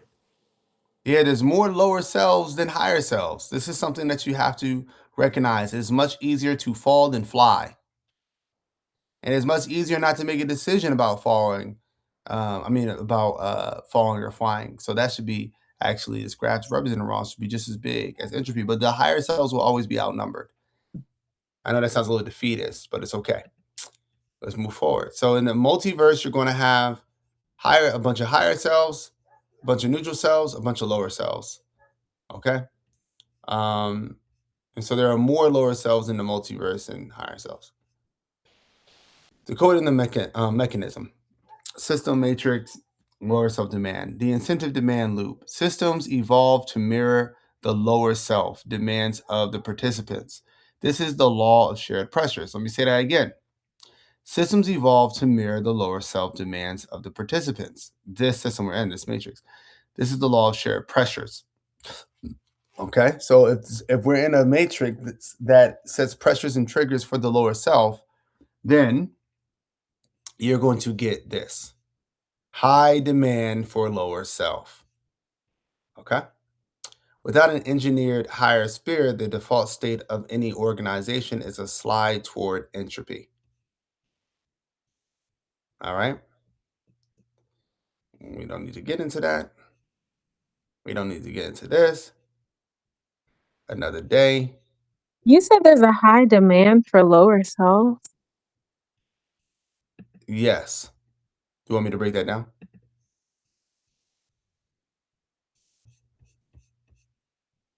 Penda, you want me to break that down? I'll just ask you later.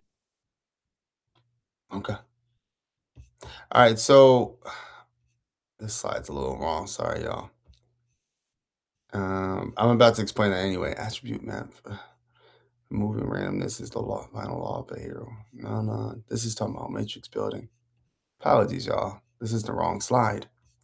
Oops. All right, I'm going to have to freestyle this one. That was the wrong slide. All right, so I'll just go into it. So you have a collection of higher selves, right? And you have a higher demand within civilization for lower selves. So civilization creates a pressure and trigger to create a demand to the lower self. What does this mean? Okay. Trump, Epstein, the elites at the top, these awful people, are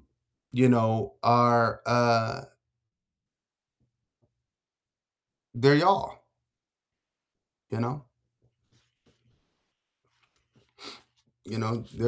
don't come from, I know we want to believe that they come from spacecrafts. We lie to ourselves. They must be reptilians from another planet. They must be demons and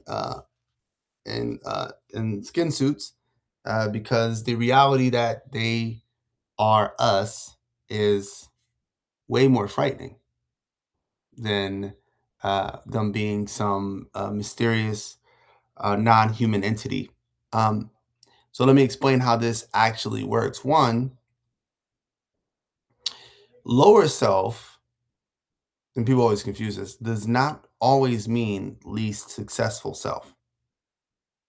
It is a version of you who can create the most entropy.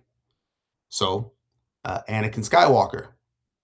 I wouldn't call Darth Vader unsuccessful. But I would call Darth Vader Anakin's lower self manifest. So we often have that confusion. So going back, when people often say, these phones are so distracting. They are trying to distract us with this phone. What's interesting about that is that you wouldn't buy the phone if it wasn't distracting. So let me give you the whole system. Humans want dopamine. We want to feel good. We want to feel happy, right? And so if there's a donut store, and I'm just saying they as in all of us, I know that a lot of us here are different, but I'm just saying generally humans.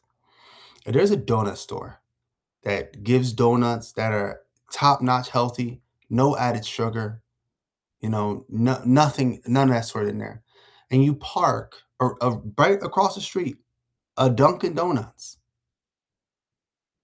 Where are people going to swarm? The super sugar, chemical filled donut store, or the no chemicals, no sugars donut store? Y'all tell me. I think it depends on the matrix. What's the environment like at the people who live there? Just the general public, GMO, general people. They going select sugar. the Dunkin'. Yeah, most people are going. We know this because it happens already in communities. The general public, of course, Nikki's right. You have certain groups of people who are more health. So if you put that in the wrong community of a very health conscious community, it might shut down. But just the general public, Dunkin' Donuts is where people are flowing, and we know this. We have this in cities. We have this in. You can go to your city, and you know what starts to happen? What does the healthy donut store start to do? Who doesn't add sugar? What do they start to do? Their sales go down, they decline. Right. So to get their sales up, what are they going to start doing? They start Sugar. offering alternative products that are compromised with the original plan. Yes, they start compromising. Maybe if we just gave them I know that we said no added sugar, but this is kind of not a sugar. This is a glucose of a such, and if we just put this on there, right? And y'all ever been in these neighborhoods? I'll give you one. And Pizza was my favorite pizza store. Last time I went, I was like, this is a regular commercial pizza place. But I loved it originally because it was super organic. It was only in DC at the time. And it tasted wonderful. But now they use regular dough, regular commercial store, regular sauce. And you can taste it. And and then we'll say, about these donut stores. Same thing with your phones. People are they should stop making apps so distracting. And so then somebody puts out an app that doesn't have those toxic algorithms, right? Well, which app are people going to? Are they going to? Because this happened. I think, what was it called? It was called I forget what it was called. It was like an alternative to Instagram, right? And I don't know if y'all remember it, but somebody came out with an alternative to Instagram for everybody to go to. It was when they started censoring all the conscious people, and they made this alternative. And Instagram then bought started putting up stories or something like that. Do you know where everybody went? Everybody went right back to, oh, that's what happened. You had I still can't remember the name of it. Anyway, everybody went to Instagram. Everybody went to social media. All right, the social media that had the algorithm that can keep you on the longest.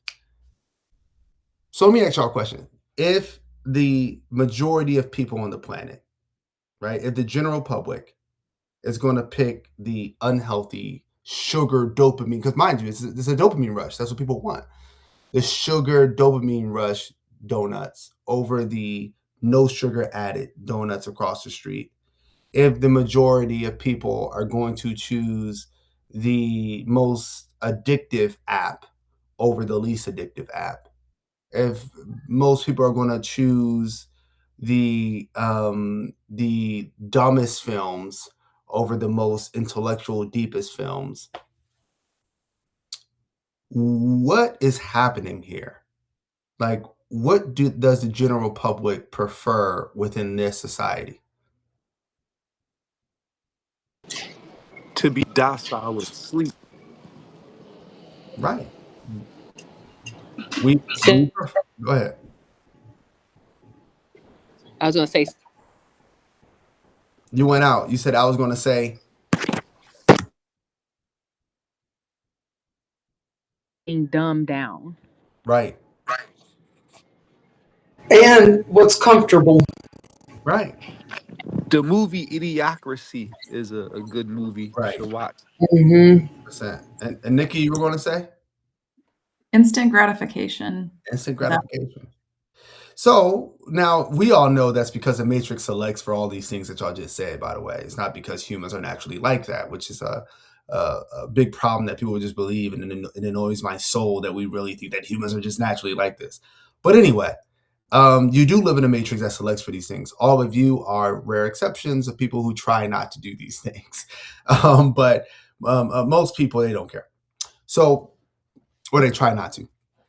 So, point being, we have a collection of people. Now, before I get to this next crucial point, I have to say this crucial point. Group of people do not have to meet in order to implement a plan. Does anybody know why? A group of people with the same goal does not have to meet in order to implement a plan. Who knows why? I did a thing on this. Stanford prison experiment will tell you once somebody accepts a role, they'll just enforce it themselves. So once everybody's already in that pattern, they're not going to hop out of it. So these people don't have to meet to plan it. They've already got it for us to do it ourselves. Correct. So you don't have so everybody has the same goal. Like, for example, let's say our goal is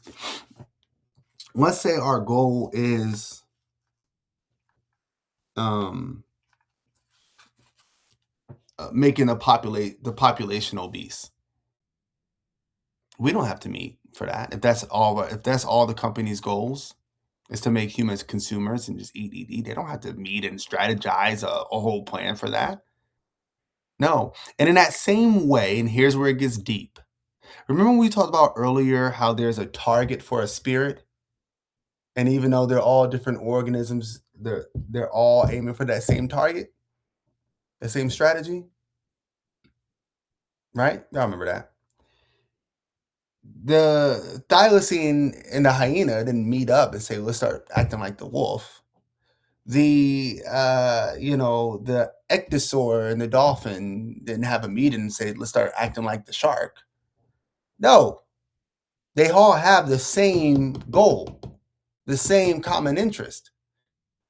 So they are moving in line toward one spirit.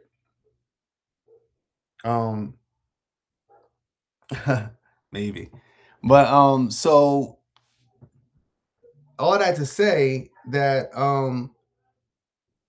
that there is a collective they. So now I want you to think about what I just told y'all. Everybody's lower self. What is the goal of everyone's lower self? Everybody's lower self has a similar goal. What is that goal? Pull you towards entropy. To pull you towards entropy. Now let me ask you a question. Does everybody's lower self need to meet up in order to start strategically going toward this goal? No. Not at all. Y'all didn't have to all meet up to decide that y'all wanted to be distracted and doom scroll and feed the algorithms and therefore feed TikTok and all these billionaires and Instagram owners. Y'all didn't have to meet up for that. Y'all didn't meet up to say, hey man, we're going to support all the corporations by buying the worst foods all the way until we're adults. Nobody had to have that meeting. And so they you're talking about is the collective lower self. When you say they want us to be unhealthy, you're talking about the collective lower self. When you say they want us to be distracted on TikTok, you're talking about the collective lower self. When you say they want us to destroy the world, you're talking about your collective lower self. And the reason why this is important is because though that is the they that truly controls all of one of the many spirits that control all of the horrible things, they are puppets of that. I mean, there's many spirits of that particular spirit of the they. That is what is. And you have the collective they of the higher self. You have the collective they of the lower self. I think we could agree that most humans today are more in tune with the collective they of the lower self. And the lower self works in tandem with entropy. And so that's why I tell y'all, everybody thinks they're so much better than all these evil people around the world and such, doing these terrible things when you are helping them. Not you as in you right now, your higher self or your neutral self or your current self, but your lowest self every time they decide to eat from that terrible store, to buy that thing you're not supposed to buy, to, you know what I'm saying? Every time you decide to doom scroll and, Every time you decide just to let, bad things happen, to not move towards your higher self, you are collectively helping the people in power who have completely embraced their lower self and are completely okay with working for their lower self. That concludes class. If there are any questions about anything, or now would be the time. We have about we'll go for about 10 more minutes because I already held y'all pretty long. Okay, I want to say one thing just to make sure this is clicking right. I think that this last session actually answered my question. You answered it earlier already well enough, but I feel like this is actually like pointing to me even more so to understand this better, like the concept of fate versus choice, right? So you're saying that like entropy, when you're there, it's a matrix of its own, basically. When you're in your lower self, you're already there. So like you're going to be experiencing entropy, but it's probably not going to escalate because you're already in it, right? Like, so you're just going to be living in the same entropy all the time. It's going to be always there. But when we have it escalate, that's like you're saying like, hey, it's getting worse because they're going to try to push you to get out of it, right? Like that, I would think that would be more of an alignment saying that like, hey, your spirit is more aligned with your higher self. So it's going to escalate so you can see the difference, so you can get out of it. So you know that there's a difference there. Because when people live in entropy, yeah, they might say things are always happening to them and life sucks, but like they're always in that state. So it doesn't really feel like things have escalated. It feels like they're always escalated. Does that make sense what I'm saying? No, which makes sense because especially if you're not conscious of the escalation. The most interesting thing about, remember, order and entropy is that they're twins. So entropy naturally invites order. Order naturally invites entropy. The answer to that is anti-fragility. But so in the lower self as well. The lower self naturally invites the higher self. So once that entropy, remember we were talking about the virgin plague, if they don't really solve the matrix, they think they have escaped it, but they're really in a time loop. And it's just and this time when it comes back, it's going to come back harder. And then eventually what happens is the disease hits so hard. This happened recently with us. COVID hits people so hard that people started to question, everything. If y'all remember, I mean, people started questioning everything. Like, man, should I be eating healthier? I don't know, man. Like, this is not looking good. So that was an opportunity, right? It's funny that you mentioned all this. Right before COVID is when, and I haven't told anybody this, but besides my wife, right before COVID, I mean, she could tell you it was literally right before COVID. I told her, I said, I'm having like something tell me in my dreams that I need to meditate, and I need to go back to my old ways, and that I've fallen astray, and and I was worried because this is like not good. You know what I'm saying? Like, it was pretty much saying that I am a disappointment, that I'm not doing anything that I'm supposed to be doing. And I went into a meditation. I went to this deep sleep in my meditation. And it was like, you need to leave the school now. And I was like, I don't want to leave the school. And I was like, you need to leave the school now. Write the letter now. And it was horrible because I really liked this school and I really didn't want to go. I really loved my students. But I left, and then boom, literally maybe like a few weeks after I left, COVID hits everywhere. So yeah, I also, and to answer your question, like, I do believe that even like there is a spirit telling you, like, not just I don't think the entropy itself is just telling you. I do think there's a spirit that tells you, just like right now, everybody's like, films make sense. Like, everybody's like, I got that same message, because this is right before it gets absolutely insane. And so you're getting that nudge and that push. Hey, we need to do something before you go right back into that cycle after everything falls apart.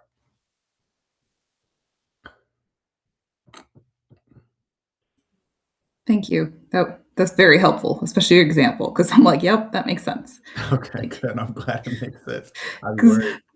the outcome would be like if you hadn't done that, you would have got pulled down with it, right? You would have Right, ended up there. Yeah. right. 100%. Then I wouldn't have been able to leave. Like, yeah, man, that would have been bad. But I didn't even think about what if I didn't go. But yeah. Does anybody have any other questions, comments, concerns? I just have a comment. This was one of the best classes ever. Like, I'm Thank you. serious when I say that. It's kept my attention the whole time.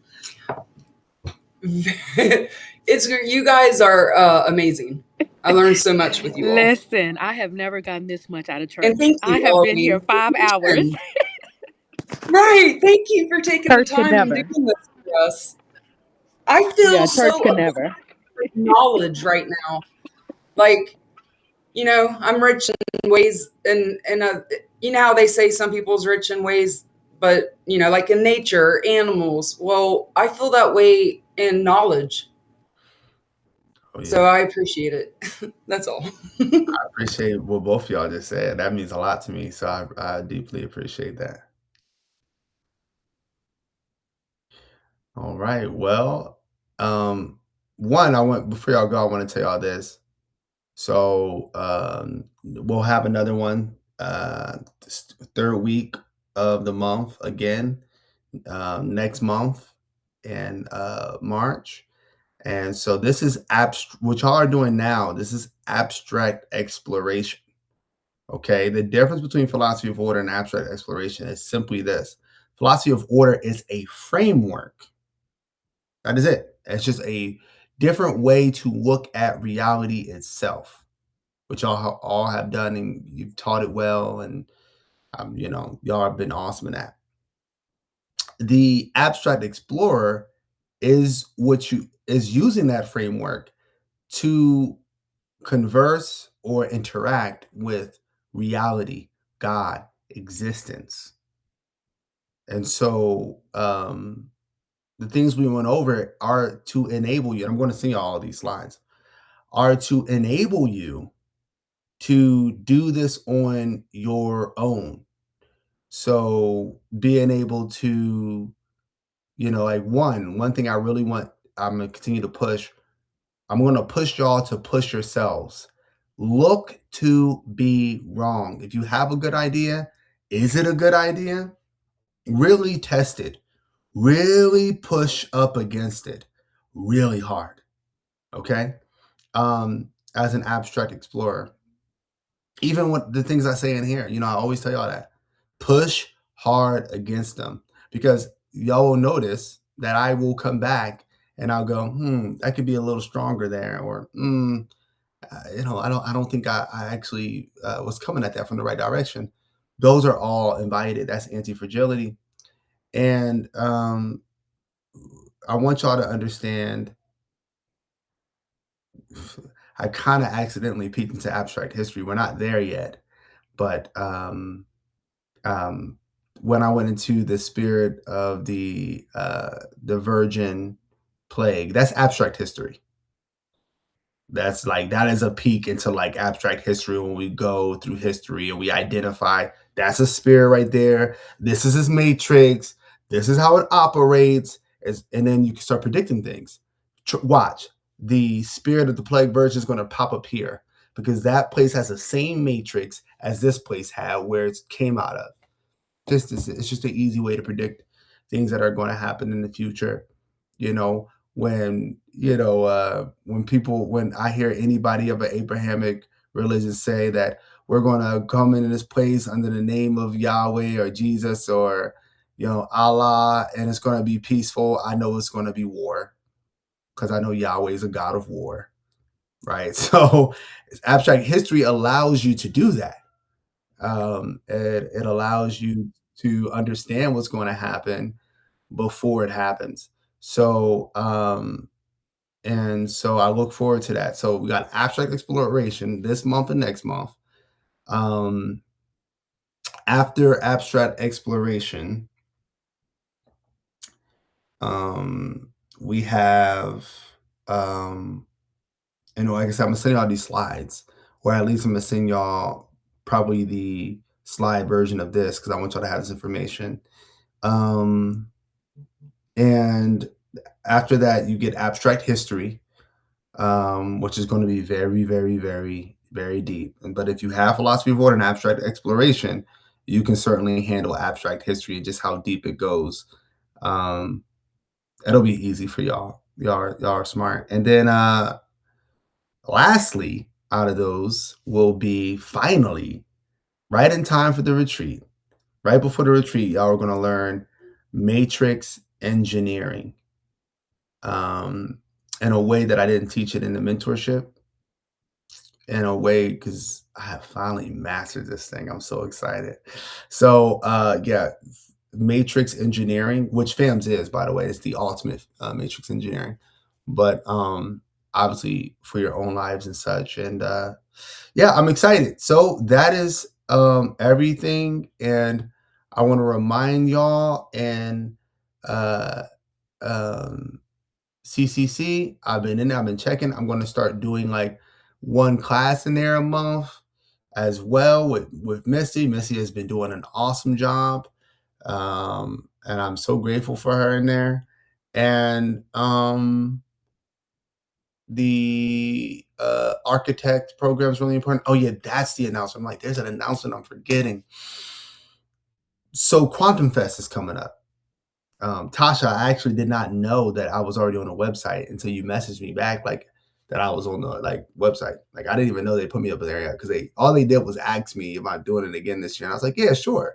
They didn't even send me any paperwork this time, but that's okay. I messaged them about that. So those who want to do speaking in June, it's at the end of June. If that's something you want to do, let me know because we're going to have to get the speaking part of the architect stuff going soon and get you in that architect program. But two, also, it's a good way to meet up before the retreat. As in, it's going to be in Texas. And I'm going to be inviting all of y'all, if you can make it, come on out and we'll figure out things from there. If you want to speak there, let me know because I can put in a word for you there. Also, they take in people, OB, like who are doing I know you do Reiki or I believe it's you or LaQueen. I don't remember. I know that y'all do it. I believe. Yeah. Queen practices it, but her girlfriend, homegirl, is a Reiki master. She's actually one of the three friends I brought up in my class when we talk about existence. She wasn't the one that said existence was love, but she was one of the three people that were there. So Awesome. yeah, that would be awesome. Yeah, so they take people doing those things, like they take people doing seminar classes, they want all of that. So yeah, so just let me know, just communicate to me. I'm really cool with these people. I will tell them like, yo, they need to be there. Like if I'm gonna be there, they need to be there. And they'll make it happen. So Yes.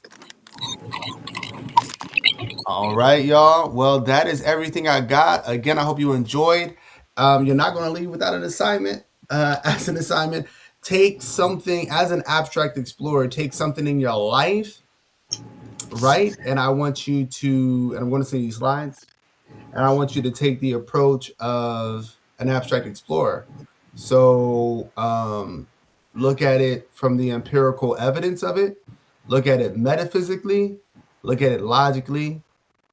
And then assess what it's telling you, what God's telling you. So I'll give you an example. When I learned about interface reality, which was something I knew, but I didn't have words for it, because like I said, I wrote it in this book a long time ago before I even knew about Donald Hoffman. But when I read it, I said, okay, what is God telling me? So I want y'all to do that. So take something, and it was something I didn't want to accept about it, which was that time was included. He said time is also an icon. I didn't like that at the time, ironically. But I had to say, okay, so what is God telling me here? God is telling me something I already knew, which is that I didn't have words for before, which is that utility right, comes before truth. And so that's your assignment. Have fun with it. Just have it in by the end of the month. Much love to y'all. Thank you for everything. So can you recap that again real quick? The assignment is to write out what we discover God is telling us, or per se? Right, and write that and the community post.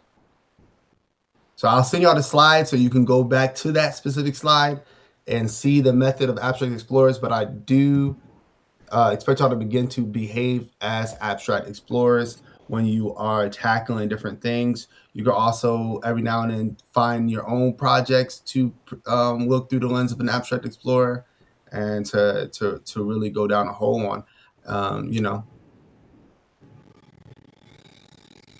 All right, family. I'll let Obi send us off with I am because we are, because he always sends us off with that. Yo, man, from you, Liz. I am because we are. We are because I am. Peace, y'all. Peace, family. Love you all. Peace. Love you all. Peace.